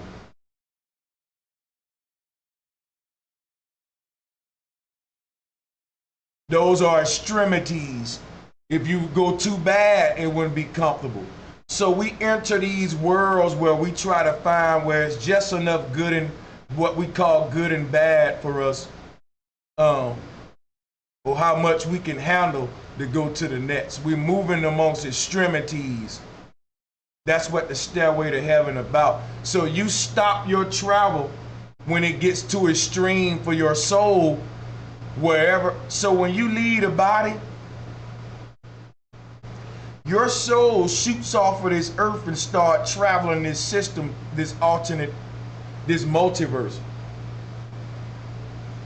And based upon your fear of heights or your level of extremity, because the soul travels like a light beam, the faster it go, the higher it go, the momentum it pick up. Now, if I get you in a car with me, if I put 4 of y'all in the car with me, and we took off down the highway and I start punching it, everybody in the car start getting scared at different speeds. And the one that can handle the highest speed will have the rest of the people in the car like, yo, this nigga is a freak of nature. Like, stop the car, man. Y'all will be crying and shit. And this nigga will be doing 250 laughing because he can handle the speed. So you want to stop the car where the extremity is too much for you. And that's what happened when the soul is traveling. It's like the soul is a bullet. And when it says stop, you wake up in a belly in that realm. It's like an elevator system. So it's a choice you make to get off in this realm. Based upon you couldn't go no higher because the butterflies in my stomach was killing me. So you had to take a break here because there's too much momentum, man. But some spirits kept going to higher realms. You had to take a break here. And when you leave, now you can start back traveling, pick up where you left off at a slower speed. But when it builds back up momentum, you're going to say stop again. And you're going to be in a higher realm where you got off at based upon, the same thing I'm telling you. Extremities. 4 people in the car, crank the speed up, they'll all get scared at different speeds. And that will let them off in different realms. So that what connects these realms is like a step pyramid. And when you travel up it, you're a light beam. When you get too much for you to bear, you say stop. The Mother Nature hear you, she let you off. And then you go to that realm. It's kind of like Connect 4 too, how the different coins go in a different slot, and shit like that. That's how our ancestors drew out the cosmos. But anyway, I want to move forward because we still got so much to go into and I'm just getting all over the place. Y'all get what I'm saying, what they tell you now. So we established that the people coming from these, see, you can see the real word terror right here. And we call them extraterrestrials or aliens, illegal aliens. And they're coming from this extra land that's uncharted. And the Freemasons don't want us to know that it's bigger than Mexico. It's bigger than South America, man. These people are coming from, they're coming from lands beyond our understanding.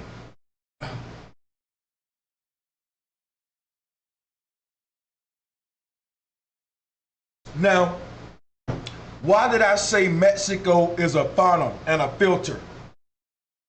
Whatever these people culture was when they was on this land, it kind of gets blended in the whole to create the Mayan. See, the Mayan culture was a blend of a culture that was already here and one that came from the stars. But I keep telling you what the stars are. When the Mayans say they come from the second sun, they're not talking about Nibiru. They're talking about this item right here on this map, man. Okay? So when the Mayan came here, they blended a lot of their spiritual systems and cultures with the people that was already occupying these lands. That's how you get Mayan culture, Incan culture, and all that. So Mexico being a filtering point and it's shaped like a funnel is very deep. It's a filtering point because all of the cultures that come from this land, once they enter, they come through Mexico. And they don't just migrate up to North America. They settle for a while and learn the land there. So they end up blending their cultures right there. And what do we see in South America? Ancient ruins of blended cultures that we still decode the symbolism of today. Blended cultures, meaning step pyramids in Egypt, step pyramids in South America, Cambodia.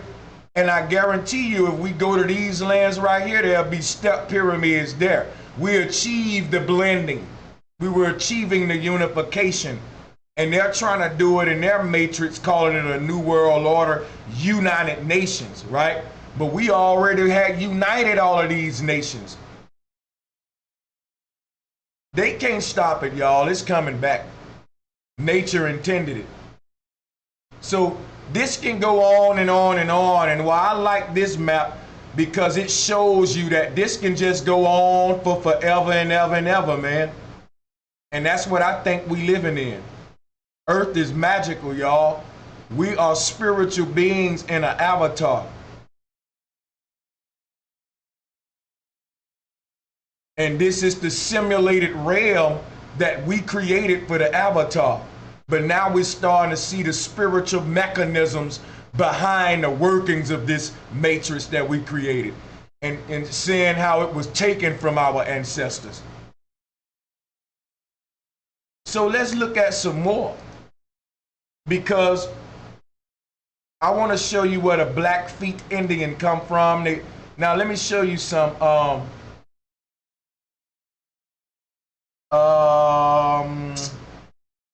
I showed y'all this Indian on flying carpet, right? Let me show you something. This right here is Blackfeet tradition. And we see the Arabics doing it. They turned it into Aladdin. But this is actually Indian cosmology. I'm going to show it to you in a minute. Now they turned it. Why do we call these people get there?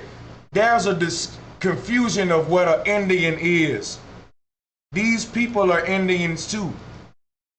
Arabics are Indians. But let me show you what an Indian is. Let me see if I can find my picture. Y'all gonna give me a minute to search, please.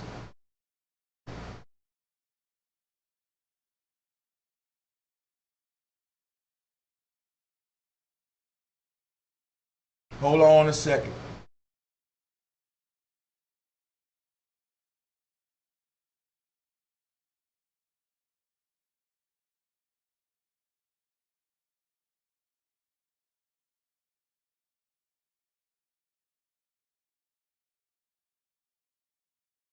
I'm just pulling slides. Give me a minute.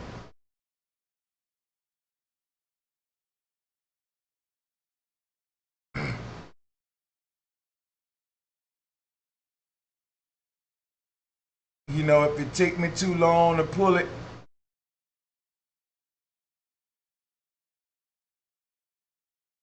Okay, I think I found what I'm looking for. Yeah, here. Here we go. Hold up a second.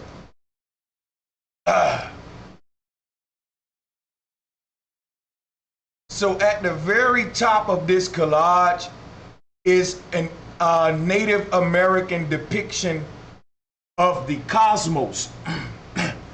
And what you have is the woman on the back of a turtle, right? And the turtle is symbolic of, that turtle became Mount Calvary with Jesus on it. But prior to him, it was the sky goddess on top of the turtle's back. And then they just blended them both and it became Nut. And they just, what they did, they turned the goddess into the turtle by bending her over. And the Egyptians made the goddess Nut, which is their sky goddess. But at the top of this picture is the Native American sky goddess, and that is their flat earth symbol, with the ocean horizon and the sky woman on top of the turtle, representing the land coming out of the ocean in the terrarium.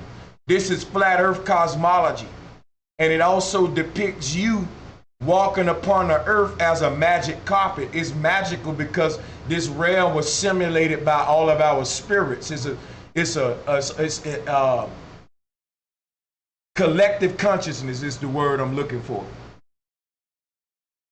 It's made out of our collective consciousness. So they ain't making that storyline up in the movie The Matrix. We come in and out of the Matrix, they call it life and death. Going in and out of the Matrix, loading in and out. See, you don't go here, you load it. It's we load up this reality in the back of our brains. You don't see reality on the surface of the eyes. When you stop loading this place, they call it death. It's like shut down a computer. It's no longer loading the Windows software. When you fire the computer back up, then it reloads the software. We call that reincarnation. So the top of this image is the Indian flat earth cosmology with their mother goddess in the middle. That's the hyperboloid. And that was turned into Allah, right? What you got to realize is this thing on cartoon character is a form of Allah. And the crazy thing about it, Muslims tell you don't make no images of Allah, and that's exactly what this Western white man did. He gave you Aladdin. Before Allah, you had Alat, and there's a form of her in the bottom left, cutting the man's head off. She became the black stone that they worshiping now. Before she was Allah, she was Alat. And you can see her down there at the bottom, all black, and she became the black cube. So this dude on this carpet, man, is cosmology. His arms folded to do his magic is the fucking Ouroboros number 8. He's a personification of Allah to the Middle Eastern people. And they ain't nothing but Indians. And I don't give a fuck who want to be called what. If you in the chat room saying, well, you know, these people don't like to be called what. They don't like to be called ignorant either, but that's what the fuck they are. You ain't got a choice to have a like in what you just want. A child don't like medicine, but he gonna goddamn get it because he's sick and he don't know what's good for him at this point. Likes and dislikes ain't got nothing to do with the truth. That's what I like about the truth. The truth don't give a fuck about what you like or dislike. It's the truth. It's still gonna be the truth whether you like it or dislike it. Your like or dislike ain't gonna change the truth. You know that? That's why I fucks with the truth, cause it really likes and dislikes is irrelevant when you fucking learning the truth. Hold on a second, y'all.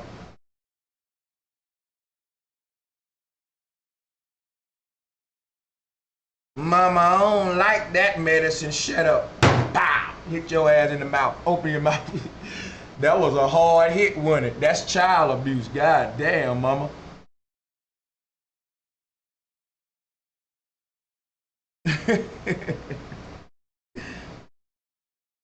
Telling me what you like. You finna get this truth. Now look here. They got buttons on the screen to express your likes and dislikes. Hit one of them. It's thumbs up, thumbs down. Do either one.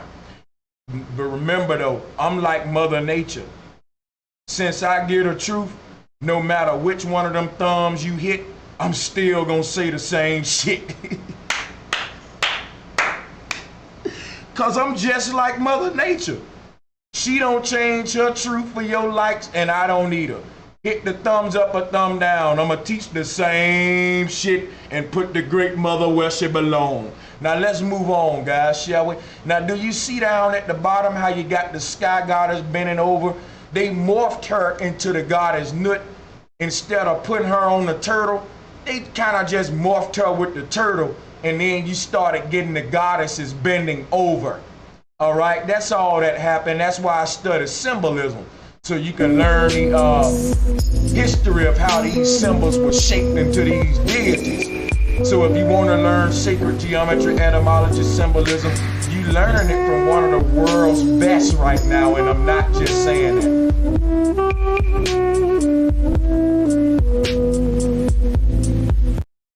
Now, was the music too loud over my voice? I had the music going in the background and didn't even know it. Was y'all able was y'all still able to hear me over the music though? Cause I was going in. I hope the music didn't stop all that.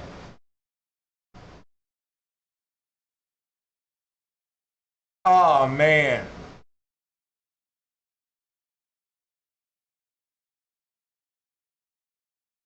Y'all just missed a bunch of jewels. If you heard a little, you can kind of ask. I tell you what I'll do right now. At whatever part I left off, what you stop hearing, I'm looking at the chat room now. Make me orange. And when you make me, oh, it was only for a second. Oh shit. Oh, Ontario said we heard you, dude. All right, let me move the fuck on. Cool. Thanks, Ontario. All right, I'm gonna move on, man. So the screen just showing you what I'm saying is ancient cosmology. Just to get it in your mind and kind of embed it there, I'll give you some more. And we'll move on because we got to get to the deep shit, man. Like we into it, but we ain't into it. So here go other forms of it. So Aladdin would be Christ in the middle of the magic carpet, and the carpet is the sanctuary. The earth is the sanctuary. All right. All of this symbolism, they get it from somewhere. Since I know these people ain't original, every time they show me some, I just go on a huge search quest to find out where they stole it. Because I know they don't create nothing original. And that's how I'm able to, you know, sync all this shit together. But anyway, I'm going to move on anyway because I think y'all get what I'm saying with that. Now I can move on.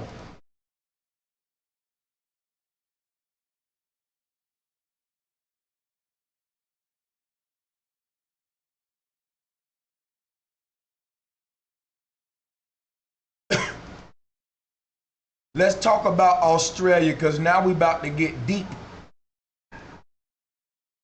We about to get deep now, man. Real deep.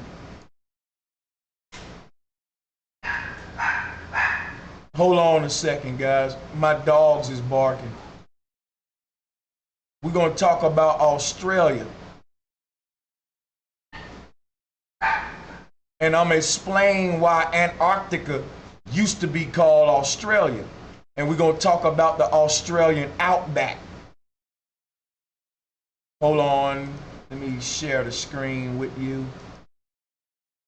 Bam. Now let's look at this map of Australia. I got it zoomed in for you right here.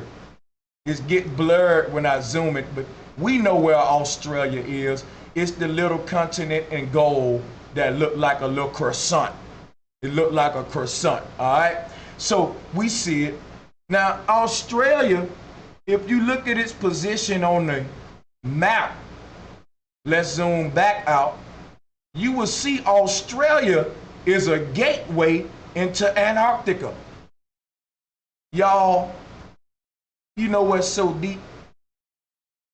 Australia climate is totally different than what they give us for Antarctica. Y'all, I don't think Antarctica is no cold place. We talking cold like Minnesota, New York, but you still got places like Niagara Falls, beautiful rivers and trees. This is what Antarctica is, people. I can show you. We've shown us flat earthers, we've done it. We've shown you pictures of Antarctica with running water, waterfalls, green grass. Don't make me open up no other tabs. I already got 50 tabs open. You go and open it up. What they showing us as an ice cap for Antarctica is a lie. Antarctica climate is more like Buffalo, Niagara Falls or some shit. Cold, but you can have civilization. What they're doing is using those areas for resources to feed this little part. Uninhabited areas. So what am I saying about Australia? Let's go back to this map. We can close this one now. Let's go back here. And we're gonna look at this map, right? Now let's look at Australia on this map.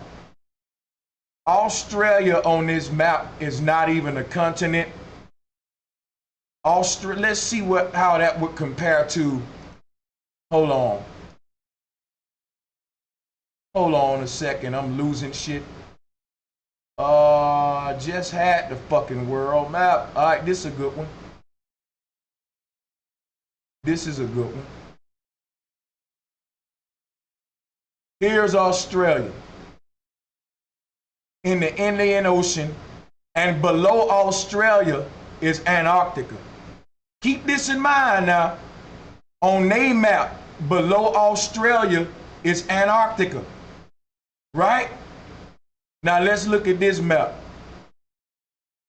See, Australia would be right. This would be the Indian Ocean somewhere over here. Let's go back.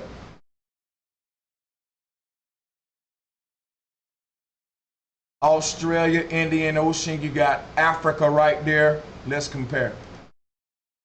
Yeah, Africa, then Australia. This is the Indian Ocean with Antarctica below it. Yeah, Africa. Y'all look at this. One of these little figures would be Australia. Either this little creature is their little, what is this creature? Let's zoom in on it. Maybe it's saying like a gateway. Because I'm saying Australia is a gateway into the second sun world. So let's zoom in on this creature. It's in a position that Australia would be. That little, whatever that is sticking out the water. And you got a little continent off the coast of Africa, but I know what that is. That's something else. I forgot the name of it, but that ain't Australia. So Australia would be this little icon right here, right before you get to this big ass landmass. And I think, me personally, that's their way of, they're saying Australia is basically the Florida tip for the second sun world. Did I confuse you? Let me show you. You know, imagine how Florida stick out and it goes into like Key West and all them islands. That's what I'm thinking here. Australia is not really part of our system. It is, but I think Australia may be connected. This is a reach right here, because I ain't got in no boat to check it. I'm going by ancient maps. It either once were connected or still is. I'm saying that Australia may be just a tip of a continent from the other world sticking into this one. You get what I'm saying? Because if you look at Australia on the map, I know people from Australia can see the coast and they can get off on their boats and they can wonder what's down here. I know it ain't completely connected like this map show. What I'm saying is the connection point being all of the chain of islands that link to Antarctica. That's still part of Australia. On ancient maps, they still call that Australia, like I'm showing here. So what I'm telling you, how the ancients looked at our world, they didn't really include Australia with our 7 continents. They looked at Australia as another continent from another world poking into this one. And if you think about that, that would make Australia the world's back door. And what do they have in Australia? The outback. I don't know why they call it that. I'm just, kind of reaching, because ain't nothing wrong with reaching. I told you I was going to turn over some rocks. Well, damn it, you got to reach to turn over the damn rocks. Now listen, so Australia, and then we ain't going to leave no stone unturned either. So like I said, Australia ain't just this one continent called Australia.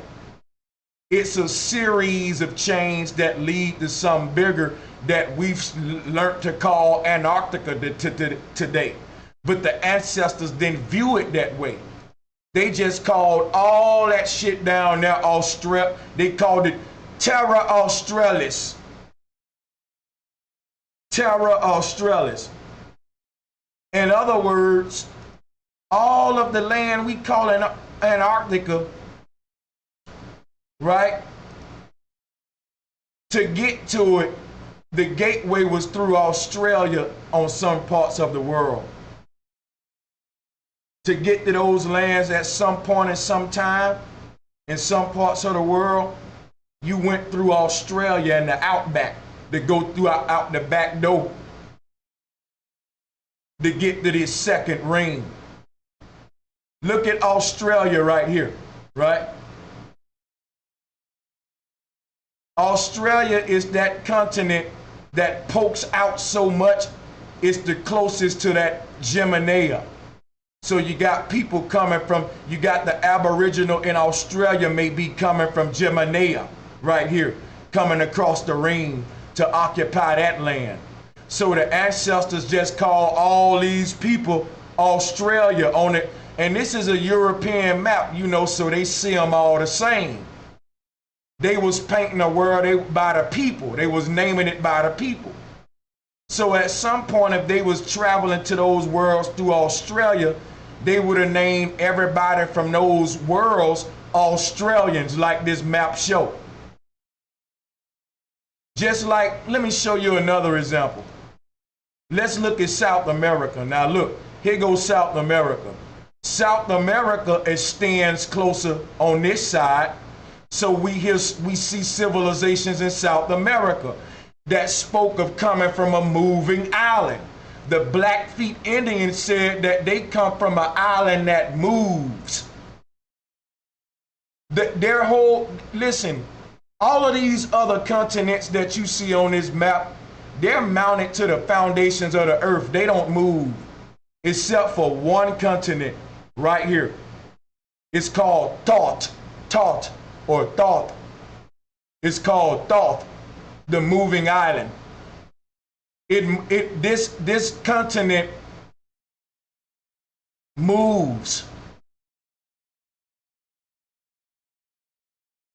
I'm gonna show you the story about this Indian tribe that said their homeland just appears on the horizon. They was asking the tribe where did they come from, and they was telling them a mythology about a magical island that just appears out of nowhere. And I started thinking about this island like, damn, you just sitting at the beach one day and you look on up and it's a whole fucking continent coming your way with people on it and animals and trees and It's actually an island like that on Earth, a man-made island, and he made it out of trash. Let me put in trash, out of trash. This dude here, he got his own ecosystem. What he did was he took a bunch of plastic that was floating in the ocean, and he started to collect it and bag it up. And he said he was going to make him an island out of plastic, and he did it. So if you swim up under there, what's keeping his house afloat is just plastic bottles and pollution. He made an island out of it. The beavers do the same thing, but it have hardened to the point where he have been able to grow grass and trees on it. So that he put soil down. This dude was a genius. And he's technically his own continent. They can't even mess with him. He his own ecosystem. Look it up. Look his story up. Just do your research. He his own little bitty nation. And he be floating that little island everywhere. But, you know, that's kind of remind me of this moving island right here. And a lot of Indians spoke of coming from a moving land, you know. And they even say that a lot of these images that I'm showing now is the floating island of Thoth. Like if you talk to a lot of people who get into symbolism, and if they deep as me, they would disagree with me. But I think it's micro, macro. I think it is all of that. It can mean all of it, you know. So a lot of people would say, yeah, that magic carpet, you know, since that story do come from the people who's told that story about Thoth, hey, bro Sanchez, maybe Aladdin's magic carpet is Thoth, the moving island. Since the people who they plagiarized the story from spoke of that, all right, that would make sense too. I'm just giving you all of the information, all right? So this map has Australia as a huge continent, and you gotta keep in mind why. A European made this map. So anybody that the Europeans who was living during that time would have met from this second ring would have been an Australian during that time. Basically, everybody that was coming up out of that Australian connection into this world, during that time, they was calling them Australian. And you can tell that because they name, see, if you go to them people lands, I'm pretty sure they got different names for themselves. It ain't just all Australia. Like they do that with Africa. When you get there, they got different nations and shit. But we call them all Africans though. What I'm telling you is the European been doing that for thousands of years, man. This map is old as hell. Grouping everybody together. Like each of these islands may be different cultures and shit. But to the European who made that map, he just saw everybody coming up from that second world through Australia as just an Australian. They named them all like how they do with Africans today. They all just Africans, you know.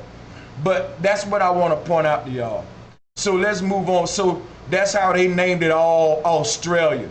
But they was referring to that extra land.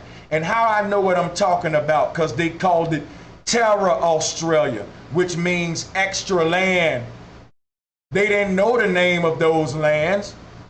They just knew that the land we call Australia here connected us to them. And people were coming over here from there, so they called them Australians. But but what we call Australia today is a little continent. What they called Australia, see, Australia is just the tip of the iceberg. Australia connects this world to a whole nother terra. And that's what this word terror is there for. In our maps today, they delete that, though, all of them little islands that connects to these worlds. They giving you the tip of the iceberg with Australia. Look, all of this would have been Australia, man. You feel me? Like, the deception is so massive that I got to do these long videos trying to undo it, and I still ain't through. You know, so let's just try to wrap this shit up. I think that's enough about Australia. I think another thing I want to point out before we move on from Australia, yeah, I lied. I'm not through with Australia. Is that there was a continent called Zealandia, and you can pull it up on in old maps. There was a continent connected to Australia called Zealandia. And the more you go back, the more you find more little continents appearing on the maps connecting to Antarctica. And that's more proof of my theory. All right? That's more proof of my theory, because here goes some more terror right here, right? We just saw on this map that it said Terra Australis. Where the hell is Zealandia right here? I don't see Zealandia. They got a place, they got a show called Zoolandia. This map show a whole big ass continent called Zealandia next to Australia. What happened to it? How the hell are they hiding huge ass continents? I know they ain't got the plane routes that damn good. But if you think about it, we so ignorant, we'll probably fly over a whole continent and don't even know it. It's possible. People in the airplane on their iPhones and everything else. I'm saying, I'm not saying Zealandia is there today. I'm saying it's a possibility it could be. And we so damn into their matrix, we ain't even paying attention. Listen, man, when I flew from America to South Korea, and I was looking out my window all the time, but I couldn't tell you what the fuck I was over when I was over it. The damn pilot had to tell me, we're flying over the Canadian mountains right now. I didn't know, I just knew I was over a bunch of mountains. And 1 minute we over water, and next minute the pilot say we're flying over such and such island. And I'm like, okay, I never heard of that island. Good stuff. This was how it was on my way to Korea. And they kept making an announcement. Now we're flying over this, because you crossing the Pacific Ocean, it's a lot of little islands. You'll see little islands you never heard of, and the pilot will be like, yep, that's island number something. Like, it ain't got a name, that's a number. Yeah, that's a kind of, and they'll tell you the history briefly. The pilot try to do that. You know, like, yeah, it's on, no one lives there, it's just military or some shit like that. They got a lot of islands like that. So my thing is, with this kind of shit going on, it's possible for us to be flying right over whole continents and not even know it. Because you wouldn't know what that was if you wouldn't know. It ain't like you brought a map when you're traveling. I don't bring a map with me. I bring some snacks and something to keep me entertained. I'm going to just keep it real. And every now and then I peek out the window in amazement. Then I go back to playing my Monopoly, you know, computer Monopoly or chess or some shit like that. Try to kill time. And you know, think of what you missing though. You're traveling without a map, you're not looking out the window all the time, and somebody else telling you what you flying over. So you can be flying over a whole uncharted land, and the pilot can be like, yeah, we're now flying over an extension of Puerto Rico, and you be like, okay, just a part of Puerto Rico. And it, you know, pilot telling you, yeah, we're now flying over the last parts of the outback, and it's Zealandia. You don't know how big these continents are. You looking out your plane and you see a river and a continent, and the pilot saying we flying over the parts of the outback, but he ain't telling you that they called it Zealandia a long time ago. So you think nothing of it. So we only confined to these few places that they educate us on, and we build cities there. But there's a whole world out there, and it's our ignorance keeping us from it. So let's continue. They tell you the same Atlantean shit with Zealandia. They say it used to be there, but it ain't no more. It's under the ocean now. I think that's a lie. I think that's a lie. And I think these old maps are real, man. I think all of this shit is one landmass, except for Thoth. I think Thoth is the only moving continent. But I think everything else is connected through the foundations under the ground. That's just me. Now we need to move on and speed this up. This map, this is another map different than the one that I showed you. And on this one, right, this one shows Antarctica without ice, just like the other one. But this one is called the Buachi map. This is a different one. And this one, you know, it looks a little different. Let's zoom in on it. What I like about this one is, you know, it looks hella different. You know. Look at here, man. It's called Terra Australia too. Look, Terra's Australis. Look, let me move my logo. Look at here. These two different maps that's saying the same thing about Australia, that it leads into extra terra. Look, read Terra's Australis. Y'all, we digging deep today. Now let me show you. Here is the tip of South America right here. Can you see my cursor? Hold on. This is the tip of South America. This is like the tip of Africa.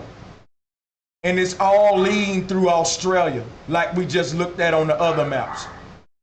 Now look at this map. On this map, hold on, my dog's barking. On this map right here, you don't got Antarctica. You got Australia as a big ass continent. Y'all, the Australia they give us today is a little continent. This is the little and look, this is and let me show you what's so deep about this map.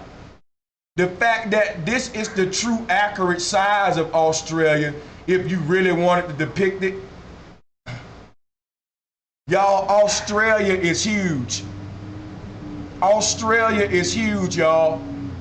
Let me give you a idea of how huge Australia is.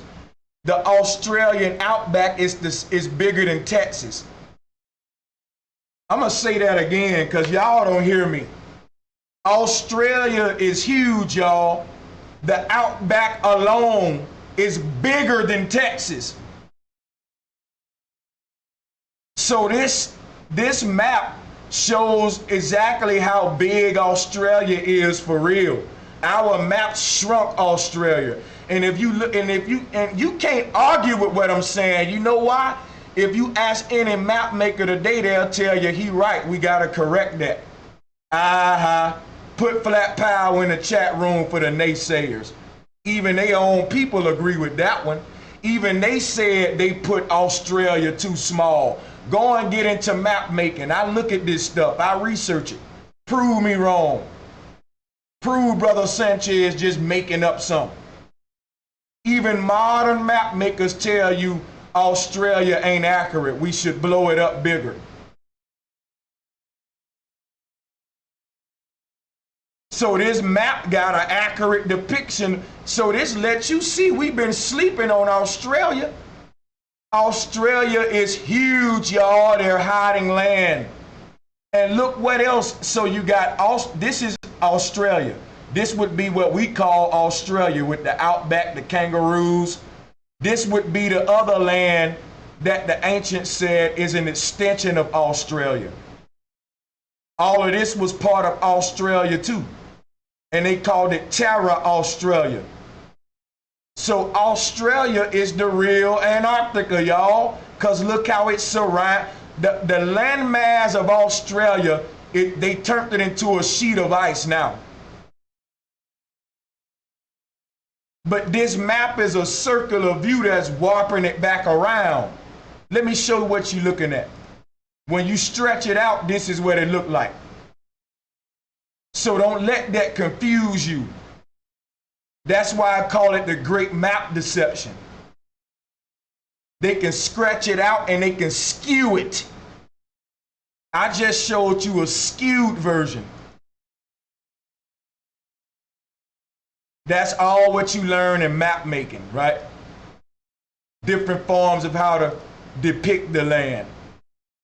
Here's another form where they split Terra Australia's up into two halves. Look at the map. Read. It say Terra Australia's. Can you read it? Terra Australia's at the bottom in the two halves. Look at how big Australia is, them two halves, man. Each fucking half of Australia is the same size of all of our continents combined. And you telling me these people didn't know what they was talking about? Y'all, we been deceived on a massive level. Everybody said Australia is the other land. Australia connects to the other lands. Now I put this up just for you to ask this question too. Because people, let me show you something, right? This is the big deception. Let me show you something. They got a lot of explaining to do, people, because check this out. It gets even deeper. It gets even deeper. Look at this shit. Now, technically, Australia would be an island. Y'all better hit the like button, man. Ain't nobody never thought of that. Australia ain't connected. See, you got to look at what the definition of a continent is. It's vague, it's blurred. They did it for a reason. But according to their motherfucking science, technically, Australia ain't shit but a big ass island. So why do we call Australia a continent today? Oh man, you know why we call Australia a continent today and not an island? Because this goddamn map is a big ass lie, y'all. Australia is a continent. This is what Australia look like right here. People gonna crucify me for this. I'm convinced, and they turned it into Antarctica and made Australia a little bitty island. And then, now think about it. If this was true and Australia was just a little bitty landmass right there, then it wouldn't be a continent. It'll be just a big ass island. The same things that make United States and all of them continents don't apply to Australia. And people been arguing that for years, like, yo, why ain't Australia an island? That's why I put this up for you. That's why we making that argument. It's a lot of confusion. Let me pull the article back up for you. People been asking this question for years, y'all. People been asking that question for years, man. Yo, so why Australia ain't an island? Because Australia is actually a whole continent that's just peeking into our motherfucking world. It's a connection. It's a gateway into that second system. It's actually the beginning of a whole chain of nations and continents that wasn't connected to our world. Australia is like 1 foot in, 1 foot out. So we only see the tip of the iceberg on our maps. But when they tell you that the great outback is bigger than Texas and it's mostly unexplored, they're telling on themselves. How you got a fucking unexplored continent, man? Only thing that ought to be unexplored is the ocean. should none of this land be unexplored. You sure explored every fucking thing else. Listen to me now. These invaders ain't stop. They didn't say, hey, y'all better listen to me now. These people came over here as explorers, invaders, and they took every square inch and acre that the Indian had. You can't go nowhere that they ain't claimed. Now all of a sudden you telling me it's some chunk of land that's bigger than Texas and Australia, and you don't want to go look over there? What the fuck you hiding? Man, y'all better wake up and listen to what I'm telling you. We talking about some thorough people. If it's something to explore and find it out, they gonna find it out.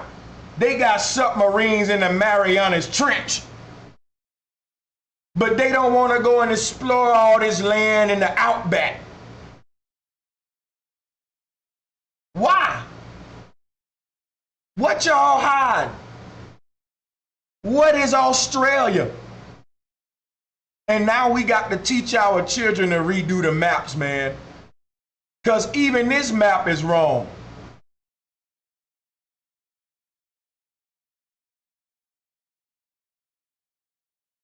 So there's 14 countries of Australia, but I think there's more than that that extend to the lands beyond. I think Australia was a natural gateway that the people used to connect these worlds. When the ancestors succeeded at alchemy and they was bringing stuff back and forth through these planes, when cultures connected, their time systems connected. If you think about the Egyptians and Mayans and all them, they had the same cosmology, but they calculated time differently. And I think the reason for that is because of some of these people coming from the second rings and third rings. And they were used to calculating their time slower than ours, different calendrical systems. And I think their calendar systems blended with ours. That's how we get this diverse time, everybody on different times today. Like, it's actually a different year on the Jewish calendar than the Gregorian. They're like in year 7 something right now. And on the other Jewish calendar, they in year 5 something, 565, 655, something like that.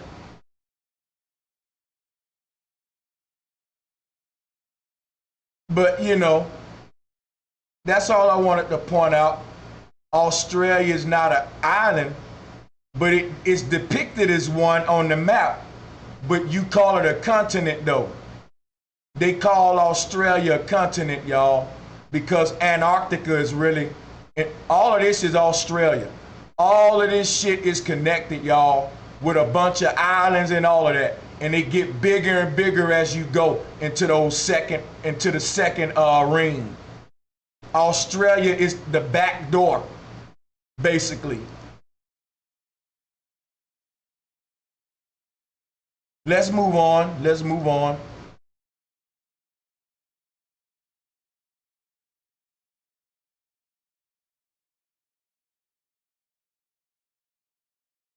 All right. This was the world's first map of Australia. It went on sale, and boy, you know they. And let me ask you something, because I ain't even got to tell you that they spent millions of dollars on a fucking map. Because I keep telling y'all that maps are the most valuable shit on earth. They always was. The map is more valuable than the treasure. Can't get the treasure without the map. Now this map went on sale and somebody bought it for millions. Now whoever paid hundreds of millions of dollars for this map, you know they part of the Illuminati. Which one, Jay-Z ain't got 100 million to spend on a fucking map. We're talking somebody who's a multi-billionaire that can spend $100 million like buying a comic book. If they can drop 100 M's on a fucking map, They know the importance of owning it is to take it out of society. All of the truth is on rich men's shelves, and all of the lies are in the museums that they give you. Let me say that again. Watch Indiana Jones and you'll see what I'm talking about.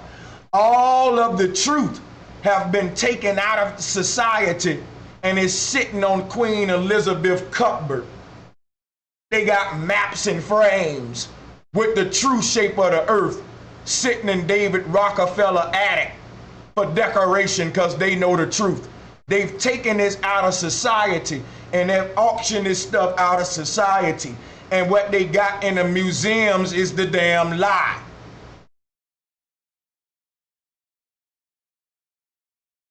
So this map was sold some rich motherfucker who wanted to hide the truth. He didn't want this getting in the wrong hands now. He said, I'll take it. I'll give your ass a couple $100 million for that map. We've been trying to burn these for years, goddammit. Motherfucker got more from a map than gold. And you telling me money don't grow on trees? Somebody got more for this map than you will get for a bunch of gold, man, gold blocks. You know why? That proves what I said is real. That the map is more valuable than the treasure, man. The map shows you where the treasure at. How you think they mining resources out of these lands? They got lands all around Antarctica getting all these resources. We don't even know its continents out there. They digging everything out the ground, getting the treasure out of the earth because they got the real maps. And they ain't get, you stop exploring and discovering because they gave you the fake maps. They stopped your quest and put your ass to work. And they still out there mining the earth, tearing it up, going to find extra terra, extra earth. Look at this map. Look at how big Australia is. All of this is Australia. Look at this, man. Look at how big Australia is. They call it Nouvelle-Hollande. Nouvelle-Hollande. And I think a nickname for Australia is Holland. Holland? I don't know. But this was another name for Australia. And look what's on this map, the word terror, terror, terror. Why when they talk about, let me blow this up so you can see this. Why every time we find ancient pictures of Australia, the word terror is there? That's to let you know that this is a gateway into more earth. That's what it's doing. Read, you see? Terror, terror, terror, terror, terror. Terror this, terror that, terror this, terror that, terror this. Look up here, terror this, terror that, terror this, terror that. All of these terrorists, Australia. Terror mean extra earth. Australia is the back door to the more land, y'all. And I'm on to their ass. 400-year-old Australian map of Australia show people running around spearing animals. Think, people, think, please, please think. This is a 400-year-old map of Australia. It would have been in the same place Antarctica is, and you got a man chasing animal. What that mean? It ain't a place covered with snow, y'all. It's just what Admiral Byrd said. It's a place with mythical animals. Look at this fish. You think somebody just made that up? Look at this fish. Look at this creature. Look at these creatures. Maybe these are some of the things that you start to see before you get to the end of the tourist field. Maybe this is some of the things we see in the Australian area. I mean, look at how diverse Earth is. There are creatures in the ocean that are very scary. There are fish that got human faces. I don't say it's impossible that some of these creatures right here couldn't exist. But we ain't in the lands where they was fighting them at. So we be like, well, them don't exist no more. Because the lands that they existed in don't exist no more on your map. If we still traveled to them lands, we would still see them animals like like Admiral Byrd said. People, when I go to the Bahamas, I don't see the same animals that I see in California.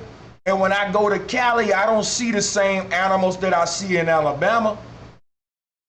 I'll be a fool to say them bears don't exist no more just because I left Cali and they took it off the map. Just because they deleted these lands off the map don't mean the animals that was said to occupy them lands don't exist. I can imagine that there would be different species on these lands that we haven't been to, that we ain't saw here, because every continent got something new to offer. And we only know about the 7 that we know about here. But if we start traveling to these other places, maybe we start seeing woolly mammoths and all that shit. Brontosaurus, I don't know. I don't want to make dinosaurs real because that's part of the deception. But I'm just saying, shit, who knows? Had to think of the shit from somewhere. They ain't original. So I can't contradict myself if they ain't original. They had to see a dinosaur type creature, even though I don't believe in dinosaurs the way they give it to us. I believe in some along these lines. Some more like a hippopotamus, you know. But anyway, I'm reaching now. I'm going real deep into my belief now. I want to stay on track and kind of stay with the facts. So now let's start talking about projection maps. What you looking at is called a North Polar projection map. And a lot of these maps were coming up out of the 1700s, 1800s, far as back as the 1500s before they stopped them. So this one here is from 1587. And what it's showing you is what I'm showing you here. It's showing you all the different worlds around the North Pole. But what I like about the North Polar projection maps is that it shows you what happened at the North Pole. So this torch was given to the Statue of Liberty. This show you the North Pole as the North Pole and not just a little dot. Okay? The Hindus had a version. Let me show you theirs.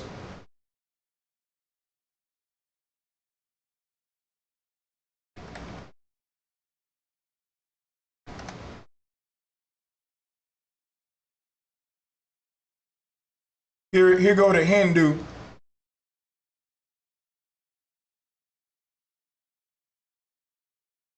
This the Tower of Babel. We went over that.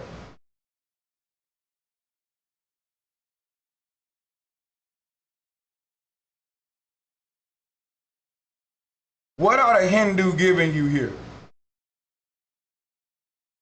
What are they giving you? This is a Hindu depiction of the North Pole. What is he giving you here? The whale mouth open. Remember Jonah was resurrected in the mouth of the whale? That's the portal up out of here. That's the higher self, as you can see at the top of the mountain.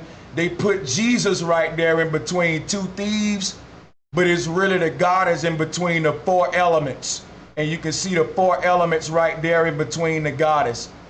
Well, it's a god because the Hindu were patriarchal at this time, but earth, water, wind, and fire revolving around the ether, the pole, which is controlling the elements. Okay? And this is nothing but an ancient North Polar projection map. Let's look at another one. This is Hindu cosmology. I know it's small, but bear with me. You see the ripple effect in the different ring worlds, and you see another picture here from the side of the North Pole projection into the sky. That's a North Polar projection map. That's what we're looking at here. Let me close this up. This image is the same as Hold up, let's close that up. See this, I get confused.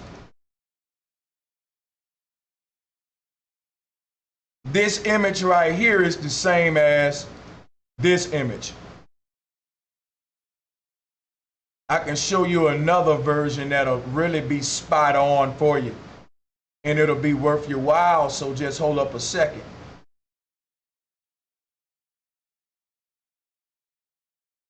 See, I like to do this because now we can look back at these ancient art and we can say, oh, that's what they was telling us. I'm gonna show you.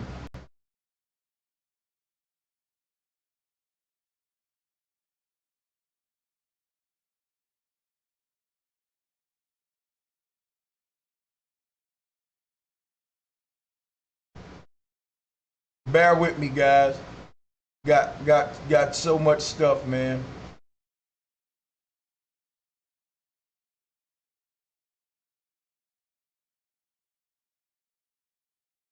I mean, basically, you know what, you see what it is. I can just use this one again to make the comparison. You see the bunch of ring worlds there? And you see what happens at the middle, there's a projection. What is that? That's the ethereal pole. That's what's churning the elements, the ocean, the wind. It's not made out of earth, water, wind, and fire. It made earth, water, wind, and fire, and it controls earth, water, wind, and fire. So when you get to the North Pole and you see that little pole right there, you're not looking at nothing that's of this world. You're looking at that which foundates this world.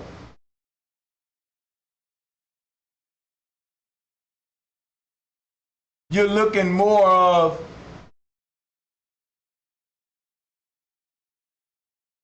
when you go to the North Pole, you walk into an opening that connects all of the worlds. And if you get beamed up into it, where it lets you out at, you'll fall down into another world like Connect 4. Remember Connect 4? Each of these little slots in the different coins. Well, this is a little bit different. You go down one slot and it'll let you off in either the different coin holes. You came down here. They call this the lowest of low. But those worlds up there come here too during eclipses. They shuffle. So even if you lived on one of them higher realms up there, when y'all have an eclipse in that higher realm, the version of you that was living in this earth will appear there. Your feelings will change. You know, every time an eclipse happens, we get this feeling. That's this feeling that we get, and we're changed. Our energy is changed after an eclipse because we're merging with another reality. You're picking up the other personality. The alternate you is coming to take, just like like I told you earlier, I said our sun is a shift change. Our sun is leaving and a new sun is coming. That's happening to you too. That personality that you was for the past 10 years, 7 years, when that eclipse come, you recreate yourself every eclipse. And that recreation, this is synonymous with us merging with those alternate realities. You alter yourself. So the ancestors created altars, and the altars look like the cosmos. Here they go. In the top left is a Dogon altar, because they knew what happens during an eclipse was the shuffling of the worlds and the shuffling of the selves. Personalities change. Certain people go on war paths who was nice. So wars break out because certain nice people become mean. Certain mean people become nice because there's a shift change. Our sun is changing shifts with another sun, and the worlds are shuffling. That higher world or that lower world is coming here. And the ancestors said we should prepare for it, because whether you want to be recreated or not, when an eclipse happened, you're not the same person you were before the eclipse, whether you want to be or not. Every eclipse alters our energy. And that's supposed to be you coming into the reality of the new self and the new shift change. The new world has come into the place of the old one and shuffled into here. So we get these new personalities after the eclipse and shit. So, but anyway, you notice that the last eclipse followed a power change in China that haven't took place for over 5,000 years. Yes. That last big eclipse in North America, following that was a power change in China. So we headed to World War. We already know that. Ain't been a power change in China since they was calling themselves Qing dynasties and shit like that, I think. And we had one in our generation, people.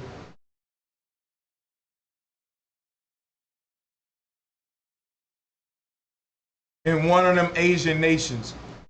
I'll look it up and get it for you. But anyway, we got to think about that, man.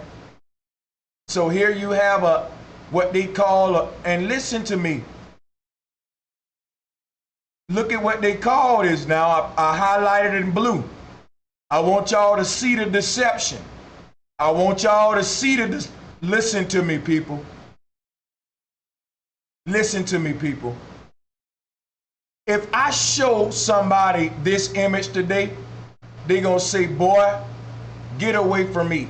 That's flat earth cosmology and pseudoscience. But check this out. If you would have showed somebody this image right here in the 1500s, they would have called it a map.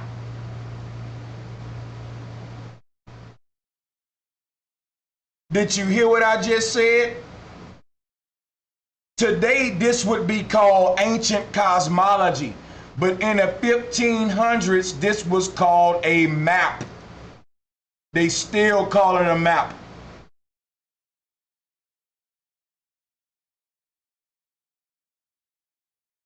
And what did I tell y'all? I told y'all that the Europeans who created this map was not worshiping the sun. They was worshiping Polaris. Because look, this little face that you see here, today they tell you it's the sun and that the sun is in the middle. No, man, this is Polaris. You can see the sun and moon right here. Here go our sun being projected from Polaris like I've been teaching y'all. Here go the higher self, just like you got a higher self and a lower self. The sun out in the sky is our sun's lower self, just like you walk around in your lower self. We live with the root chakra in this reality. We exit out of it through the crown, which would be Polaris right here. Everything in between this pole is all of the chakras in between. This is your spinal cord with your head on top. So they put a face on it because this is like the human body. But this is not the sun. This is the black sun. Let's do some sacred geometry for people who can't see. Whenever you see the corona around it, it's not the sun, it's the black sun. And the black sun is Polaris. It became the sun when they started hiding the secrets. But this is the black sun, people. It's a difference between the sun and the black sun. Let me show you. You see, this is the sun. This is the black sun. This is the sun. This is a black sun. All the ancients had the black suns on their map. Every one of these things got a black sun. There's a central north pole that connects all of these worlds, and there's a north pole that pivots off of that. They call that this black sun, or Rahu Ketu. Oh, maybe that's why scientists say we got two north poles. Yo, hey, yo, now listen, could that be, am I reaching? Scientists said we got a stationary north pole and kind of a geographic or this pivotal North Pole. And we noticed that an extension of the North Pole would be that which causes eclipses. The Hindus call it Rahu and Ketu. That's this shadow being. In other words, the North Pole casts a shadow into our reality. And that causes eclipses sometimes. As the sun go around or moon go around the North Pole in their circuits. Some angles and positions, the ethereal pole casts a shadow onto them, and we have blood moons or different type of eclipse. I think that's the light of the aurora borealis. That's the light of the ethereal pole bleeding into our reality, because all that exists is reflection and light. So the North Pole would have the same science where it would be able to cause eclipses based upon this ethereal pole reflecting the light of itself upon interfering with these different beings. You know, a form of reflection. We talking about light reflecting upon light, which wouldn't be really reflection, but merging. And that's what we see during a blood moon eclipse.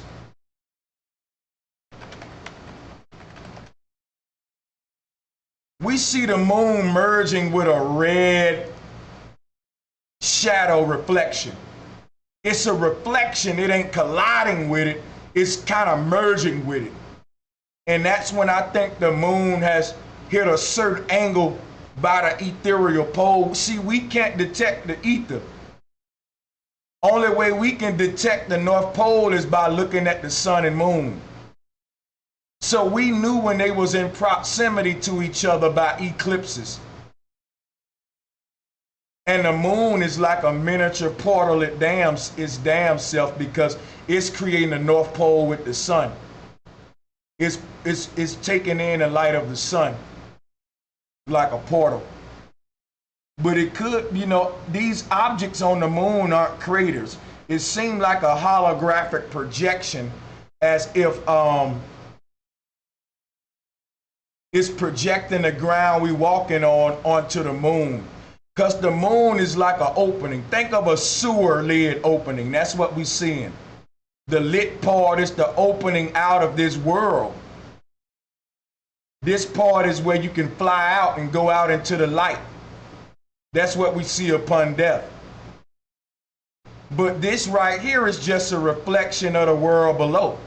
I think that's what the moon is, a distorted reflection of the ground we walking on. And I'll get into that in another video when I get into the moon. I don't want to link all that together. I never end the video. So what we can take from this map is that the Mayans came in through South America and the Australians came in through the outback. The Pygmy and all them come from the north. The Blackfeet Indians and most of the Native Americans said that they traveled north to get to this land. That wouldn't make no sense with the out of Africa theory. If all of them Indian tribes that occupied South America, think about this, right? This how stupid the Bering Strait theory is. Now the Bering Strait is right here. If the Indians had to go through the Bering Strait to get to South America, why didn't they build pyramids in California and Alaska? Why ain't no pyramids in Washington? All the pyramids down here, y'all. So them people know what they talking about. Them people say they traveled north to get to South America. And if they traveled north to get to South America, that means they came from some lands back here that we call it Antarctica today. And they used to call it Australia. It was a big landmass. I just showed it to you. All of the Native Americans that built these pyramids, in their mythology, they said they traveled north to get right here. If they was coming this way, they would have been traveling south to get right here. So they would have to be coming from somewhere down here. And I just showed you all them lands. And this is where they built so when they got here, they built pyramids here, right here. Make perfect sense. Even the Olmec heads is right here, y'all. All them sculptures is right here. It make perfect sense. When you ask these fools where the Olmecs come from, they tell you Mars. How many of you been in the conscious community hearing that deception? People arguing about which planet the Olmecs come from, Mars or Saturn. They come from worlds beyond the ring. They come from worlds that I just showed y'all. All of that Mayan mythology, them people said they traveled to their land. They went north to get to this new world. And that's what'll happen if we go north. We'll enter a whole nother world of different continents. It's a continuum, y'all. If you go into that blue beam at the middle of the earth, where does it connect to? Other worlds. You'll just go out into another world. You'll pass through the torus field like a dream state. This is what's happening at the Bermuda Triangle. People passing through different parts of these torus fields and different loopholes that the ancestors built as shortcuts to get to these different worlds. They took them off the map today. On some of them ancient maps, if you look in the ocean, you may see an opening. Or they may have a monster saying the monster gonna swallow you. Today they say the Devil's Triangle, Bermuda Triangle, and they say ships disappear. But them ancient maps got monsters in the water. And I think them monsters is a personification of vortexes. Swallowing up people is like a rapture. Like Christ snatching them out their body. Whole ships coming back up on shore with everybody dead. And I'm telling you, them people never know what happened, man. They still think they selling the ocean while we looking at their dead bodies. They done crossed over into another alternate reality. And when they do that, their soul goes into that body over there and they continue to experience just like a dream. When you go to sleep, you continue an experience in the dream. You know, you just in the middle of the dream.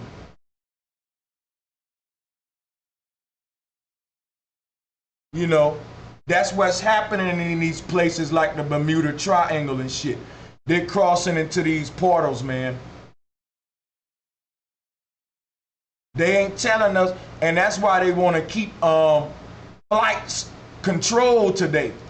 You know, because if they let everybody just fly where they want to fly and they didn't control flight, then guess what? We'll be time travelers. What do you mean, Brother Sanchez? The ancestors said when you fly over the North Pole, that's a gateway out of the earth. Or if you go continuously south, you'll cross into another world. If you look at the flights that planes take, they steer clear of these portals that the ancestors talked about. If you pull up a map of world, pull up flight paths, world map today. They got it all laid out on there for you. All the flight paths are on the world map today. Then go pull up an ancient map of the earth. You will see all the places that our airplanes are avoiding would have been places that the ancients wrote as gateways out of the earth. So they're trapping us in here, y'all. And they controlling us to just travel here because they don't want us to be going out of body into these other alternate realms. But sometime it happened and they can't control it when people travel in like the Bermuda Triangle areas. Some people fuck around and leave out by mistake. But if it happened to you, it won't be like you never left. You'll be in an alternate world just like this one. Like your mama would be there, your daddy would be there, your house would be there. Like them people that's on them boats, they don't think they dead. We see dead bodies because they left this realm. But the reality they having, they don't remember dying. They just remember passing into like an area where they lost signal at.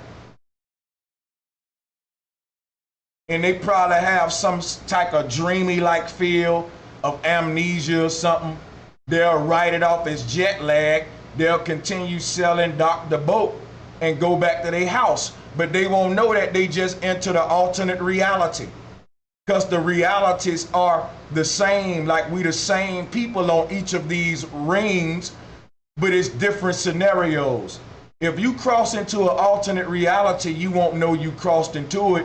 Just like when you start dreaming at night when you fall asleep, you don't know you dreaming. You think it's real. You don't know it's fake until you don't know it's an alternate reality until you wake back up into this reality to find out that you was in an alternate one. So that what happens when we go to sleep, we slip out of this reality into an alternate reality. Sleep is slip.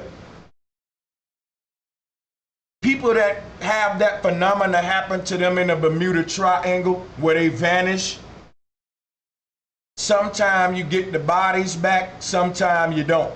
You just get the ship with empty bodies. Now, me personally, when you get a ship back with empty bodies, I think them people knew where they was going and they was trying to leave the earth, and they took this body with them and they knew some type alchemy shit. Because if you don't know the science of how to take the physical material from this plane into that next one, then your body, you'll lose your body. You will have to get another body. In other words, when we used to time travel, the price for time travel was your avatar.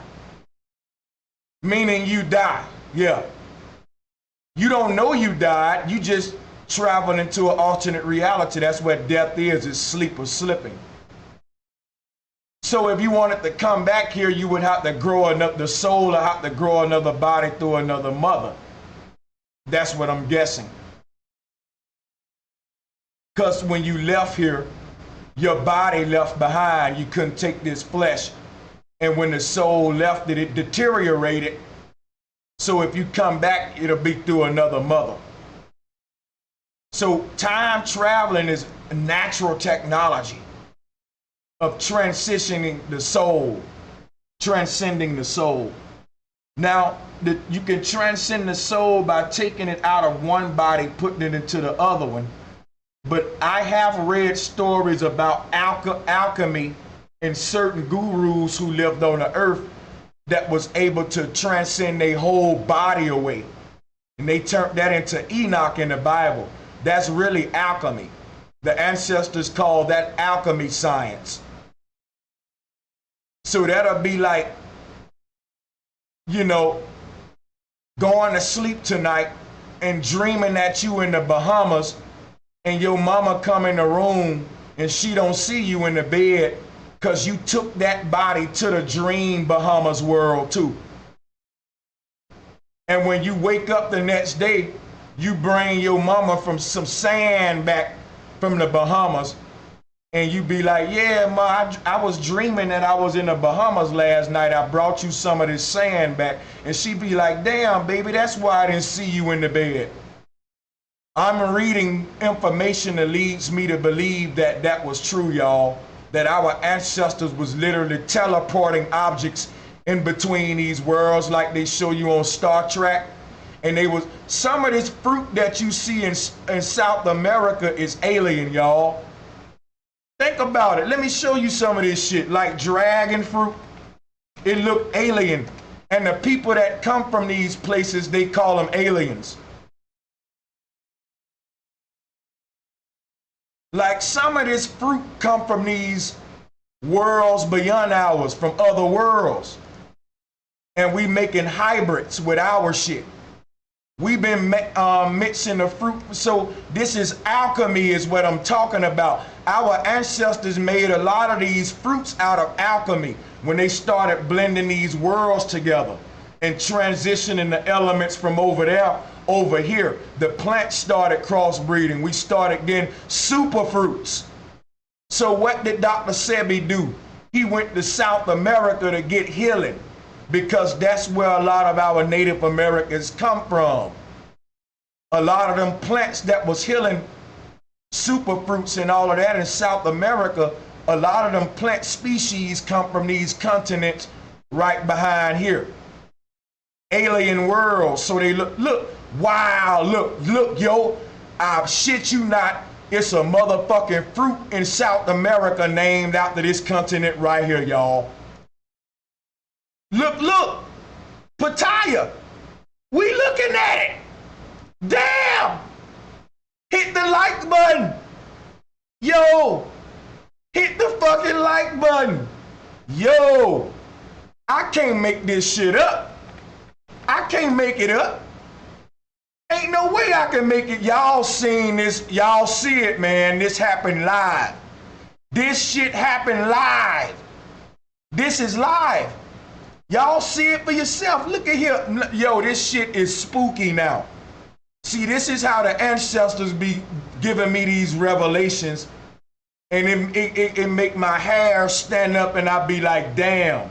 Yo, I'm sitting here giving my theory and the ancestors actually just back me up, y'all. Cause the fucking fruit called pitaya, which is a super fruit, here go the damn, yo, here go the continent right here behind this, come on, man.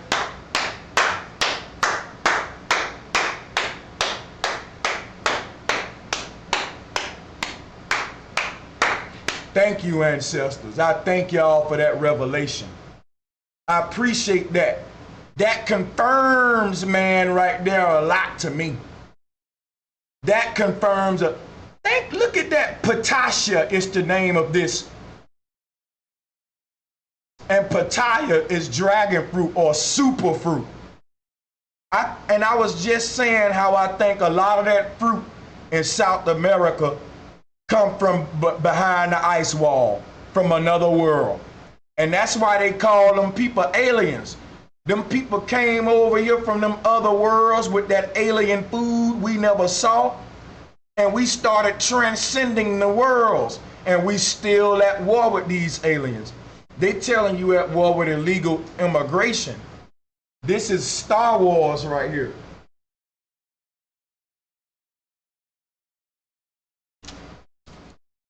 This is Star Wars, because they tell you them different races in Star Wars come from different star systems, and they started going to war. All of us come from different continents, either further or closer to the North Pole, but we all originally originated from the North Pole. On our way back to the North Pole, it's like playing Powerball. In other words, it's like when you on a New York subway. The people in the back of the subway gotta push their way through the most traffic. If you live close to the North Pole, then you can access it. But if you migrated far away, look at all these territories you got to go through. And every time you walk through somebody's backyard, they gonna fight you. Get out of my backyard, illegal aliens coming in.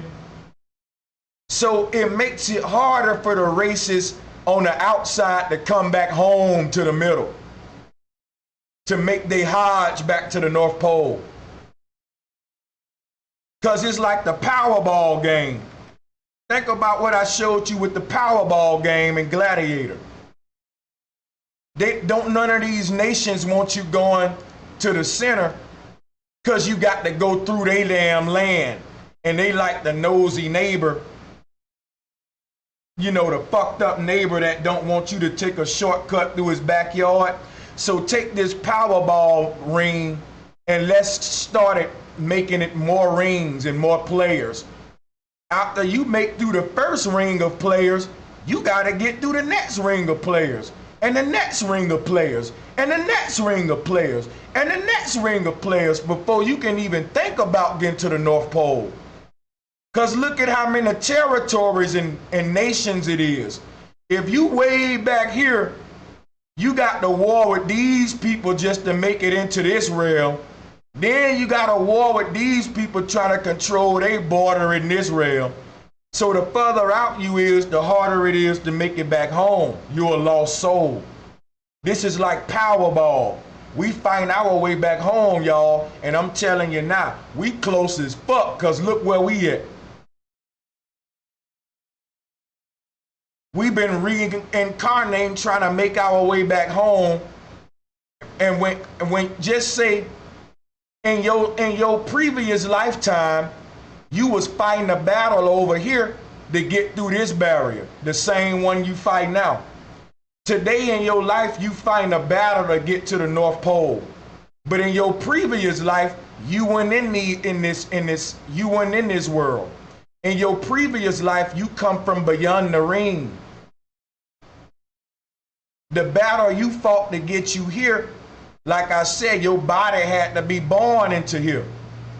A lot of us ain't alchemic gurus. So when we crossed over, we were born again through mothers on this land. And we can resonate with those cultures. And that's why no matter where you go, people saying the same thing in different ways. Because no matter where you come from behind the ring, it's the same people, us, saying the same story in different ways, on different rings, different vibrations. So what I'm saying is that Earth is spiritual, y'all, as much as it is physical. The sun and moon are the gateway in between the physical and what we call spiritual. They got 1 foot in and 1 foot out, and during eclipses, you can pass into the other worlds. So we'll talk about that more in the future too, but what we want to pay attention to is that you fought your way to be into this 7-continent system. Now that you're here, you're trying to fight your way to the North Pole.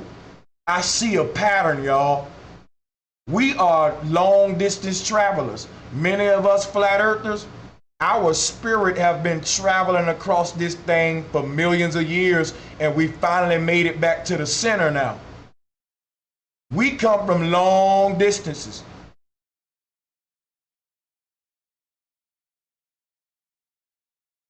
And each realm that we in, the one we trying to get to becomes the North Pole to us.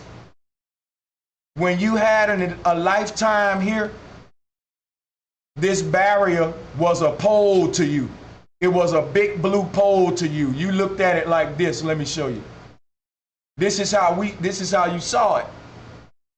See, regardless of what ring you in, the ring that's below you gonna look like a pole. Because they're all different poles. They're just bigger, small poles. So there's another ring around this one. And that's some creatures back here looking at this ring as their North Pole. This is the center of their reality. When they pass into that, they're going to bleed into this world. And they're going to start trying to go into this world. This is going to be their new North Pole. And when they get in here where we at, there's only one more North Pole, y'all. I think we are the masters, y'all. We are the fucking masters, y'all. I'm telling you now. We've completed the games. We've skipped across to the last world, and that's why this world is the way it is, y'all. It get hard before it get good. You're a long distance traveler. There's so many people got a long way to go, and they gotta go through this world like you going through it. Be happy that you going through it now. Because the line is long. And I feel good that I'm close as I am now to the North Pole, and I reincarnated into this realm because I now can track where my spirit have been traveling to. And everybody just trying to go back home and reconnect with the source. When this thing was created, we ventured outward. And we stayed out there in those realms on the outside for so long. Now contraction is happening. You know, you got the inhale and exhale. When that ripple effect inhales, all of the worlds come back to the same place. It's like a slinky. It collapses like the Tower of Babel. When all of the people from the outside worlds migrate back to the center, it's like folding up a slinky, or spreading it out would be our migration. When we left the center, that was like opening up a slinky. When we all go back to the center, it's like closing the slinky and compressing it. And then it's gonna open again and close again like an accordion. That's what this ring system is like. We'll keep journeying back and forth from the center because the collective consciousness of humanity behaves like a breath. And as a collective, our actions are dictated by the universal breath, which seeks to leave the center and go back. And if you look at what's happening in macrocosm, you will see this huge sea of people going to the middle, spreading out. It'll look like an explosion. Then it'll look like a contraction. Then it'll look like an explosion. It'll look like how it look when you're breathing. So humanity breathes as one with how we move upon the earth. I know this is kind of deep for some of y'all to grasp, but just replay it and you'll get what I'm saying. And everyone is led back to the center by the rail they're trying to enter, like I explained previously. We're trying to get to the North Pole. You might not get there till you die, but when you get to what you're going to realize is just another alternate reality. It may be a little bit better than this one, but it's still a form of this one. What do I believe personally? I believe that we're born from our same mama in our same family with bad circumstances. And we keep being born into this situation until we perfect it. I don't think the mothers change. I think we're dealing with a higher version of our mother.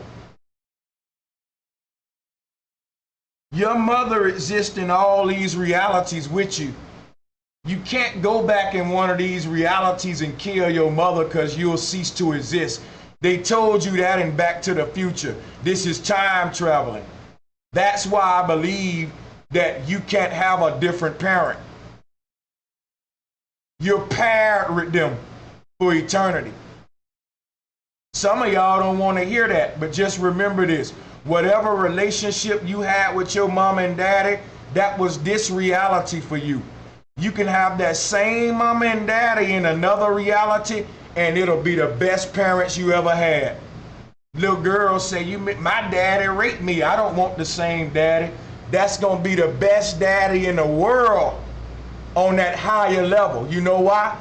Your daddy is is probably got his consciousness in a lower vibration. Even though he in this realm, he operating on a lower self.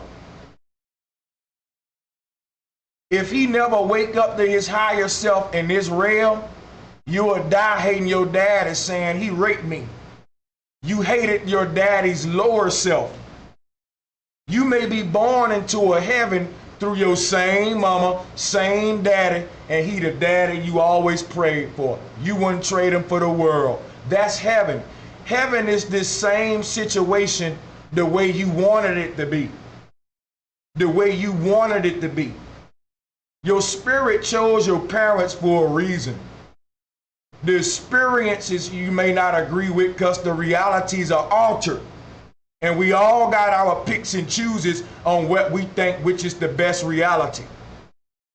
But you came here for a reason, all right? To learn the nature of these realities and that you can go off through them. Now let's talk about something about this moving island. Earlier, I told you about this island called Thoth. And a lot of Native American tribes like the Blackfeet Indian, not only did they say they traveled to their land from the south, they say that they come from a floating, moving island. They say that their homeland is actually in motion. And that floating island became Agartha, Asgard, this floating island that you see in a lot of flat earth memes and shit. But anyway, here go the floating island here. Thoth, the moving island. Scientists came up with this article. This was about 10 years ago. Look at how old this is, people. This was in 2007. This is old. This is 12 years old. 12 years ago, they was talking about a moving island off the coast of Argentina. Okay, in case you don't know what I'm getting at, let's go back to the maps.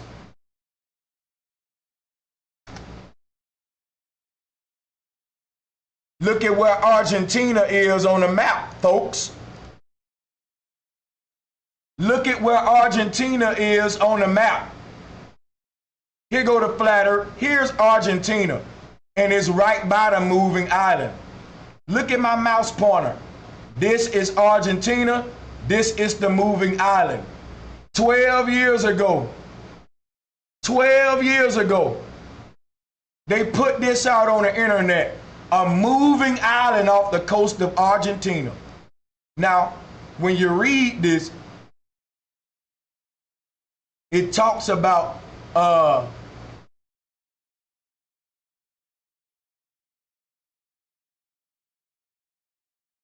people been tracking this island on Google Maps, and it's never in the same position, a lot of people say. There are other articles that I read on this moving island where some people said that they was on vacation and all of a sudden they just saw it going across the ocean, a whole landmass.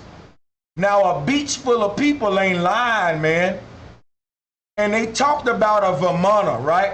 I told you about this magic carpet. I said that the Vimana don't exist. Now I see how the Vimana can exist.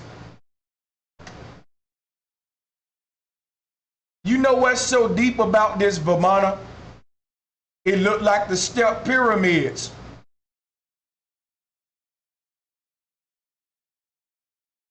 Tower of Babel. Now I Googled the word Vimana and this what popped up. Now check out this, check how deep this shit is colder than Tower Matrix. I'm about to Google flying carpet and watch what pop up. Watch this, man. The same sacred geometry. I'm just showing you how it's embedded into our matrix. Look at the sacred geometry you get when you Google flying carpet. And look at the sacred geometry you get with Vimana. So the earth is this island was said by the Indians to be a flying carpet. I take that to macrocosm. I say the earth is too. Because all of these worlds in motion. We can travel to the lands behind here in the dream state. When you get there, it look just like here. I know they different shapes on the map because they was looking at these continents like consciousness, different little, it looked like the brain. Like think about your brain, how it's little marks and abstract rivers and cuts. This is like the brain. No one is 100% sure what a continent looked like. It's impossible to be that accurate unless you got a ruler at the coastline. Good luck with that shit. If you think the ancestors went around the coastline with rulers, you're a lie. This lets you know that they had airplanes, they had blimps, they had something that would allow them to have an aerial view. So now the Vimana start to make sense because a floating city is like a blimp. Blimps are big. They got an eating station in the blimp, restrooms, all of that. It's very huge inside of a blimp. So a blimp is a floating city, and you can see blimps carved in the pyramid walls. The Egyptians carved blimps in the wall. So the ancients were able to see the North Pole. They had aerial views and aircraft too. They were able to map out the world from above, looking below like we do today. That's how you get all these maps with the aerial view, that what I'm showing you. So if you look at where Argentina is, this map, right? Flat Earth map showing you Argentina right next to the moving island. And they did articles on this. Many people saw this island off the coast of Argentina. Many people have been writing about this saying, hey, what's this island? And our scientists ain't been telling them. This is the homeland of the Blackfeet Indian. Now, I got to get up out of here, but I'm going to have to do a part 2. But I got to close this down because not only am I getting tired, but I'm running out of time. But I said everything I wanted to say. I just wasn't able to piggyback and go out. Y'all know I like to be thorough. I'll be here all day. So remember that the North Pole was actually projected in their maps. And this is not the sun. This is the black sun. Today is Jesus. Jesus personified a sun to dumb people. Jesus personified a black sun to the real people, to the occult. They know he Polaris. And that's his crown of thorns. That's the black sun. This is Pan's Labyrinth, y'all. Look it up, Pan's Labyrinth. And we're all going through this maze of worlds trying to find our way back to the center. This represents the earth right here. I told you this is like Powerball, but we through playing a game. You ain't got nothing to be scared of. Because look at where we at on the map. Look at where we at. We at the last world, y'all. We champions, y'all. That means we some old ass souls, man. And you know we some old souls because look at how this shit resonate with us. Look at how I'm able to just break it down like I learned it yesterday. We're some old souls, man. Not everyone gonna resonate with this stuff. They laugh at you today. They're still traveling through. This is our last reincarnation cycle through this last world. Through Pan's Labyrinth. See, because each of these worlds got government set up. Even in your dream is police officers, man. Even in your dreams, the police there. So it's this same reality of us versus them. But in our higher realms, we run it. And in these realms, they run it. This is the angels and demons. So the time is shifting now back to where the angels are ruling. And the demons know their time is up. That's why they wrote about it in Revelation. When the heaven gonna return and the devil army gonna leave. This is a shift change. This is a shift change, y'all. I just told y'all about that. So check this out. People have seen this island with their own eyes. Right here. That lets you know that this ain't an accurate map. Because ain't no ice in between Argentina and this island. If people can see this island from Argentina, I believe there's an opening right there. They should draw, whoever made this map, go back and redo it based upon what I'm telling you. There should be an opening right here too. Because if people spotted this moving island and they keep spotting it, that's a phenomenon in Argentina. That's a phenomenon. Every now and then, every couple hundred years, this island pop up on Argentina's horizon. Then it go away. Then after another 100 years, people say what we saying. Hey man, I saw a moving island, but it ain't no common event. It happens over a span of like a century.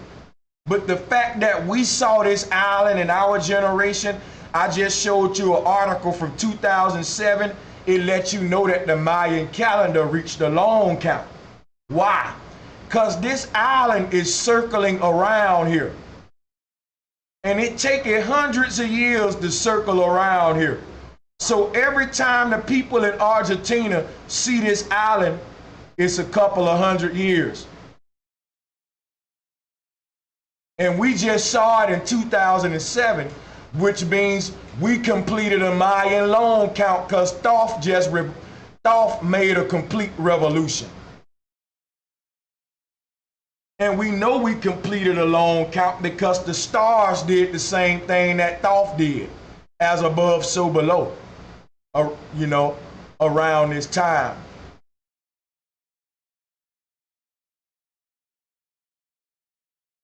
AK Wild, I'ma block you for being stupid. And if you're playing, you're still getting blocked. You don't play with me like that. I'm doing serious work. I'm up here tired, frustrated. I'm hungry, thirsty, getting hoarse to get all this research out. Now, I was researching this shit for hours, and I'm trying to give it to you and just spit it out to you real quick in some hours. Don't play with me. Don't pop up in my chat talking about I don't believe you when I didn't give you my fucking beliefs. I'm sharing my research. Research ain't up for belief, you dumbass. Research is for you to go and prove it wrong. It's not for you to listen to me and say, I don't believe that. It's for you to listen to me, go and research it, and prove me wrong. That's what I've been saying the whole video. I don't want your fucking belief. I want you to fucking research, you lazy bastard. You know how easy it is to show up to class and just believe the teacher or don't believe the teacher? It's harder to comprehend the fucking teacher, to do the research. Anybody can say, I believe that. Well, I don't believe that, you fucking shallow-minded, surface-minded, lazy prick, you. Belief is the easy shit to do. I don't want your fucking belief or your disbelief. I want you to go fucking research and teach what the fuck you come up with. Instead of come here talking about, well, I don't believe you, Brother Sanchez. Well, go somewhere where you believe like the church, motherfucker, because I don't deal with belief systems no way. I don't deal with no form of belief. And I don't require my followers to have belief because I'm not Jesus, nigga. I'm not giving them game. I'm giving them research. So this don't require their belief like the goddamn Bible do. Jesus require your damn belief.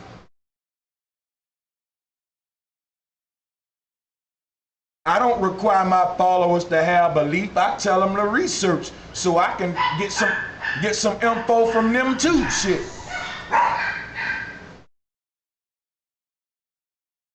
So I don't want you to believe me or disbelieve me. I prefer you to research what the fuck I'm saying. Because belief and disbelief is like toilet paper to me. I don't care for neither one of them. Belief or disbelief, I can give a fuck about any one of them. I don't care if I believe what you said, Brother Sanchez.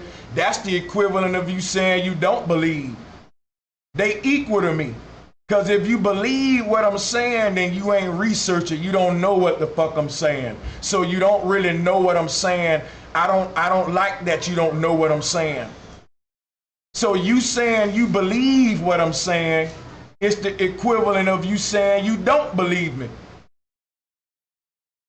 I don't want you to believe or disbelieve it. Research it and you can know it. You can know what I'm saying.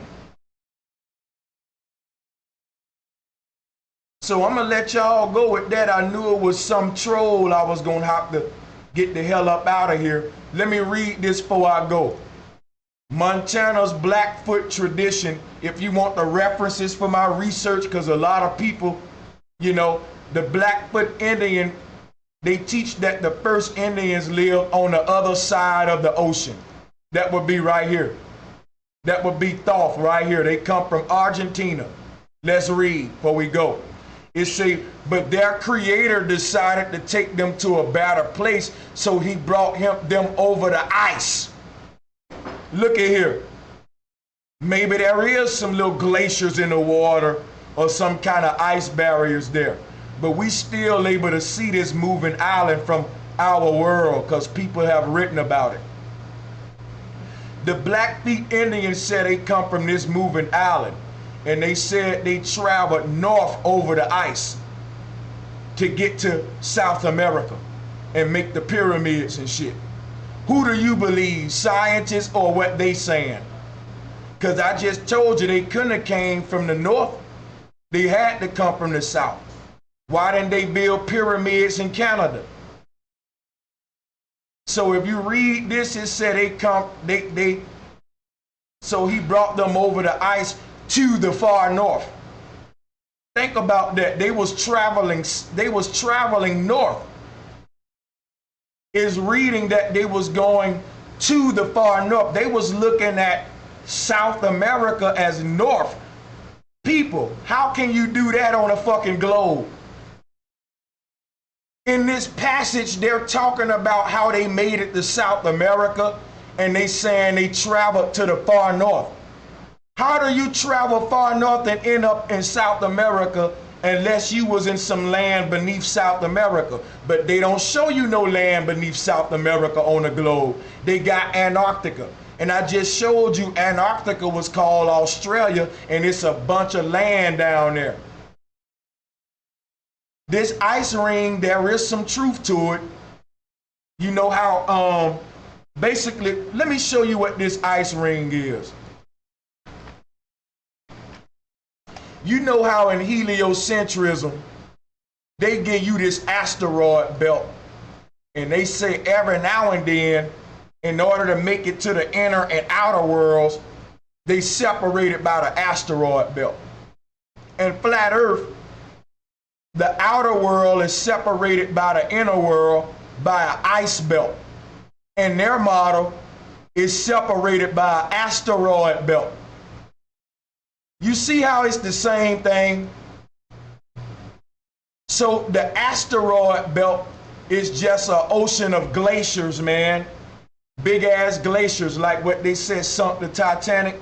I think parts of it, the glaciers come together to form solid wall, like the images I've showed you before of the 200-foot ice wall. But that's one big ass cube, man.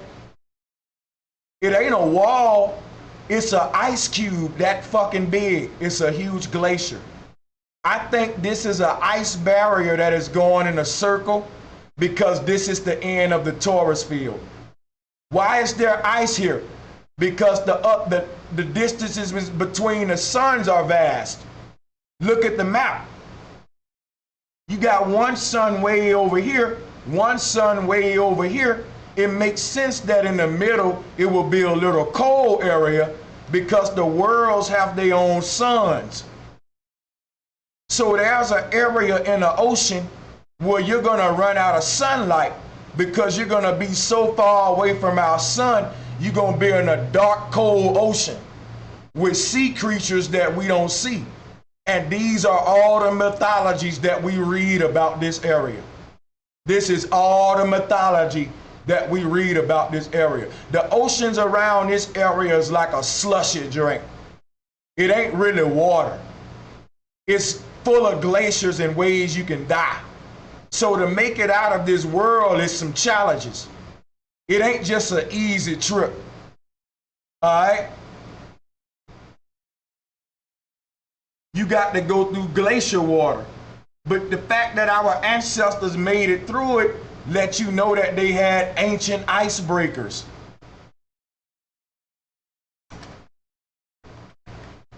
Yeah, our ancestors had ancient icebreakers because that's the only thing that can get you to that tight water safely and comfortably, where you won't even be scared. And I think our ancestors had ancient icebreakers, man.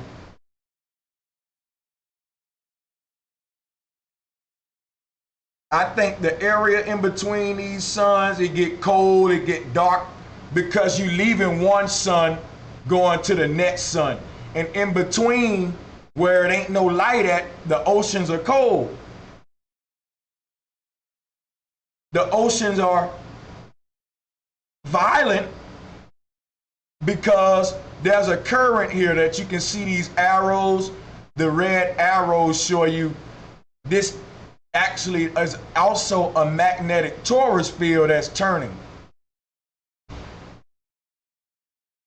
So when you try to break out of this sea and go into the other ones, you got to cross ocean of a turning current of ice glacier water.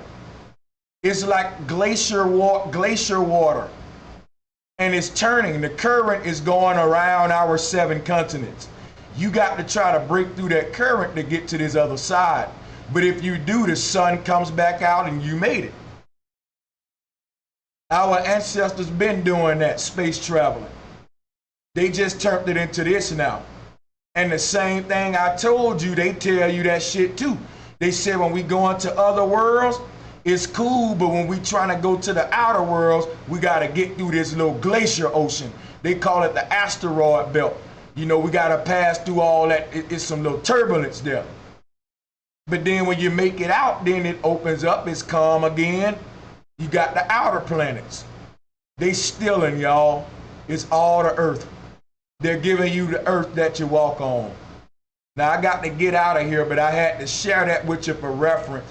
So a lot of Aboriginal people can go and do Aboriginal cosmology. How can you be an Aboriginal and put an Indian in your head and believe in a globe when all the Aboriginals were flat earthers, and I'm showing you that now. So in part 2, we're gonna get into their cosmology. We already opened up the door for it here, but in part 2, we'll be showing you more pictures of how the natives depicted the cosmos and showing you how this makes so much sense with, with what I'm decoding about the new theory of where Native Americans come from. It's not a theory, it's actually an old origin story that they've been telling for years, all right? And it debunks the new theories. So I'm gonna let y'all go because I'm tired as hell, man. I'm ready to shut this shit down. Now, teacher, tired, class over. I put in my 8 hours, well, 7 hours, but shit, you got 1 more hour to go. Your work shift over, shit. So let me give a shout out to LaShawn Thomas. That's my brother. He said, inbox me your PayPal and Cash App. LaShawn, get in the video description area and get it out of that because I don't know how to inbox through YouTube. I tell you what, LaShawn, send me a message on Facebook so I can track you on the book. If you're talking about a Facebook inbox, and I'll respond with that information in there. I'll know how to find you on Facebook too. I appreciate you, my brother. You've been supporting me a while, and I appreciate everybody else that gave super chat donations, especially the top donors, man. Reba Allah, Sapari Adi, my brother Divine Machismo, and every last one of y'all super chats, man, is important to me. You know, King Guido, Mind's Eye, my sister Lady Legs, Seeking Fine, Awakening Minds, Anthony Miller, our little brother Lightwork, Rafael Sanchez, always in the house. Me and him be on the boathouse together. Sister Duntrice, beautiful sister Duntrice in the house. I'm gonna keep that fire coming. My brother Moneybags, Paul Hamilton, you know, Sir Drop, always donating. My brother Blue got mad at me for responding to Brother Panic, but I feel you, bro. You made some good points. But you, my brother, you know me and you, we good peoples, man. And to, Blue been a moderator on this channel for the longest. But yeah, let me give a shout out to Deontay Hightower as well. I ain't see you. Thank you, Deontay. Another shout out to my brother Blue, man.